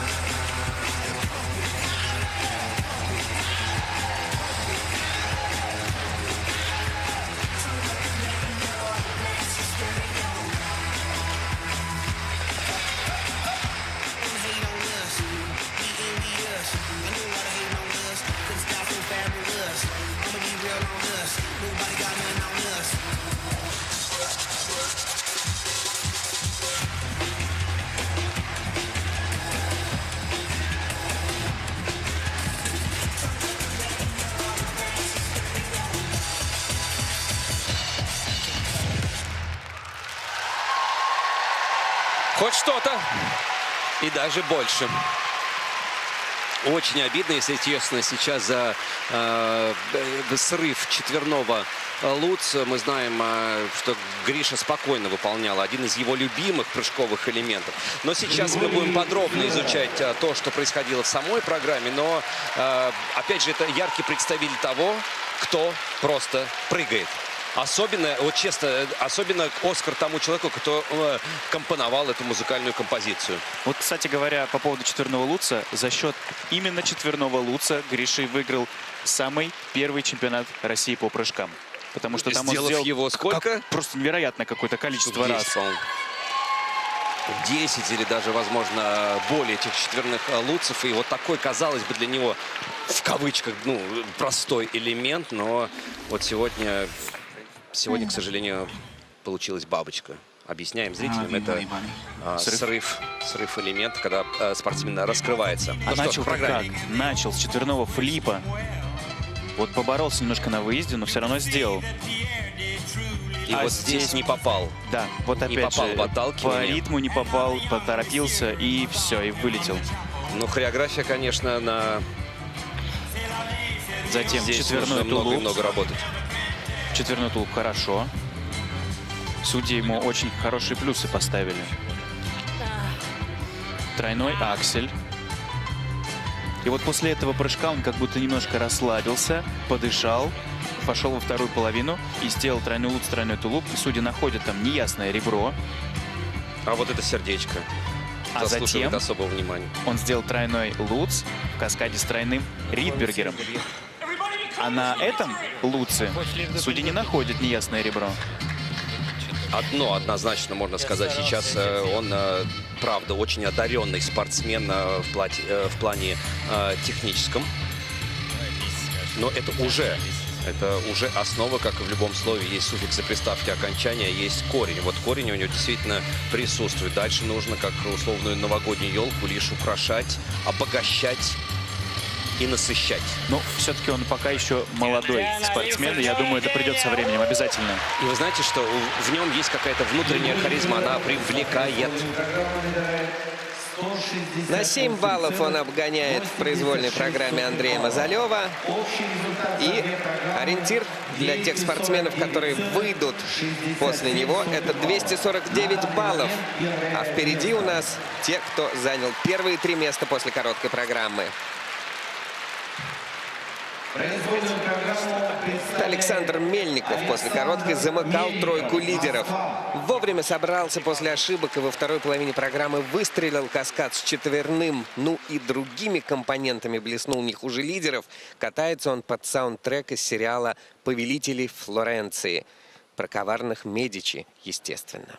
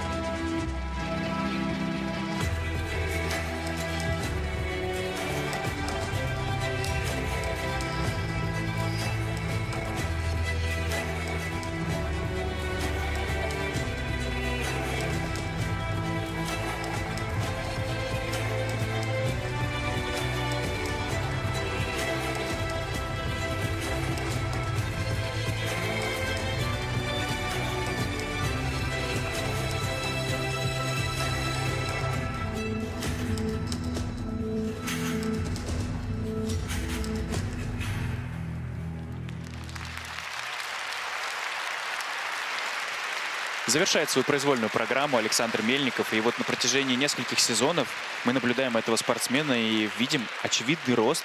Рост в презентации, в подаче себя и все-таки в техническом плане тоже. Но сегодня, к сожалению, не луцевый день. Да, мы, кстати, все здесь одновременно практически подметили, что именно вот почему-то Луц не идет сегодня очень многих спортсменов. Конечно, ни с чем мы это не связываем. Кстати, помните, коллеги, я вспомнил о том, что в кулуарах мне сказали, лед здесь крошится. И вроде бы как бы он и достаточно мягкий, но он крошится. Возможно, это и есть причина в том, что именно зубцовые прыжки, такие как Луц, он не позволяет тебе полностью перенести вес тела с отталкивающей ноги уже потом дальше в прыжок. Ну и вот сейчас на ваших экранах только двойной Луц. Очередной срыв.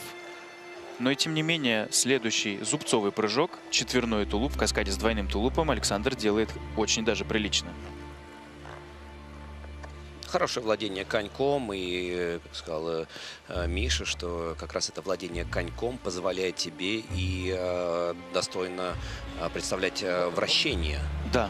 Нормально. И вращения сейчас у Александра были намного лучше, чем у Гриши Федорова. Ничего, нормально. Ну и, конечно, вот эти все колеса, дополнительные бедуинские украшают программу. И вот во второй части программы 4-3. Это было настолько неожиданно. И вот прям он справился. Вот было видно, как корпус настолько сильно наклонен вперед. И вот он на зубах его, но вытащил. А, к сожалению, Аксель, который следует после этого каскада, он поторопился. Он не успел встать на ногу, нормально, долго въехать, чтобы было удобно отталкиваться. Но вот здесь, кстати, мы видим у нас личных экранов, что каскад тройной Луц, двойной аксель, как комбинация прыжков, не пошла в зачет. Почему? Потому что третий повтор. Ну вот, то есть любой вид спорта, ну, невозможно заниматься тем или иным видом спорта, не принимая во внимание какие-то мысли. Умный вид спорта, скажем так.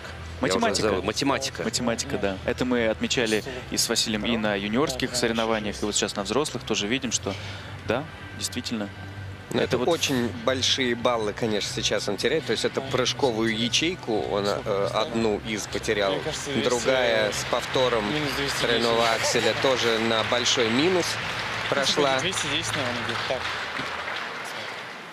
Конечно, судьи сейчас еще могут изменить решение по поводу данного конкретного каскада Луц и два акселя. Ну, почему? Но не будут. Ну, посмотрим. Третий повтор. Здесь единственное, что компоненты, конечно, они по идее должны быть чуть получше у данного спортсмена, потому что, ну, очевидно было, что и владеет корпусом, ну, вот владеет коньком.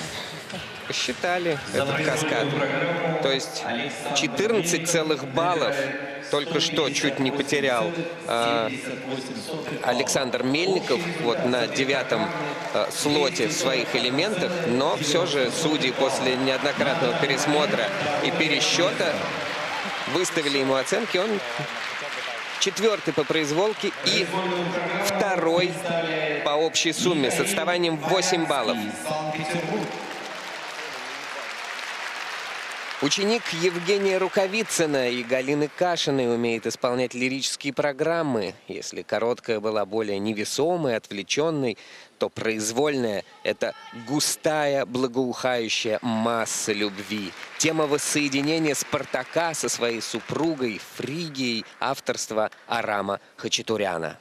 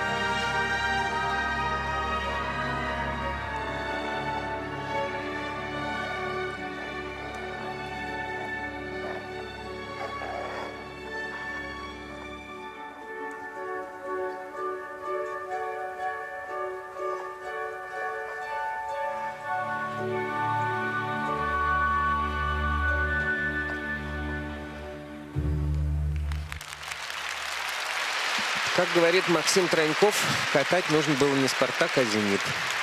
«Спартак» сегодня не в форме. Вот Жалко. вчера этот матч был выигран. Жалко, Не в одну очень жалко, калитку, что жалко. вот очень надеялись, что все-таки Михаил вчера просто феноменальный какой-то прокат выдал. А сегодня, видимо, он сам себе поставил какую-то планку, ниже которой он опускаться не хотел. И все-таки это, видимо, его и подкосило сегодня. А я думаю, не в пику тебе, Миша, а я думаю, что вот это промежуточное второе место после короткой программы, конечно, добавило дополнительного волнения сегодня здесь во время исполнения произвольной программы, когда ты уже так близок к тому, чтобы оказаться на пьедестале, и есть такая возможность, но вот в этой битве «Спартака» с волнением, волнение победило. Да, к сожалению, у нас такой спорт двухсоставной. И сегодня как раз одна из самых сложных частей, произвольная программа. И вот сейчас стартовый четверной луц на ваших экранах. Мы видим, что он недокрученный и упал. Затем четверной Сальхов. Вот поборолся, прям вот видно было, как он даже после того, как выехал из прыжка, все равно как-то не в ногах был. Миша сегодня... И вот только лишь двойной аксель, потому что просто не успел встать на ногу, опять постоянно куда-то торопился. Хотя музыка такая была достаточно тягучая, плавная, что и не надо было торопиться. Видно было, что по ходу программы, причем практически буквально там, когда минута прошла, уже силы начали покидать на спортсмена. Ну, тяжело смотрелось. Не смотрелась именно хореографическая составляющая, это смотрелось на уровне, а именно вот техническое, что вот так и хотелось тут чуть-чуть добавить ему еще зарядочки. Ну, пятым номером тоже надо уметь катать. Поэтому, возможно, Миша просто сегодня перегорел. Вот, только хотел сказать. Но будут еще старты. Давайте поддержим спортсмена. Седьмой по произвольной программе и пятый по сумме двух программ. Таким образом, Федоров и Мельников уже гарантировали себе места на пьедестале. А вот какие именно, зависит от катания Николая Угожаева. Соревнования с произвольной программой завершает Николай Угожаев, Санкт-Петербург. Одна из самых серьезных и насыщенных как техникой, так и творчеством программ будет сейчас представлена Николаем Угожаевым. Его тренеры Дмитрий Хромин и Николай Морошкин уверены, что, раскрываясь по ходу сезона, это произвольное позволит Николаю покорять любые вершины. Курентис, Рамо, звук света. Обойдемся без подробностей. Давайте смотреть катание. Его ориентир для победы – это 160 баллов.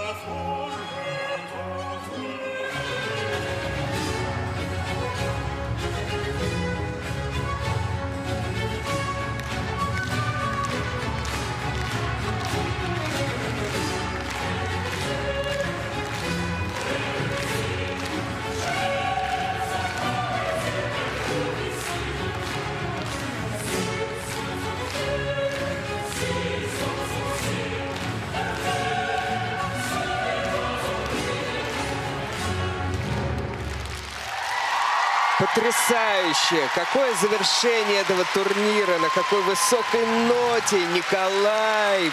2 недели каторжного труда, выступлений, перелетов. И все в таком стиле. Без каких-либо поблажек, без каких-либо отступлений от своего, назовем это так, великолепия. Как раз таки в прошлом году Николай выиграл этап в Красноярске с суммой 292,56. В общем-то, это, можно сказать, счастливый лед. Ну, а я просто хочу пожать мужественную руку Коле и сказать уже в преддверии того ожидания, которое сейчас предстоит Коле в этой территории, в местечке под названием Кисен-Край, уже просто сказать поздравляю, потому что действительно это... Поздравляем. Нас же 3 здесь все-таки. Чемпионское катание. Возможно, у вас до сих пор еще сомнения. Нет, у нас нет никаких сомнений. Абсолютно. Давайте разберем и насладимся. Начал Коля с 4-го Ридбергера, нового для себя прыжка. И мы видели на 6-минутной разминке, что у него возникали сложности именно с Ридбергером. Но потом он совершенно нелепо упал с 4-го тулупа, и судьи находят там недокрут. Почему почему нет недокрута на 4-м флипе? А это уже вопрос к судьям, не к нам. Еще тогда должен быть 1 недокрут. И 4-й Луц во второй части программы. И он был хороший, он был мягенький прыжок.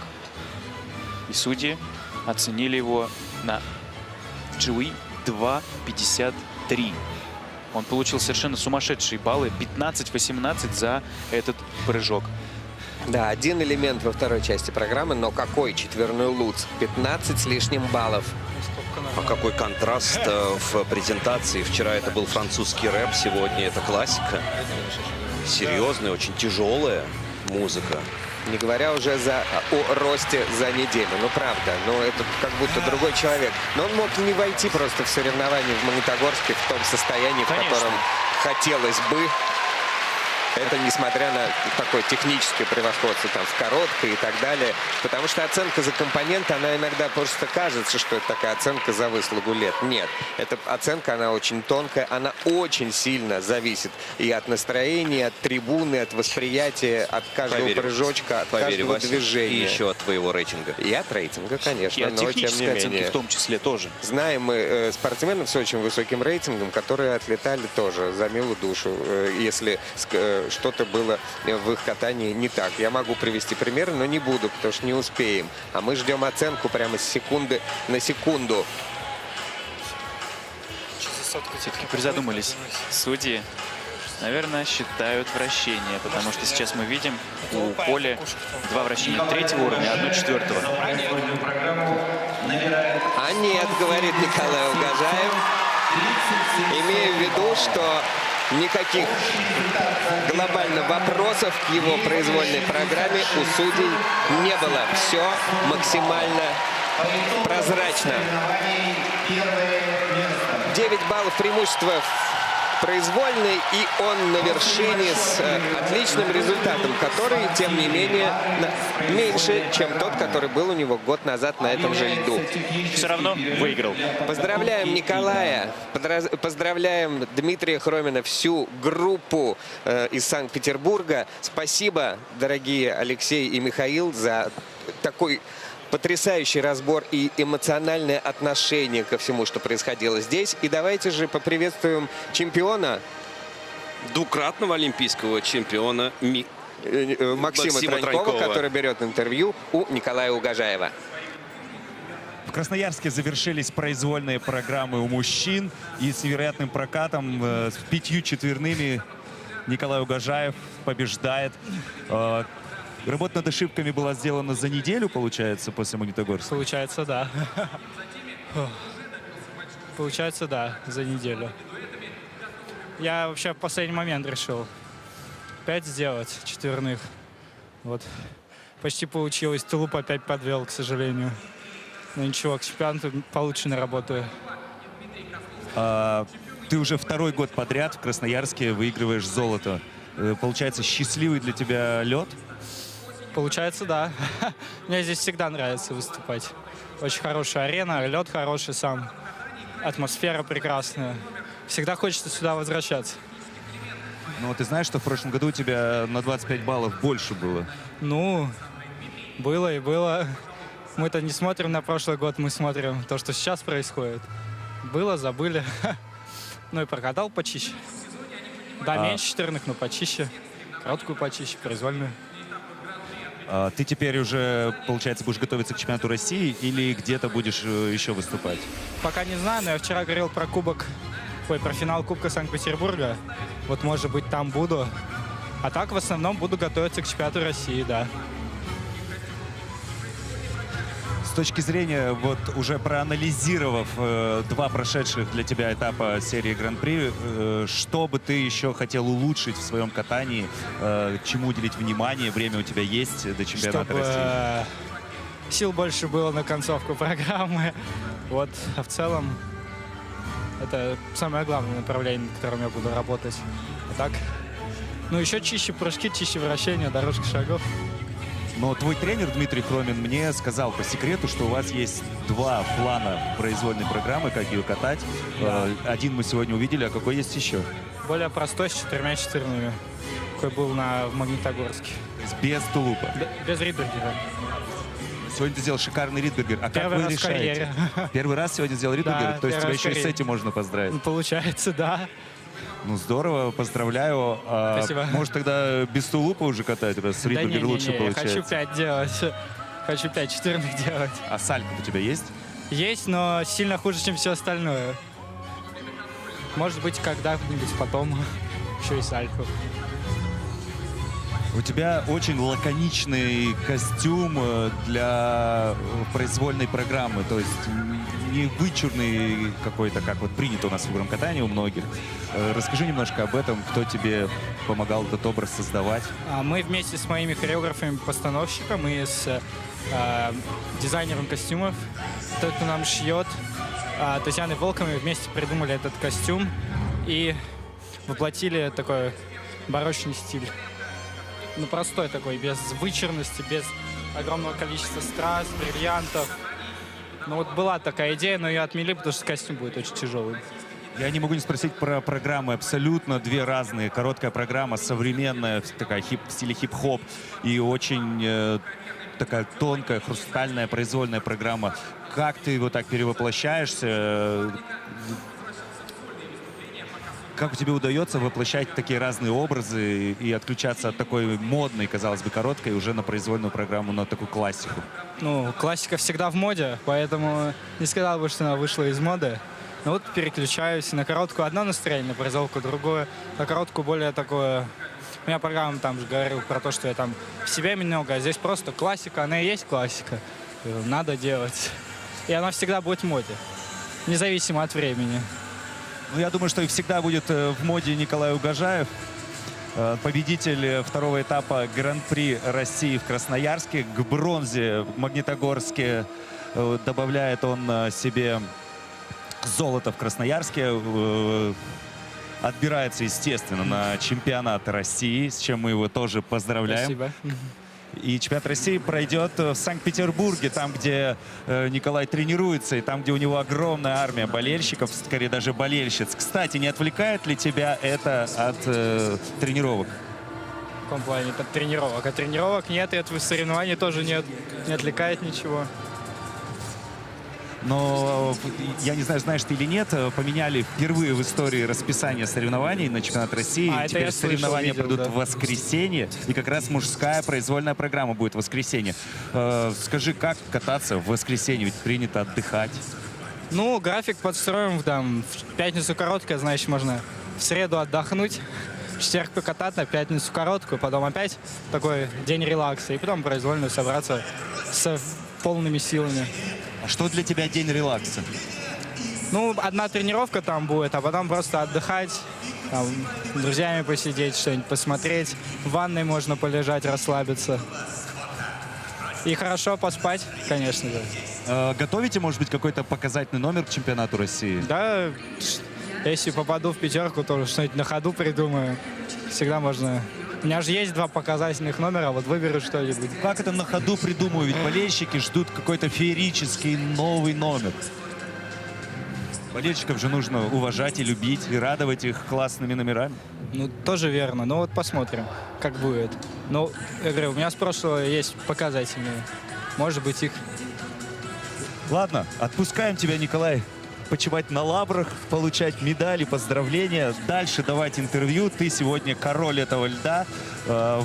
Выиграл в сложнейшей битве. Если хочешь, передавай кому-нибудь привет, и я тебя отпускаю.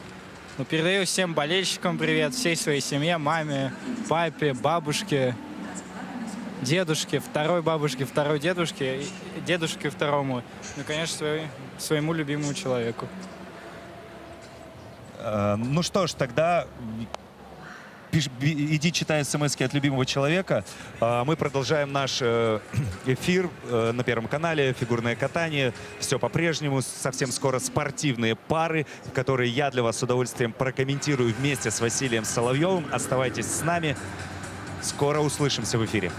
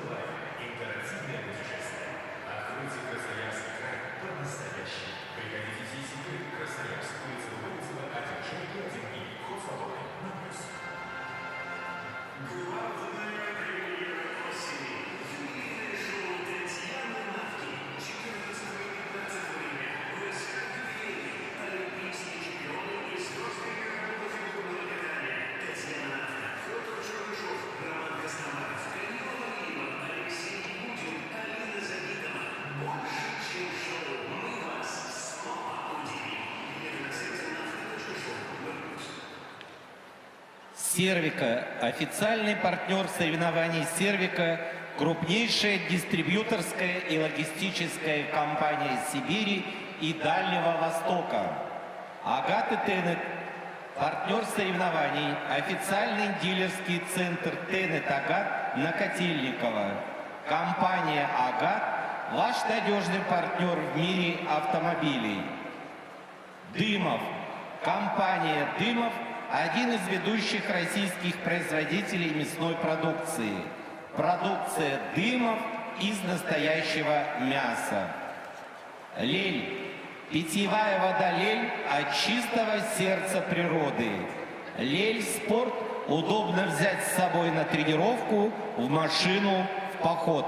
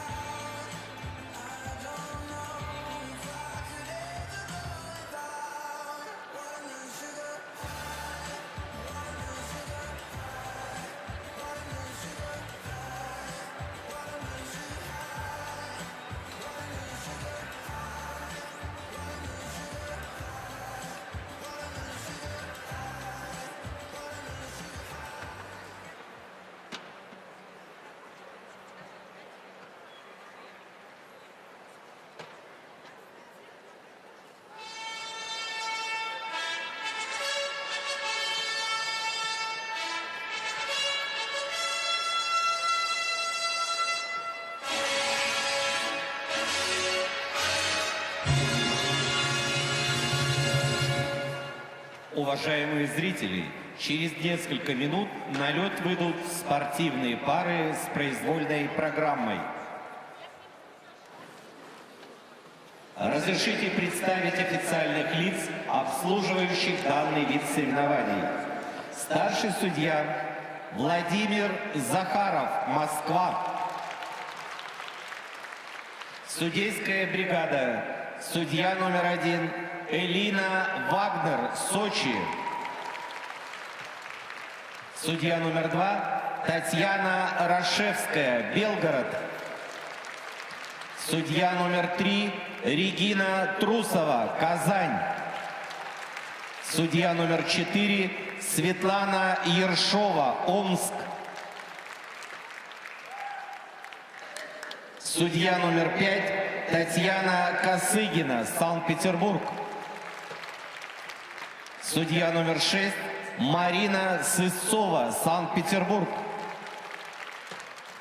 Судья номер 7 Наталья Китаева, Москва. Техническая бригада. Технический контролер Ольга Кожемякина, Москва. Технические специалисты Александр Кузнецов, Москва. Руслана Карева, Москва.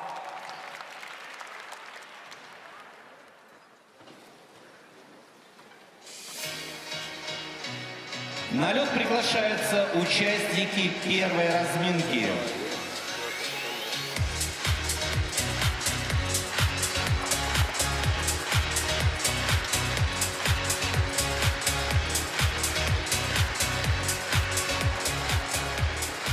Дарья Андреева, Александр Акимов, Санкт-Петербург.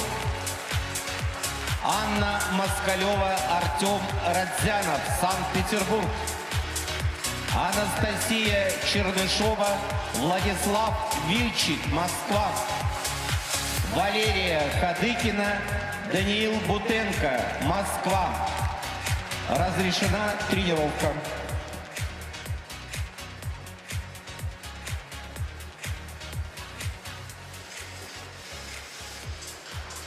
Красноярские соревнования Гран-при России по фигурному катанию продолжаются. В эфире заключительный вид соревнований. Спортивные пары, и это их произвольная программа. Две группы участников будут представлены здесь по возрастающей, от слабейшей пары к сильнейшей по результатам короткой программы. И первые 4 пары уже на льду, а на комментаторской позиции Василий Соловьев и двукратный олимпийский чемпион Максим Троньков. Мы будем смотреть, наслаждаться, разбираться и помогать вам ориентироваться в том, что происходит на этих соревнованиях. Так-то, в общем и целом, все достаточно очевидно и прозрачно, и все это подтверждено и судейскими протоколами, и интервью, и обсуждениями. Но всегда есть, конечно же, тема для обсуждения, что-то интересное, какие-то тренды, этапы развития, персоналии, то, как каждый спортсмен подошел к тому или иному старту. Все это настоящая жизнь. В этой группе Дарья Андреева и Александр Акимов будут кататься первыми из Санкт-Петербурга ученики группы Великовых, а именно Василия Великова и Дениса Лунина, а также Людмилы Великовой. Последнее место после короткой программы. Другая пара Великовых будет кататься в следующей разминке, а здесь Анна Москалева, Артем Радзянов. Это ученики Артура Минчука, Николая Морошкина. С другого петербургского льда, там, где руководит Тамара Москвина.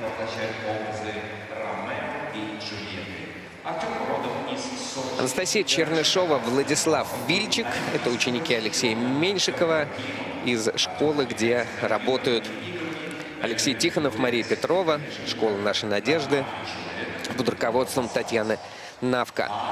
Первый взрослый сезон у этих ребят. Она из Кургана, он из Северска. Победители первенства России среди юниоров 24 года. И в завершении первой группы Валерия Хадыкина и Даниил Бутенко. Пара, которая совсем недавно встала вместе. Это дебютный их сезон. Второе соревнование, первое такого уровня.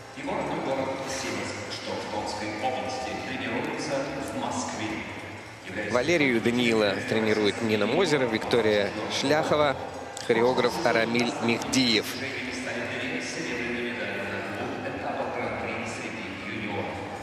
Но, тем не менее, партнеры молодые, но они раньше катались в других парах. То есть они не из одиночного в парное пришли, а ребята довольно-таки уже набравшиеся опыта и взаимоотношений внутри парного коллектива, что, наверное, одна из важнейших вещей. Вот эта вот притирка и как выстраивать взаимоотношения и с партнером, и с тренерами в том числе. Одно дело, когда ты одиночник, и все внимание тебе. А другое дело, когда вас двое, и вы так или иначе друг за друга отвечаете в том или ином виде. Практически круглосуточно вместе находитесь. И это, конечно, большая и ответственность, и психологическая нагрузка дополнительная. В общем, парное катание – это штука непростая. Да, Максим? Конечно. Парное катание – это особенный вид фигурного катания, ведь он в себе соединяет абсолютно все дисциплины фигурного катания. И дорожки шагов, как в танцах на льду. И поддержки тоже есть, как в танцах на льду, партерные, как мы их называем. Наверное, самое важное из танцев на льду, вот то, что есть в парах, это какое-то взаимодействие, какая-то история, которую рассказывает не один человек, а двое. Танцоры, конечно, умеют это делать. Конечно, никуда нам без параллельных прыжков. А это уже одиночное. Это уже одиночное катание. Ну и парники отличаются еще и своими очень рискованными элементами, такими как выброс, подкрутка, высокие поддержки. Все это отличает эту дисциплину от двух других. Ну а вы вот научили и танцоров, ну, начиная где-то с начала века, еще и делать огромное количество вращений. Раньше же у нас в танцах не было такого количества вращений, пока новые правила не ввела. Да, сейчас эти две дисциплины действительно дополняют друг друга, ты прав. А вот кто больше, интересно, друг у друга заимствует? Танцоры у вас сейчас или вы у танцоров по каким-то интересным комбинациям? Или друг у друга? Я думаю, что сейчас... Я по вращению говорю. Ой, вращения танцоры стали делать просто здорово. Гораздо сложнее у них позиции, чем у парников, и интереснее. Но у парников гораздо сложнее получить уровень сложности. Нам немножко... Все равно это наш элемент, и нам там немножко больше нужно потрудиться, чтобы заветный 4-й уровень получить. Вот мы с тобой комментировали юниорские пары, помнишь? Было 8 пар, 7 были без вращения. Потому что сложно. Да, это сложно. Закончилась разминка. Соревнования начинаются. Будут они стремительными, несмотря на то, что это произвольная программа. Потому что когда такие крепкие пары на льду и скорости настолько высокие, что только успевай следить. Открывают соревнования призеры чемпионата России по прыжкам Дарья Андреева и Александр Акимов. Ученики Василия Великого сегодня катаются для вас. Именно так переводится название их музыкального сопровождения. «Per te» Джоша Гробана.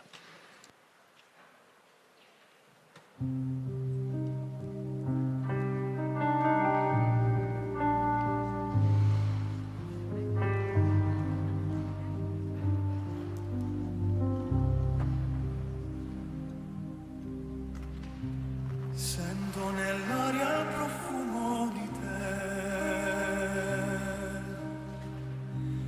piccoli sogni vissuti con me, ora lo so, non voglio perdere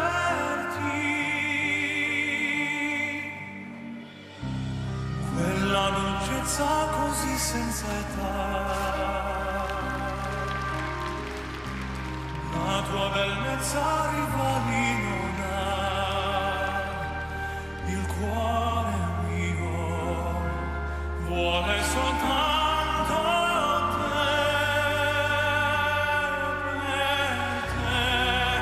per te vivrò,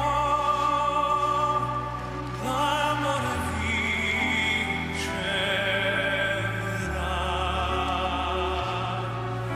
con te avrò mille giorni di felicità, mille notti di serenità, farò quello che mi chiederai, andrò sempre dovunque tu andrai, darò tutto l'amore che ho per te. Dimmi che tu già il futuro lo sai,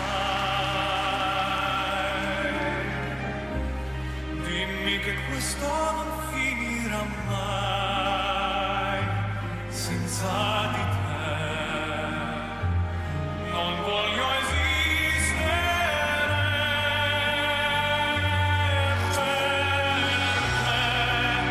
per te vivrò,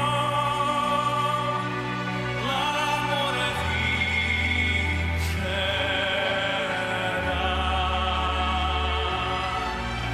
con te avrò mille giorni di felicità, mille notti di serenità, farò quello che mi chiederai, andrò sempre dovunque tu andrai, darò tutto l'amore che ho per te. Non devo dirtelo ormai, già lo sai,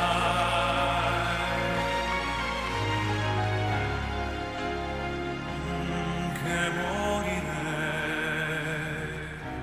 senza di te.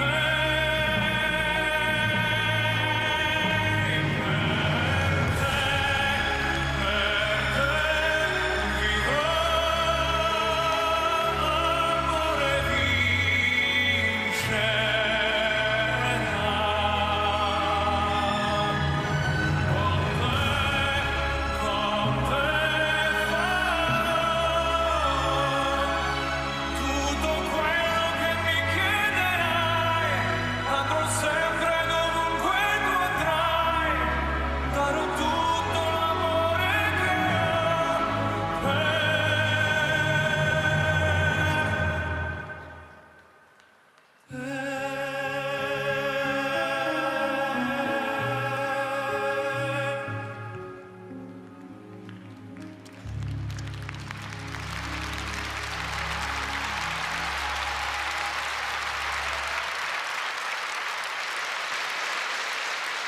Открыли соревнования Дарья Андреева, Александр Акимов своим полетным катанием под эту прекрасную музыку. Ну, конечно, если сравнивать с лидерами этих соревнований, видно, что каждый элемент — это все еще борьба для Дарьи и Александра. Ну а как без этого? Все проходят этот этап в своей жизни. Ничего тут не поделаешь. Сначала тяжело, потом чуть легче. А потом ты становишься чемпионом, потом двукратным. Да, действительно, не все у ребят получилось, хотя без видимых срывов, без серьезных падений каких-то ребята завершили свою произвольную программу, но при этом ошибок, конечно, насобирали. Особенно в прыжковых элементах. Это уже какой-то традицией нехорошей становится для спортсменов-парников.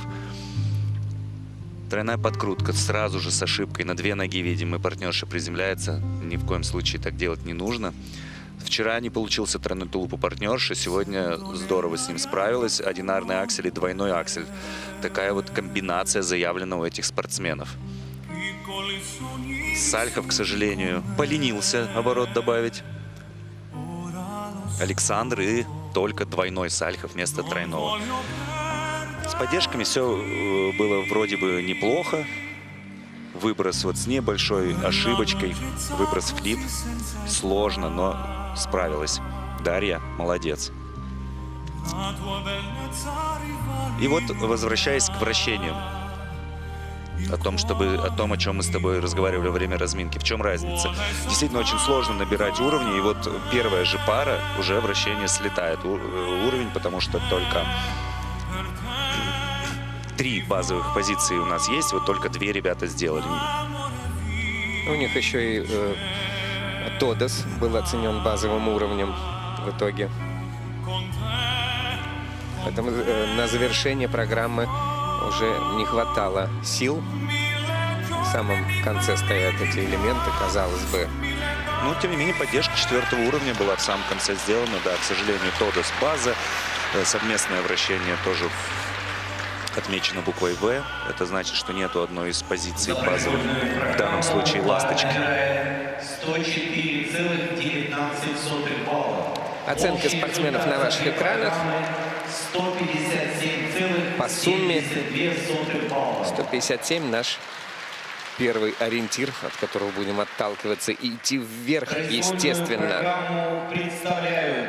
Анна Москалева и Артем Родзянов, занимающие 7-ю строчку. Когда-то эта пара стремительно ворвалась в нью-йоркскую элиту именно на красноярском льду. Сегодня повзрослевшие ученики Артура Минчука расскажут свою версию вечной истории любви под драматичный саундтрек к фильму «Ромео плюс Джульетта».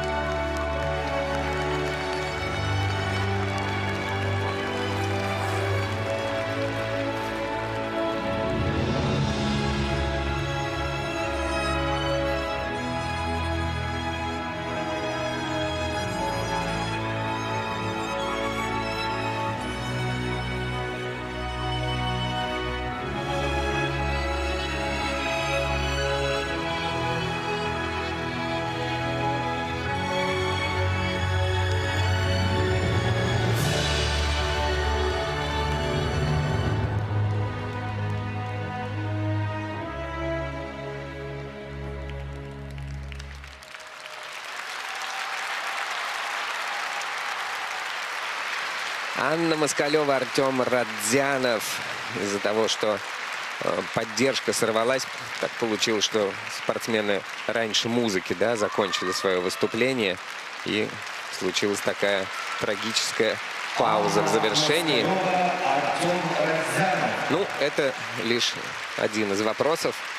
Вопросы, конечно, есть, но в целом очень сложная программа, и ребята справились с ней большей частью, скажем так. То есть, да, были какие-то недочеты, но это недочеты, это не ошибки. То есть, если мы говорим о прыжковой части, то ребята справились. Хотя я думаю, что планировался все-таки в каскаде двойной аксель, а не одинарный, потому что, ну, как-то владея Ридбергером параллельным, прыгать одинарный аксель вряд ли Более того, написано встанешь. в протоколе даже 2 двойных акселя. Ну, здесь тренеры и спортсмены могут прямо Вправе перед решать, выходом да. на лед договориться, облегчить чуть-чуть Ну, не свой настолько же, контент да.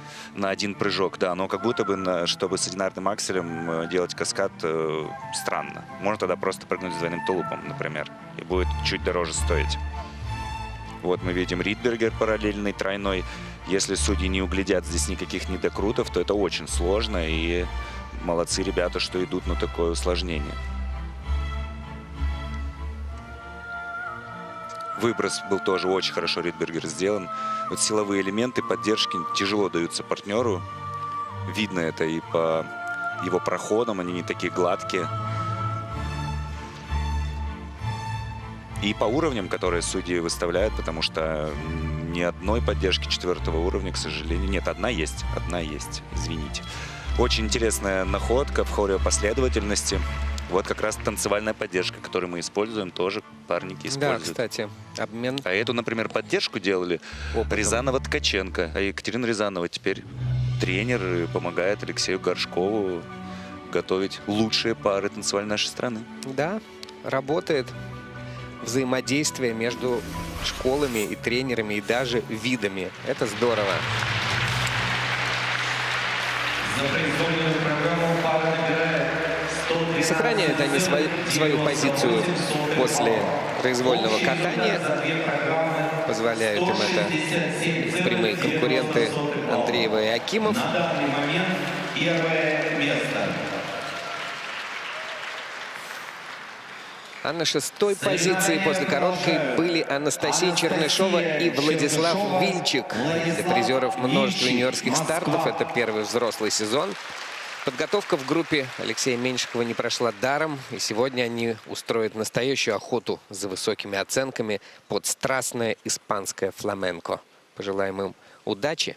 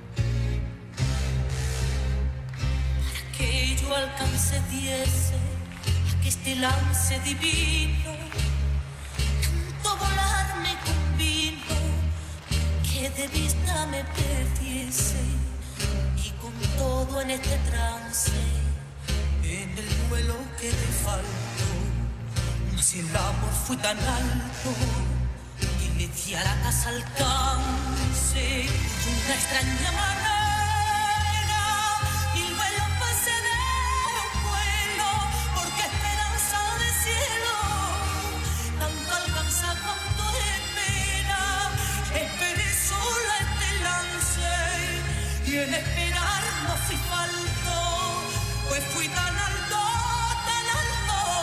que le di a la casa alcance.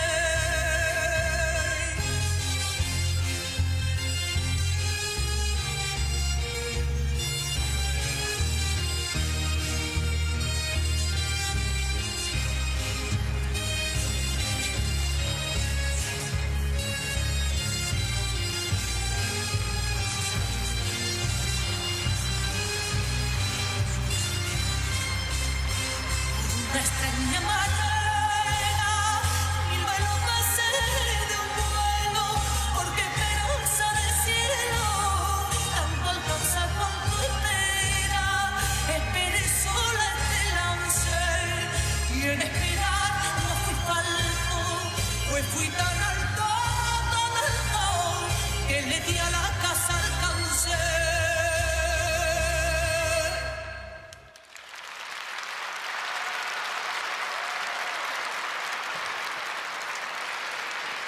Ну, грустно.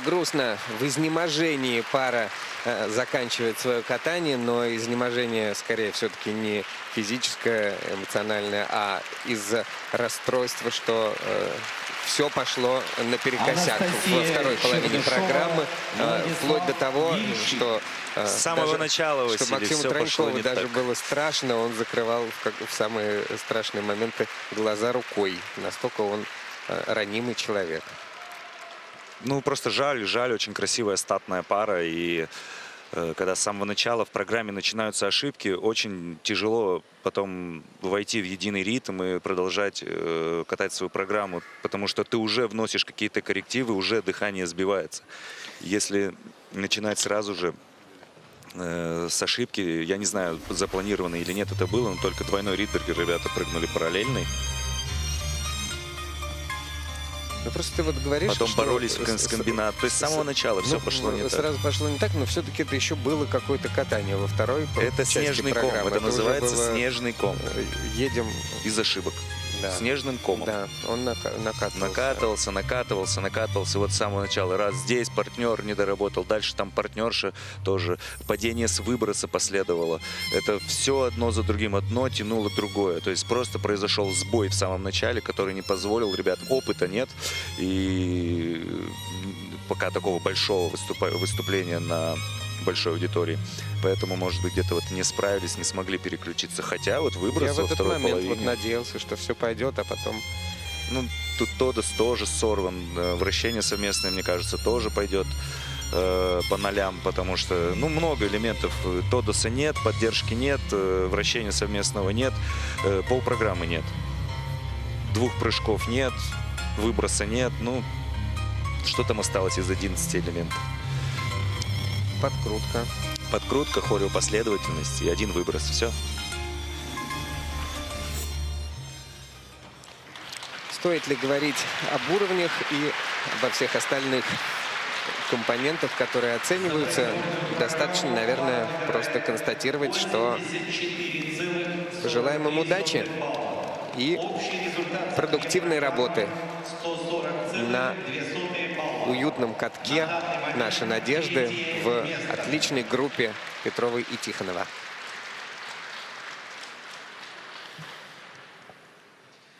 Выступление первой группы завершают Валерия Хадыкина, Даниил Бутенко. 5-е место они занимают после короткой программы. Для этой новой пары из школы Нины Мозер это всего лишь 2-й совместный старт. Символично, что свое катание они представят под гениальные времена года Вивальди, открывая новую главу в своей карьере.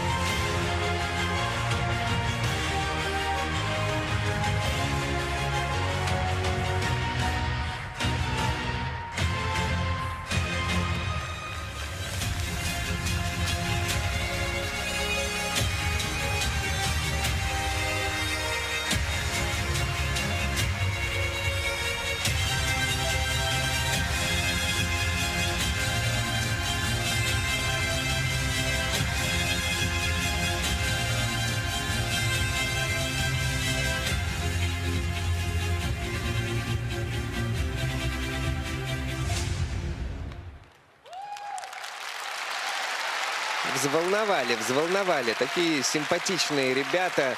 И, конечно, все у них еще впереди. И с каким-то очень открытым лицом они выехали на эту произвольную программу. И так здорово начали. И прыжковые элементы были интересные. В общем... Да, в целом ребята очень много чего сделали в этой программе. И... Может быть, чуть-чуть им не хватило где-то вот этой скатанности, этого совместного опыта, чтобы свою программу довести до конца. Я, честно говоря, уже думал, что будет, ну, наконец-то классный прокат. Да, и я буду их так же хвалить, как после короткой программы. Они большие молодцы, хороший, интересный дуэт. Я думаю, что скатаются, будут здорово смотреться на турнирах любого уровня. Все-таки пока приятное впечатление все равно ребята оставляют. Да, была сорвана поддержка. Да, не выполнили они выброс тройной Ридбергер во второй половине программы. Но, тем не менее, очень сложный контент прыжковый. Ребята заявили, сделали сложнейшую комбинацию прыжков. Сделали параллельный тулуп. Ну, то есть подкрутка хорошая, высокая. Комбинации прыжков необычные для парного тройной катания. Ридбергер, Ойлер, тройной Сальхов. Вот Ридбергер, Ойлер мы видим. И тройной Сальхов добавляют туда ребята. Чуть-чуть поборолся здесь Данил, но в целом здорово. Параллельный тройной тулуп. Тут недокрутик находят у партнерши. Судьи.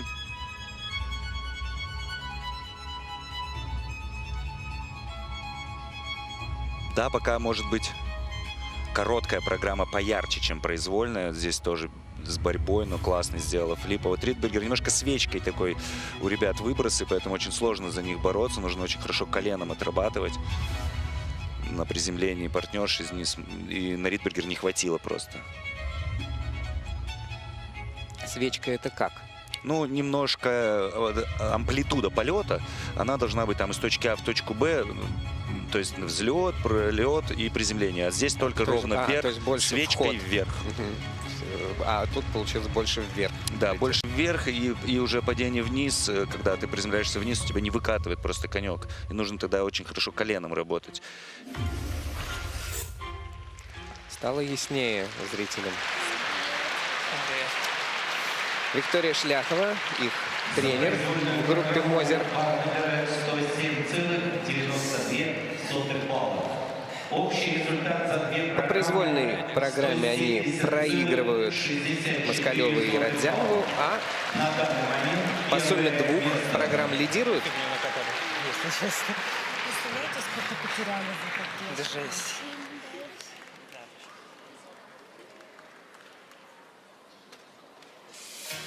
На лед приглашаются участники второй разминки.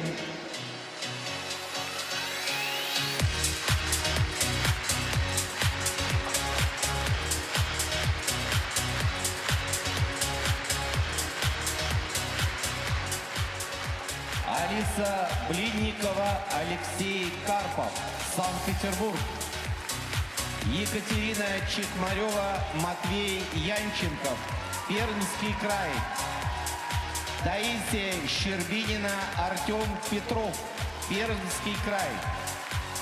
Александра Байкова, Дмитрий Козловский, Санкт-Петербург. Разрешена разминка.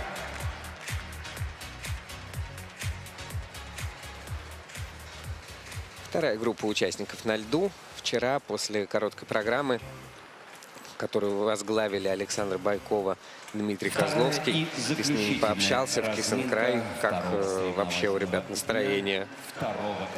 У ребят был очень хороший настрой после короткой программы. Они справились с короткой программой.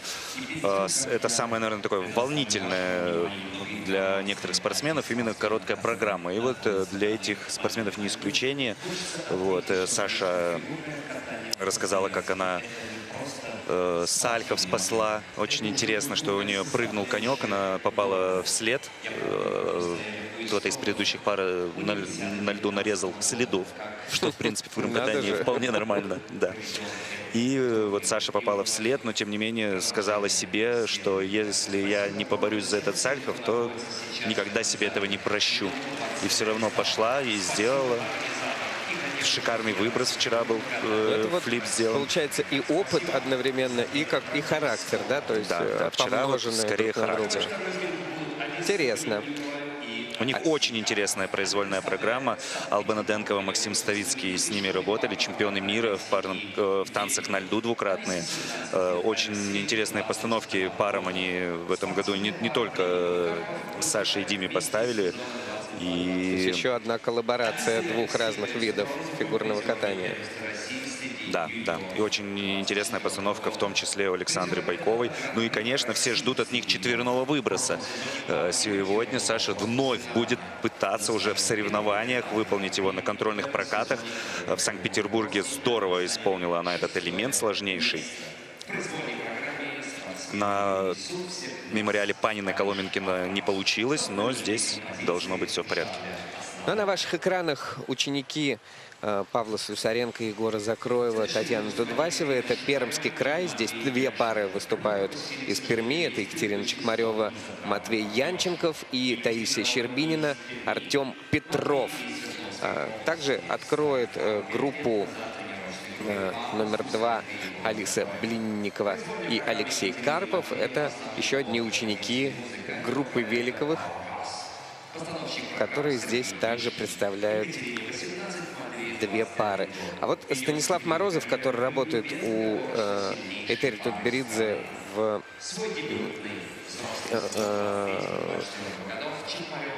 группе Тутберидзе, у него много пар или мало?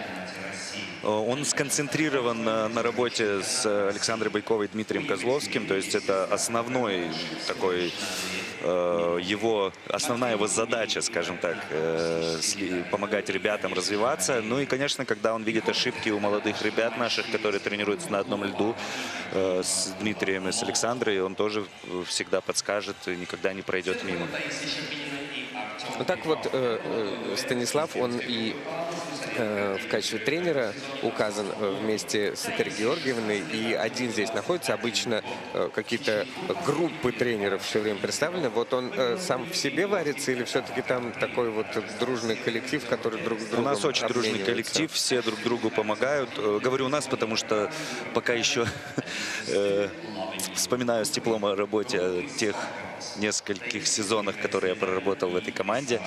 И, конечно, Сергей Викторович Дудаков здесь еще, и он тоже присутствует, он просто немножко в сторонке стоит. Но на самом деле, вот если мы обернемся, Сергей Викторович тоже стоит, и он никуда не ушел после выступления Андрея Мазалева, после выступления Алисы Двоеглазовой, которых он выводил на лед, и остался специально на пары, чтобы понаблюдать за прокатом Александра и Дмитрия. Он помогает с прыжковым контентом тоже. Ну, то есть и Дудаков, и Глихенгаус, да, вообще все, и одиночники, да. все прям, это здорово. Это всегда выходят на все прокаты. Если целиковые прокаты пары делают, все тренеры собираются. Мы всегда это сидим, обсуждаем, что исправить, на что обратить внимание, над чем нужно поработать. То есть это большая, глобальная, такая командная работа. Всегда на связи, даже если на соревнованиях, всегда мы связываемся друг с другом при помощи мессенджеров. И, то есть всегда все в курсе, что происходит на тренировках, даже если мы на другом конце планеты находимся друг от друга.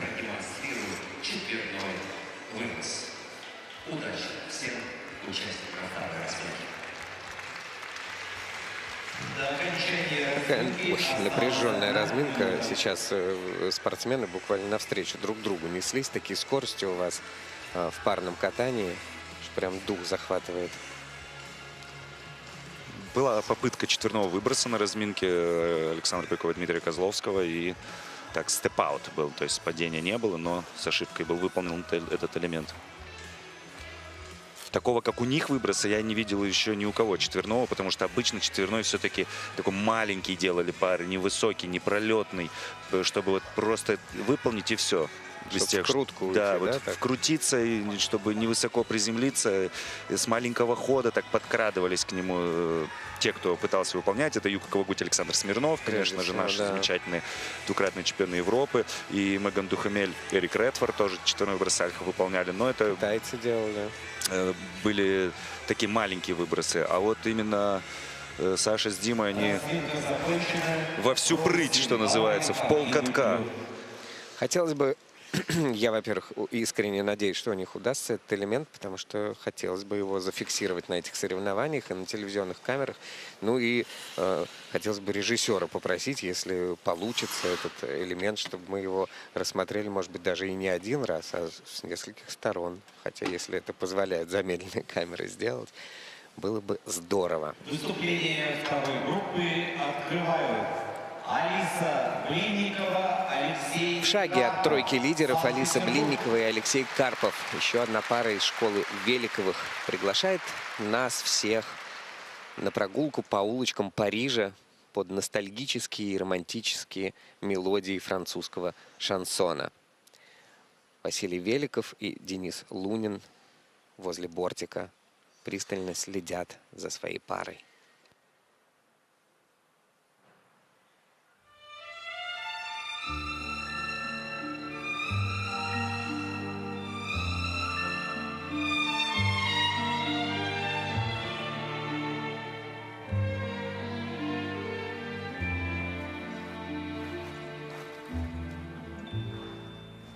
Hier encore, j'avais 20 ans, je caressais le temps et jouais de la vie comme on joue de l'amour et je vivais la nuit sans compter sur mes jours qui fuyaient dans le temps.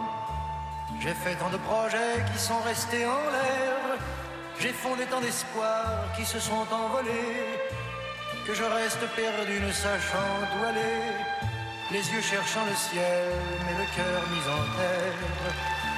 Hier encore, j'avais 20 ans, je gaspillais le temps en croyant l'arrêter et pour le retenir, même le devancer.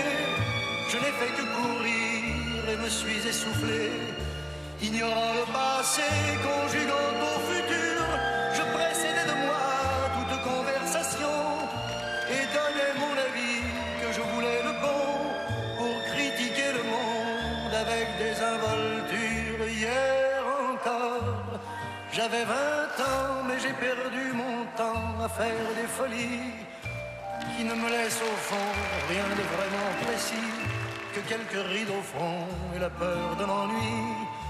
Car mes amours sont mortes avant que d'exister, mes amis sont partis et ne reviendront pas. Par ma faute, j'ai fait le vide autour de moi et j'ai gâché ma vie et mes jeunes années. Du meilleur et du pire en jetant le meilleur, j'ai figé mes sourires et j'ai glacé mes pleurs. Où sont-ils à présent? À présent, mes 20 ans.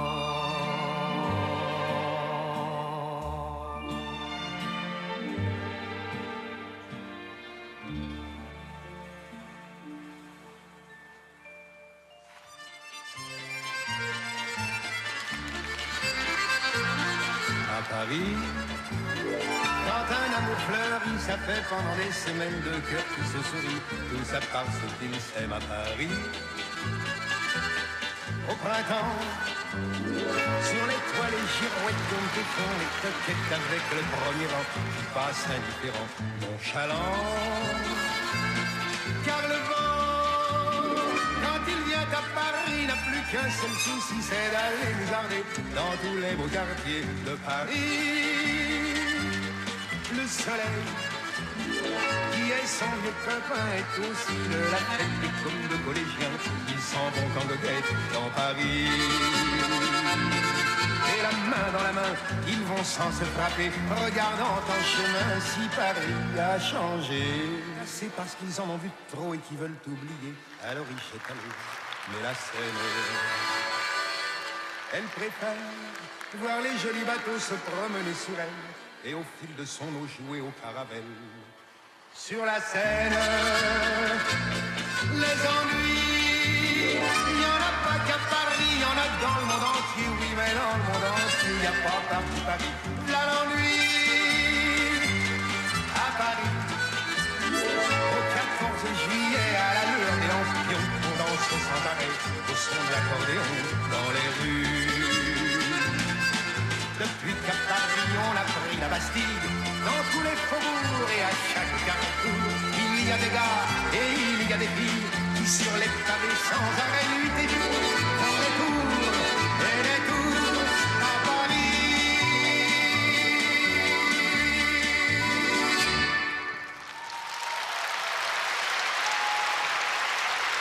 такую легкую, романтическую и увлекательную музыку взяли для своей программы спортсмены. И, конечно, она должна была бы быть шикарной легкой прогулкой. Но вот так вот, представляешь, такую прогулку, где партнершу на протяжении всей прогулки нужно на себе таскать. Конечно, это тяжело. Особенно, если ты еще не в форме. Начали очень хорошо. И, ну, недолго до первого каскада, да, но я имею в виду эмоционально вошли в этот танец, в эту программу. А в конце уже мы обратили внимание, что на поддержке прям еле доехали до финала. Мы очень хотим, чтобы в течение этого сезона мы увидели настоящую легкую романтическую прогулку по Парижу. Да, и пара-то классная, и элементы амплитудные, хорошие. Но вот сил выкатать произвольную программу, к сожалению, почему-то не хватает уже второй турнир. Ну, сложно было как-то переосмыслить свою подготовку за одну неделю. После Магнитогорска нужно было восстановиться. Но даже по сравнению с Магнитогорском все равно уже лучше. Уже у ребят виден какой-то прогресс. Да, к сожалению, обидное падение с двойного акселя. Хотя тройной тулуп и тройной сальхов были параллельно выполнены. Но второй прыжок в каскаде, к сожалению, обнулил каскад этот. Два выброса тройных, очень амплитудные, высокие, пролетные, хорошо выполненные. Вот с поддержками прям беда. В Магнитогорске совсем была сорвана поддержка. Здесь до последнего Леша держал, боролся даже. Так немножко страшно ёкало в груди у нас, когда спасал на поддержку третьей группы в конце программы. Вот она на наших экранах. Но, к сожалению, не получит он ничего за нее, потому что локти были согнуты, видите, не выключил до конца на протяжении этих оборотов локти Леша, и поэтому получит только 0 баллов и зря потратил столько сил. Кого в этот момент партнерши, когда непонятно? Не представляю, я всегда удивляюсь. Партнер шатает из стороны в сторону. Ну, все закончилось, скажем так, безопасно. Ребята, молодцы, двигайтесь дальше, мы вас поддержим. Впереди много работы, а значит много успеха. Произвольную программу представляю Екатерина Чекмарева, Матвей Янченко. Открывают тройку лидеров призеры чемпионата России Екатерина Чекмарева и Матвей Янченков. Это их долгожданное возвращение на соревновательный лед после тяжелой травмы партнерши. И их камбэк обещает быть по-настоящему мощным, судя по выступлению в короткой программе.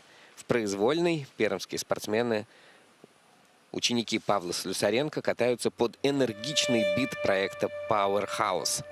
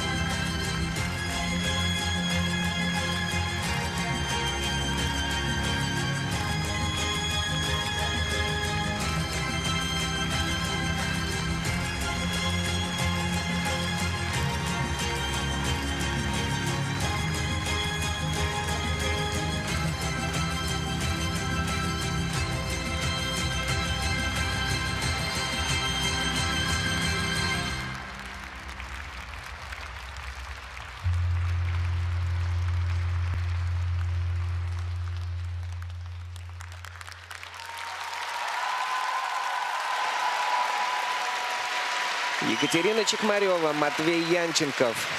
Спереживались мы с Максимом, но объясни, пожалуйста, что происходит, вот, казалось бы, с теми элементами, которые должны быть самыми надежными. Но я уже сейчас не говорю про то, Я здесь не знаю, вот не понимаю, как такое может быть в рамках одного турнира столько сорванных поддержек.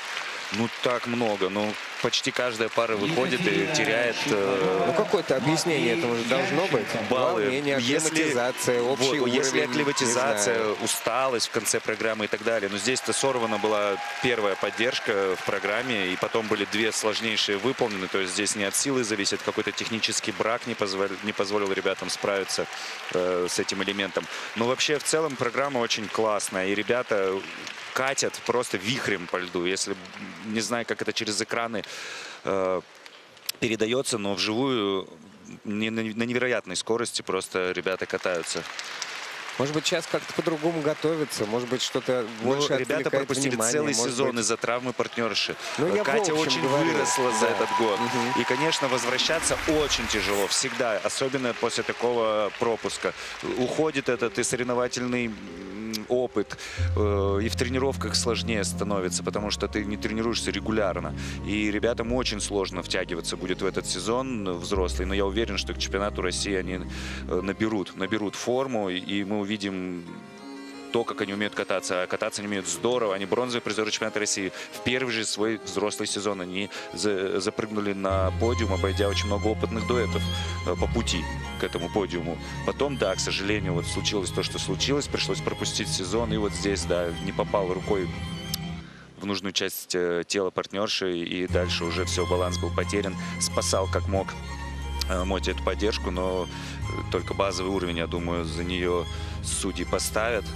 То есть опять, как обычно в поддержках, ты описываешь срыв поддержки как ошибку партнера и никак иначе. Как ответственность партнера. Вот дальше две поддержки шикарно были выполнены. Очень интересная по задумке программа, повторюсь, и хочется увидеть ее чистое исполнение. Программа мощно звучит, честно говоря, даже несмотря на этот срыв. Мы просто на нем акцентируем внимание, потому что это важно и потому что этого правда много. Если бы это был там один срыв, мы бы сказали, ну, с кем не бывает. А бывает, как выясняется, вообще со всеми. Поэтому мы вроде как на этом зациклены. А так, конечно, это пара, которая после короткой программы входила в тройку и продолжает в ней оставаться после тех результатов, которые вы видите на ваших экранах. Да, они в любом случае на пьедестале. А впереди еще две пары. Соревнования продолжают. Таисия Щербинина. На втором месте после короткой Таисия Щербинина и Артем Петров. Еще одна пермская пара, которая стремительно и ярко взлетела на взрослый уровень, совсем недавно завершив юниорскую карьеру. Свою историю о бесконечной и всепобеждающей любви они расскажут под пронзительные композиции Infinity Inside и Still Loving You.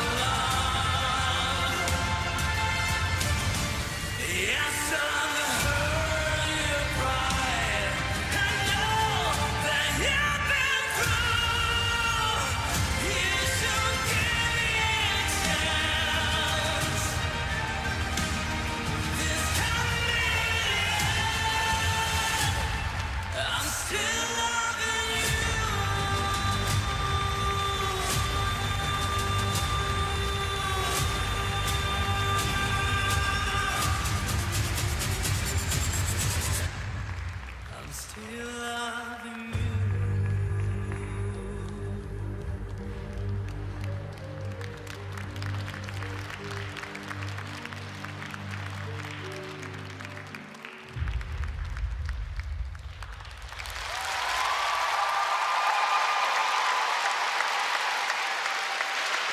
Ну, все отдали, ребята, да. Дебютный старт, сразу же такая нервная позиция. Второе место после короткой программы. Таисия ему говорит: ну давай, вставай, пойдем. Давай, ты молодец. Чуть-чуть не дотянули они свою программу, чтобы это прям был шедевр, но, тем не менее, огромные молодцы. Таисия вообще просто королева этого турнира для меня. Идеальная парница.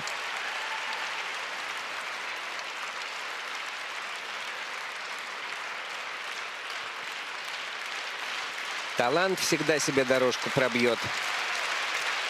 Так что ждем развития событий. И талант всегда виден невооруженным глазом. Работать, тянуться к такой классной партнерше.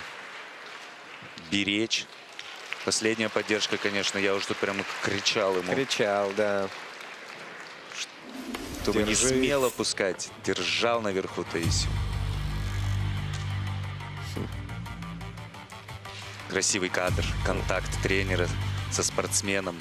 Да, потрясающий показ нам обеспечивают наши коллеги. Тройная подкрутка 3-го уровня. Хорошая комбинация. Тройной сальхов. Здесь на двойных акселях тоже Артем боролся, не отдавал этот элемент. Немножко не докрутил один из акселей. Тут ошибочку допустила Таисия. Провернула, сделала двукратную тройку после приземления. Но выбросы были сделаны. Видишь, хорошо. Хвалил ты именно Таисию, а ошиблась в прыжке. Ну, помарочка у нее именно. А он вот держал. Надежно, До значит, этого он партнер. ошибся в каскаде. Вот еще один выброс флип. Уже во второй половине программы. Музыкально был выполнен.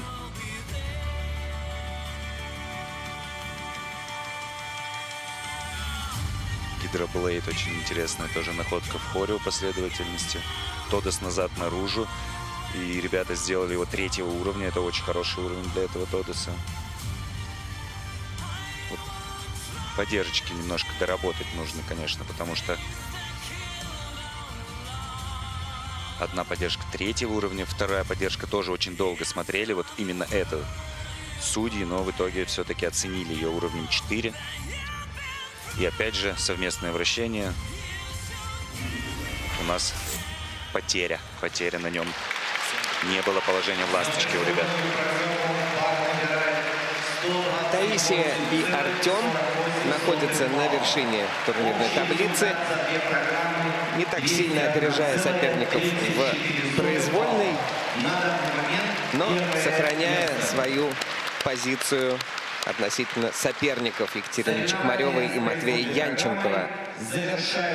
А впереди выступление лидеров соревнований после короткой программы.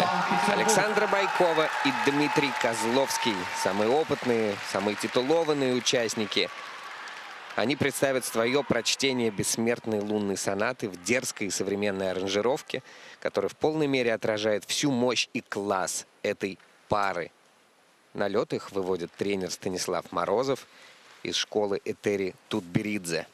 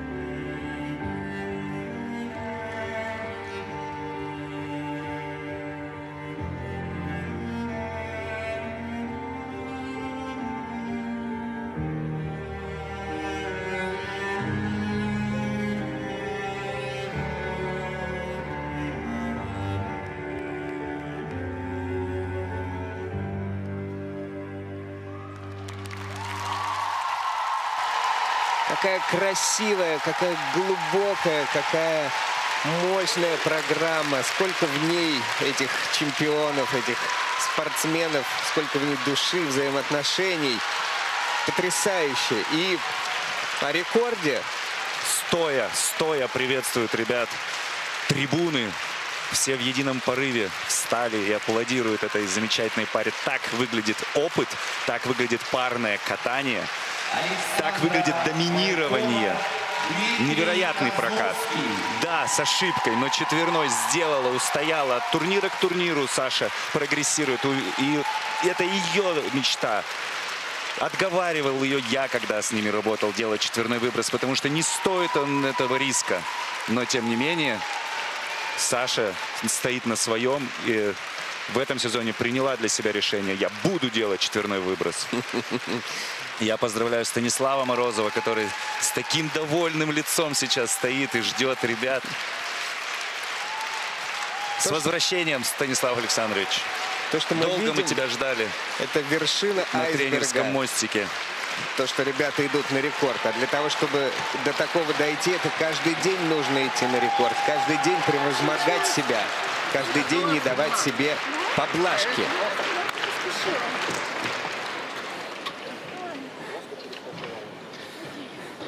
Отлично отработали свою произвольную программу сегодня. Очень много работают над этим элементом, ребята. Покорен тренер. Покорены мы, покорены зрители. Давайте смотреть. Разбирать на атомы в замедленном повторе. Начали с прыжка тройной сальто. Очень уверенная была Саша, очень классно сделала. Я говорил, очень будет много зависеть от первого элемента, и она идеально сделала каскад. И после этого, посмотрите, раз чуть-чуть перетянула назад Сашу, но тем не менее на две ножки, но все-таки сделан сложнейший четверной выброс. Пролетный, амплитудный. Мы просили замедленный повтор и даже получили бонус.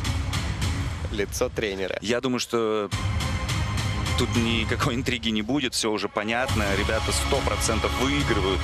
Опять выигрывают в Красноярске. Любят они здесь выигрывать. 2 чемпионства России оформили именно в этом городе. И вот теперь и этап в Красноярске в 2025 году тоже им покорился. Когда они делали... Я с удовольствием сейчас поговорю с ребятами об их эмоциях, побегу готовиться, попрощаюсь с нашими телезрителями. Василий, дальше вы без меня, я Макс, бегу разговаривать с чемпионами. Мне показалось, что когда они делали свою подкрутку после уже выполненного четверного выброса и посмотрели друг на друга после этой подкрутки, они всегда смотрят, эти партнеры, друг другу в глаза. И мне показалось, что вот прямо с удовольствием и с благодарностью улыбнулась Александра, держа за руку своего верного и надежного партнера Дмитрия.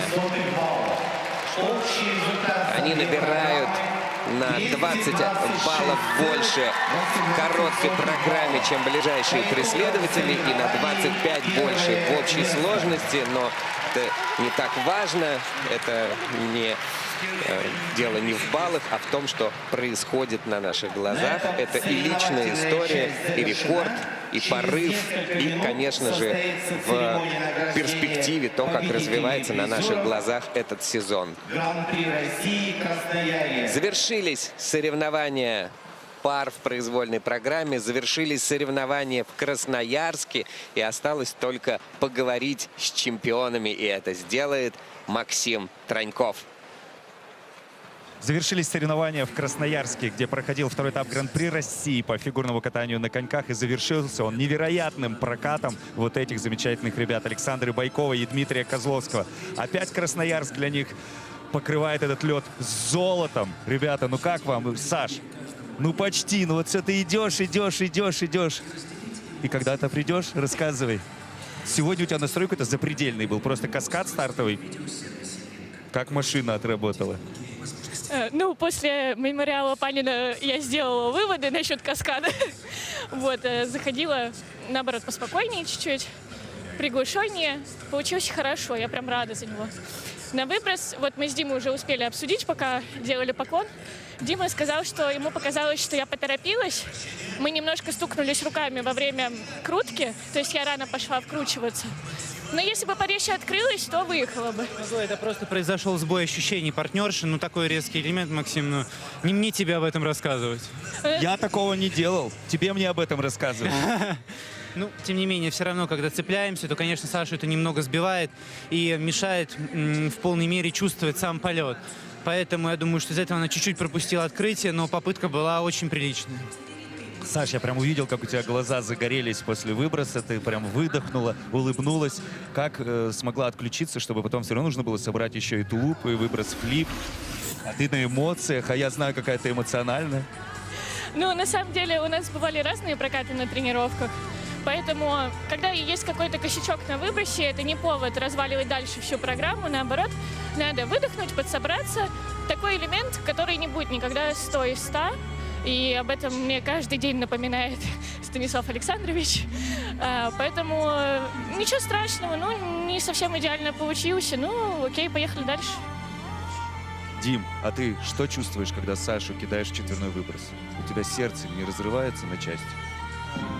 Знаешь, Максим, когда мы начинали только изучение этого элемента, и когда очень плотно работали в межсезонье над ним, первое время, конечно, я очень сильно переживал. Мне кажется, даже больше, чем Саша, поскольку я понимал всю ответственность, тем более я был прямым свидетелем этого действия. Но постепенно страх проходит, и ты понимаешь, что тебе не до него. Чтобы исполнить этот элемент, нужна концентрация. Концентрация на себе, на своем теле, на тех задачах, которые я как партнер должен выполнить, чтобы элемент получился успешно. И когда фокус смещается на эти аспекты, то нет времени уже для страха. Мне еще показалось, что сегодня вы очень легко отъехали произвольную программу, как будто бы вот она для вас началась и закончилась. То есть не было потери хода. Ты очень хорошо сделал ласса последнюю поддержку. Я это отметил в трансляции, что очень хорошего качества все элементы были. Расскажите, как-то специально готовились или у вас, может быть, какие-то планы подготовки изменились в этом сезоне? Я бы не сказал, что произошли какие-то кардинальные изменения. Просто прокат сегодня получался, ехал достаточно спокойно. Ехали мы, я могу сказать, крайне размеренно, по моим личным ощущениям. Концентрировались на элементах и на переходах в том плане, чтобы иметь возможность отдохнуть между самими элементами. Поэтому думаю, что из-за этого создалось такое впечатление. Говорите, рассказывайте, где мы вас увидим на следующем этапе, приглашайте зрителей, и уже награждения готовы, поэтому долго вас задерживать не буду. Мы увидимся с вами буквально на этой же неделе, на выходных, в субботу и воскресенье в Казани. Смотрите трансляции на Первом канале или приходите и смотрите все воочию. Да, и там будет, кстати, уже классическое противостояние с Анастасией Мишиной и Александром Галямовым, поэтому соревнования пар там будут еще интереснее. Ну что ж, у нас уже готова церемония награждения. Я ребят отпускаю. Пора получать медали. Поздравляю еще раз с шикарным катанием. Поздравляю еще раз Станислава Морозова, своего любимого тренера, который меня привел к Олимпиаде. А теперь и этих ребят, уверен, точно тоже приведет. Смотрите фигурное катание на Первом канале. С вами был Максим Троньков.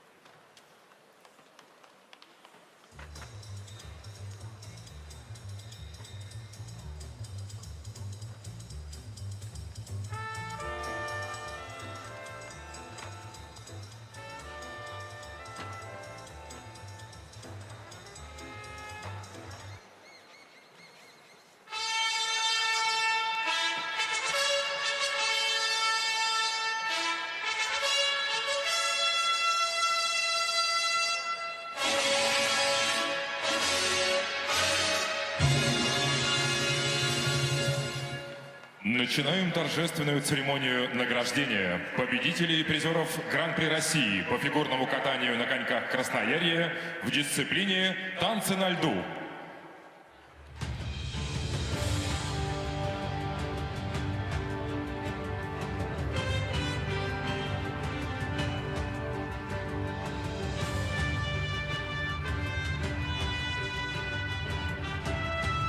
Звание победителей Гран-при России по фигурному катанию на коньках Красноярья завоевали Александра Степанова и Иван Букин, Москва.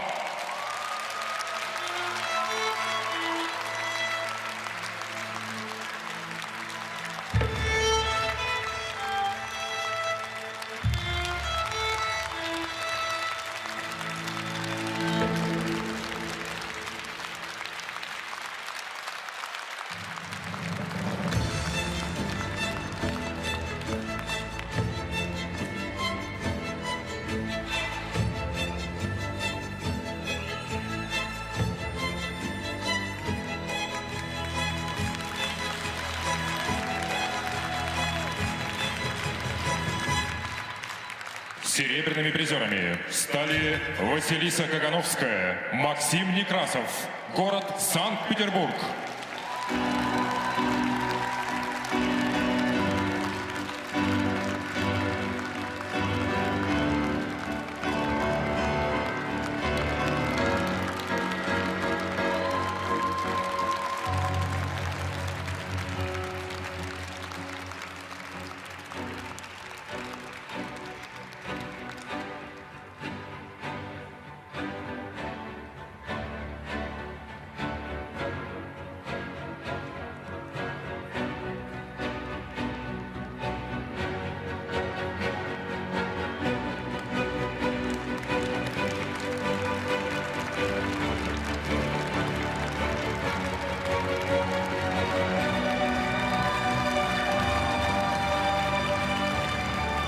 Бронзовыми призерами стали Екатерина Миронова и Евгений Устенко, город Санкт-Петербург.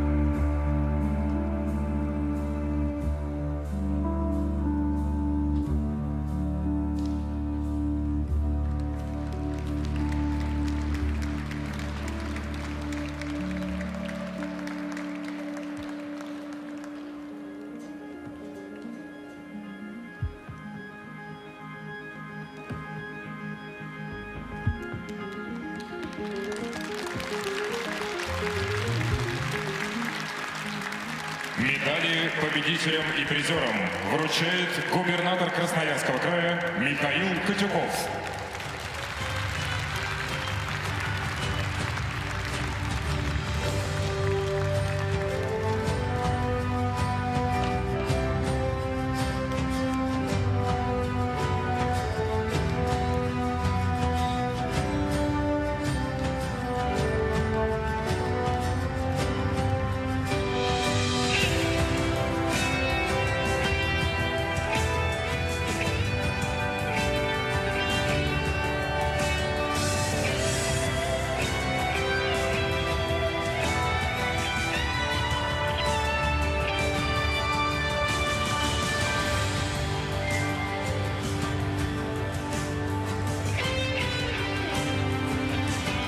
Цветы победителям и призерам вручает генеральный секретарь Федерации фигурного катания на коньках России Александр Коган.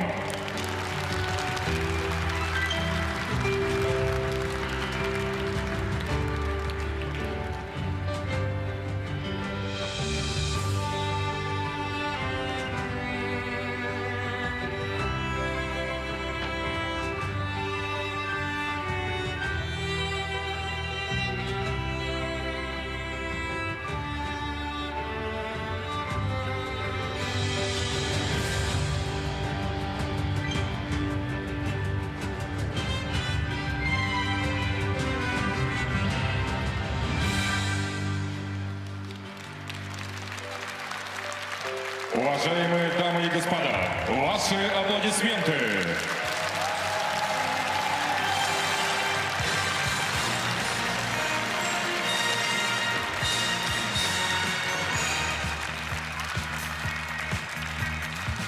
Спасибо. Ваши громкие аплодисменты.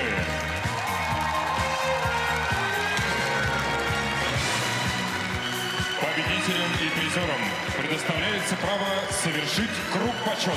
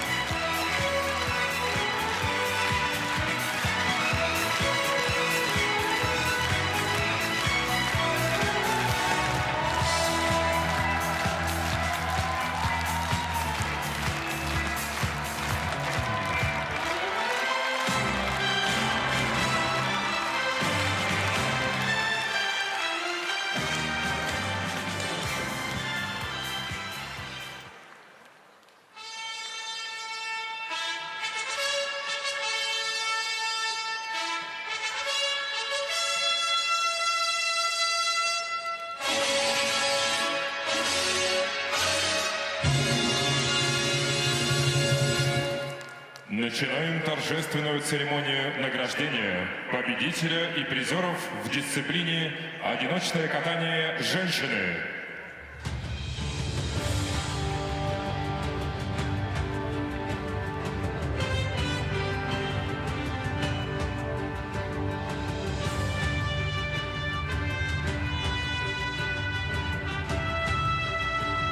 Звание победителя Гран-при России по фигурному катанию на коньках Красноярье завоевала Алиса Двоеглазова, город Москва.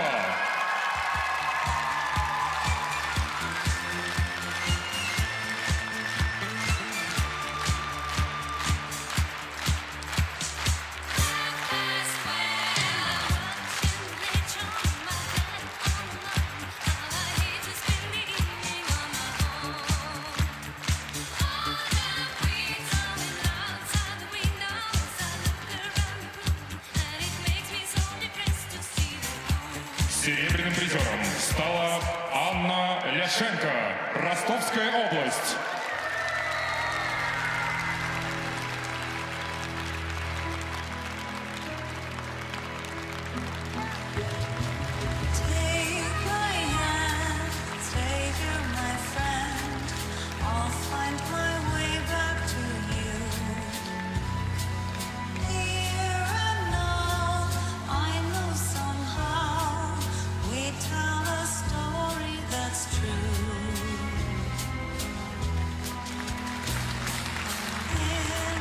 Бронзовым призером стала Елизавета Куликова, город Москва.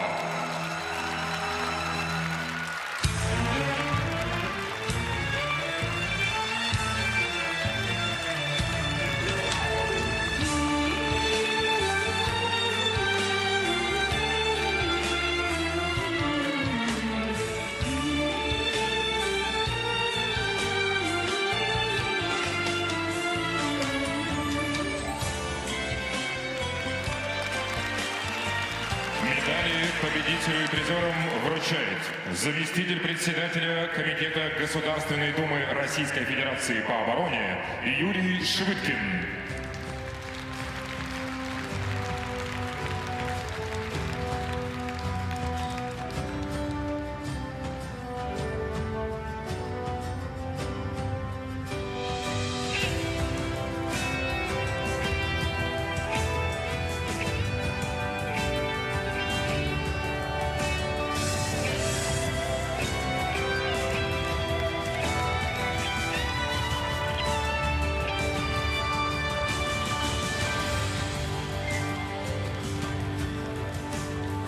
Цветы победителю и призерам вручает вице-президент Федерации фигурного катания на коньках России Сергей Кононыхин.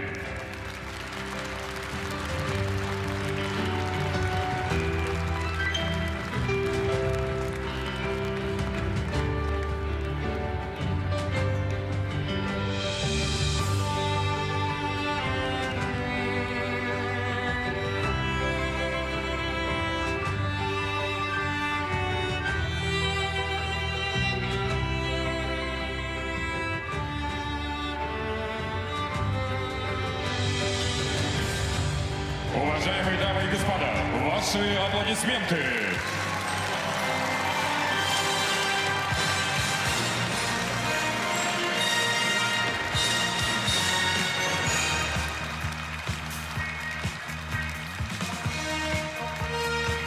Спасибо.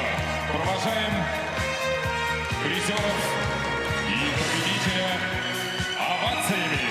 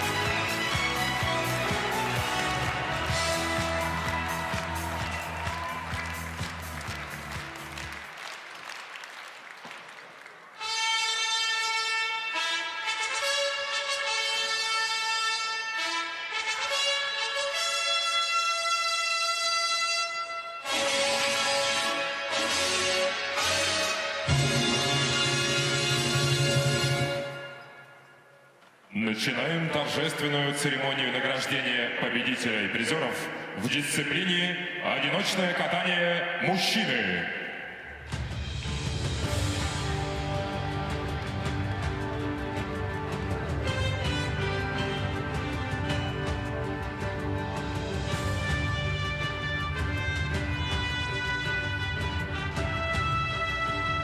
Звание победителя Гран-при России по фигурному катанию на коньках Красноярье завоевал Николай Угожаев, город Санкт-Петербург.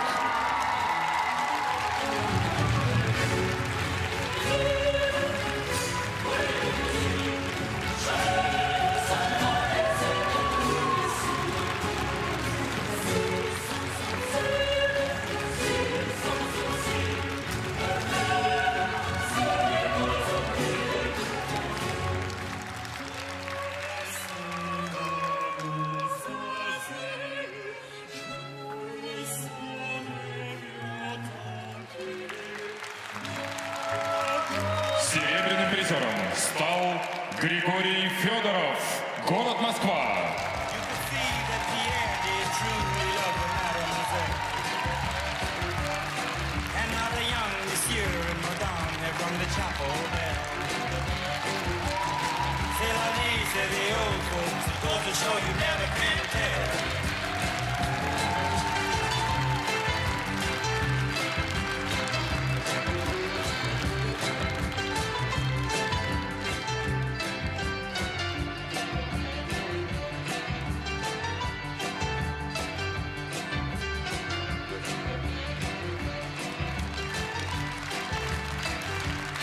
Бронзовым призером стал Александр Мельников, город Москва.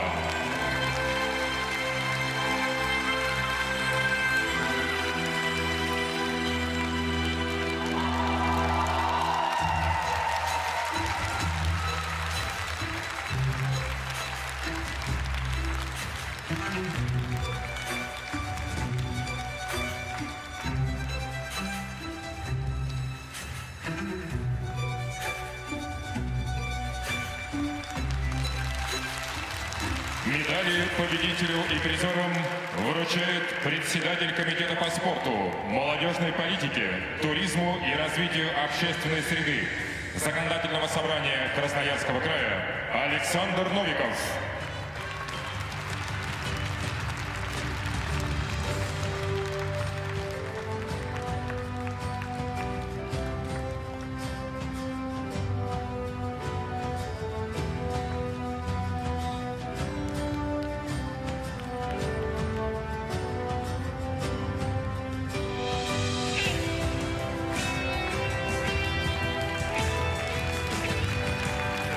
Цветы победителю и призерам вручает вице-президент Федерации фигурного катания на коньках России Сергей Коновыхин.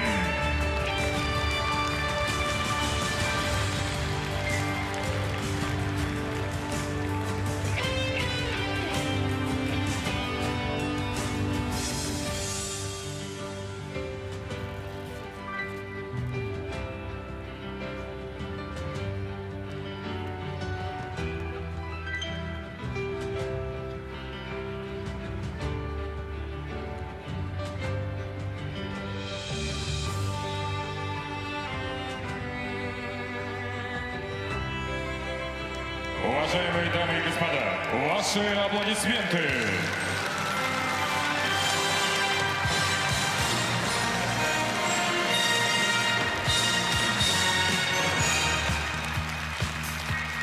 Спасибо.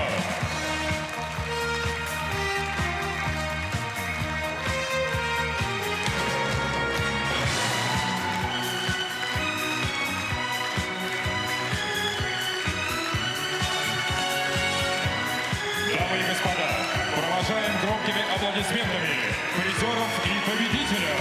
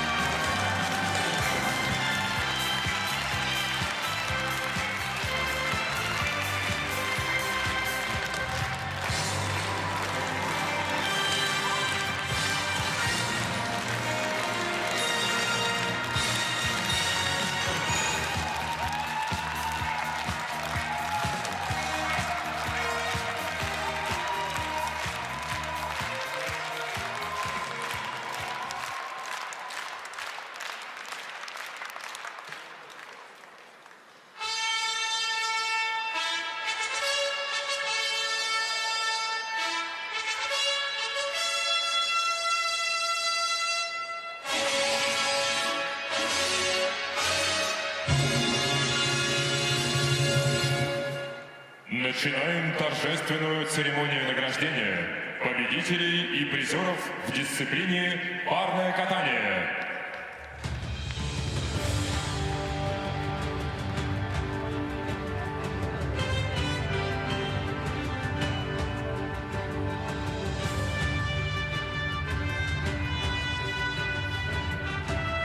Звание победителей Гран-при России по фигурному катанию на коньках Красноярье завоевали Александра Байкова, Дмитрий Козловский, город Санкт-Петербург.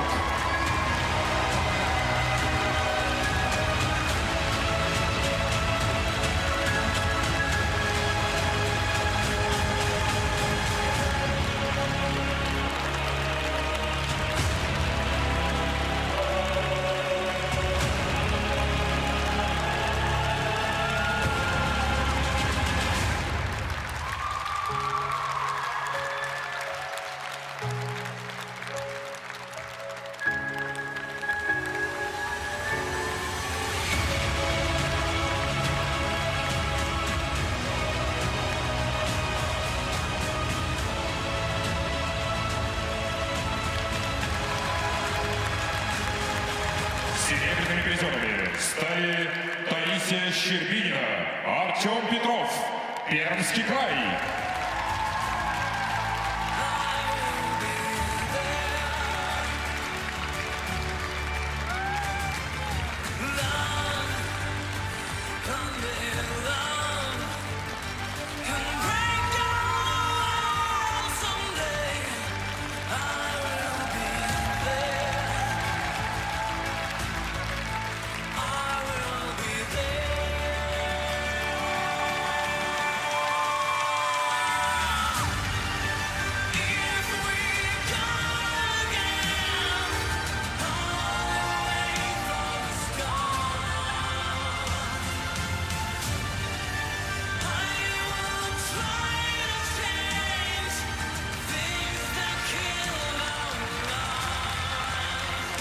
Бронзовыми призерами стали Екатерина Чекмарева, Матвей Янченков, Пермский край.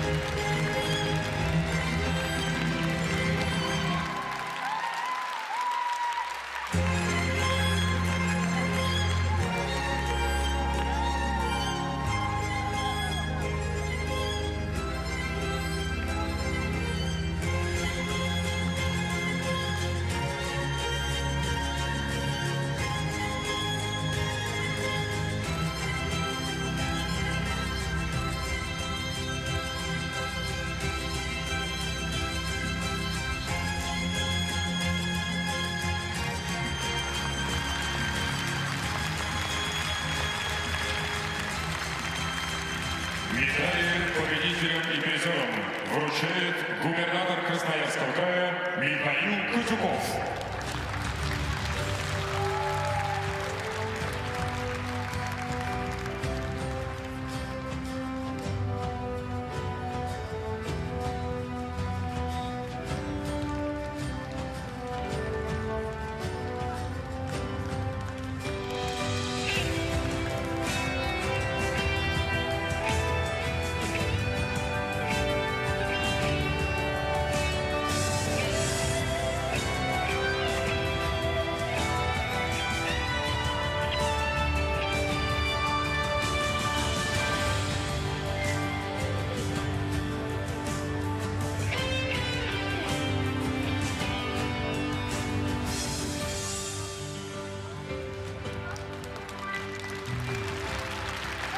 Цветы победителям и призерам вручает генеральный секретарь Федерации фигурного катания на коньках России Александр Коган.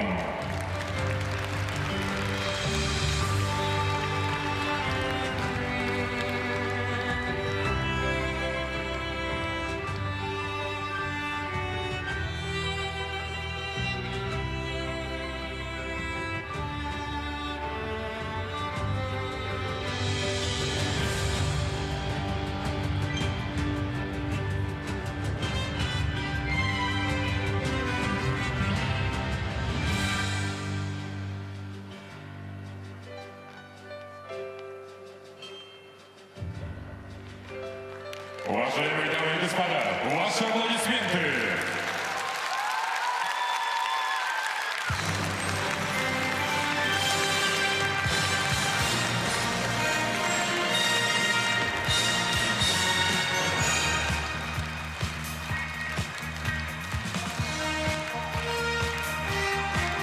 В честь всех победителей и окончания соревнований звучит государственный гимн Российской Федерации.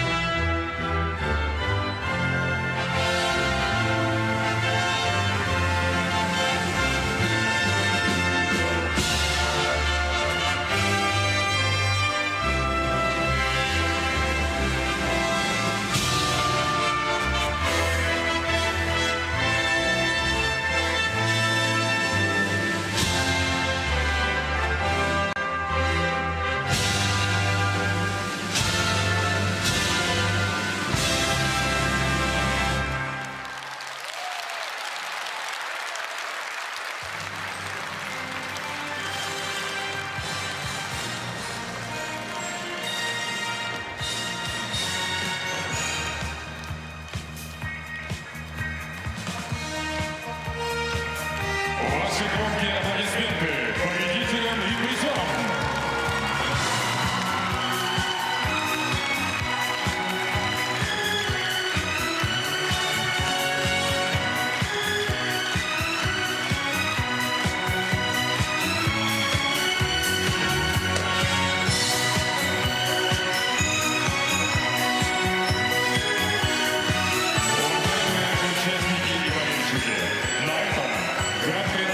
По фигурному катанию на коньках Красноярья завершен.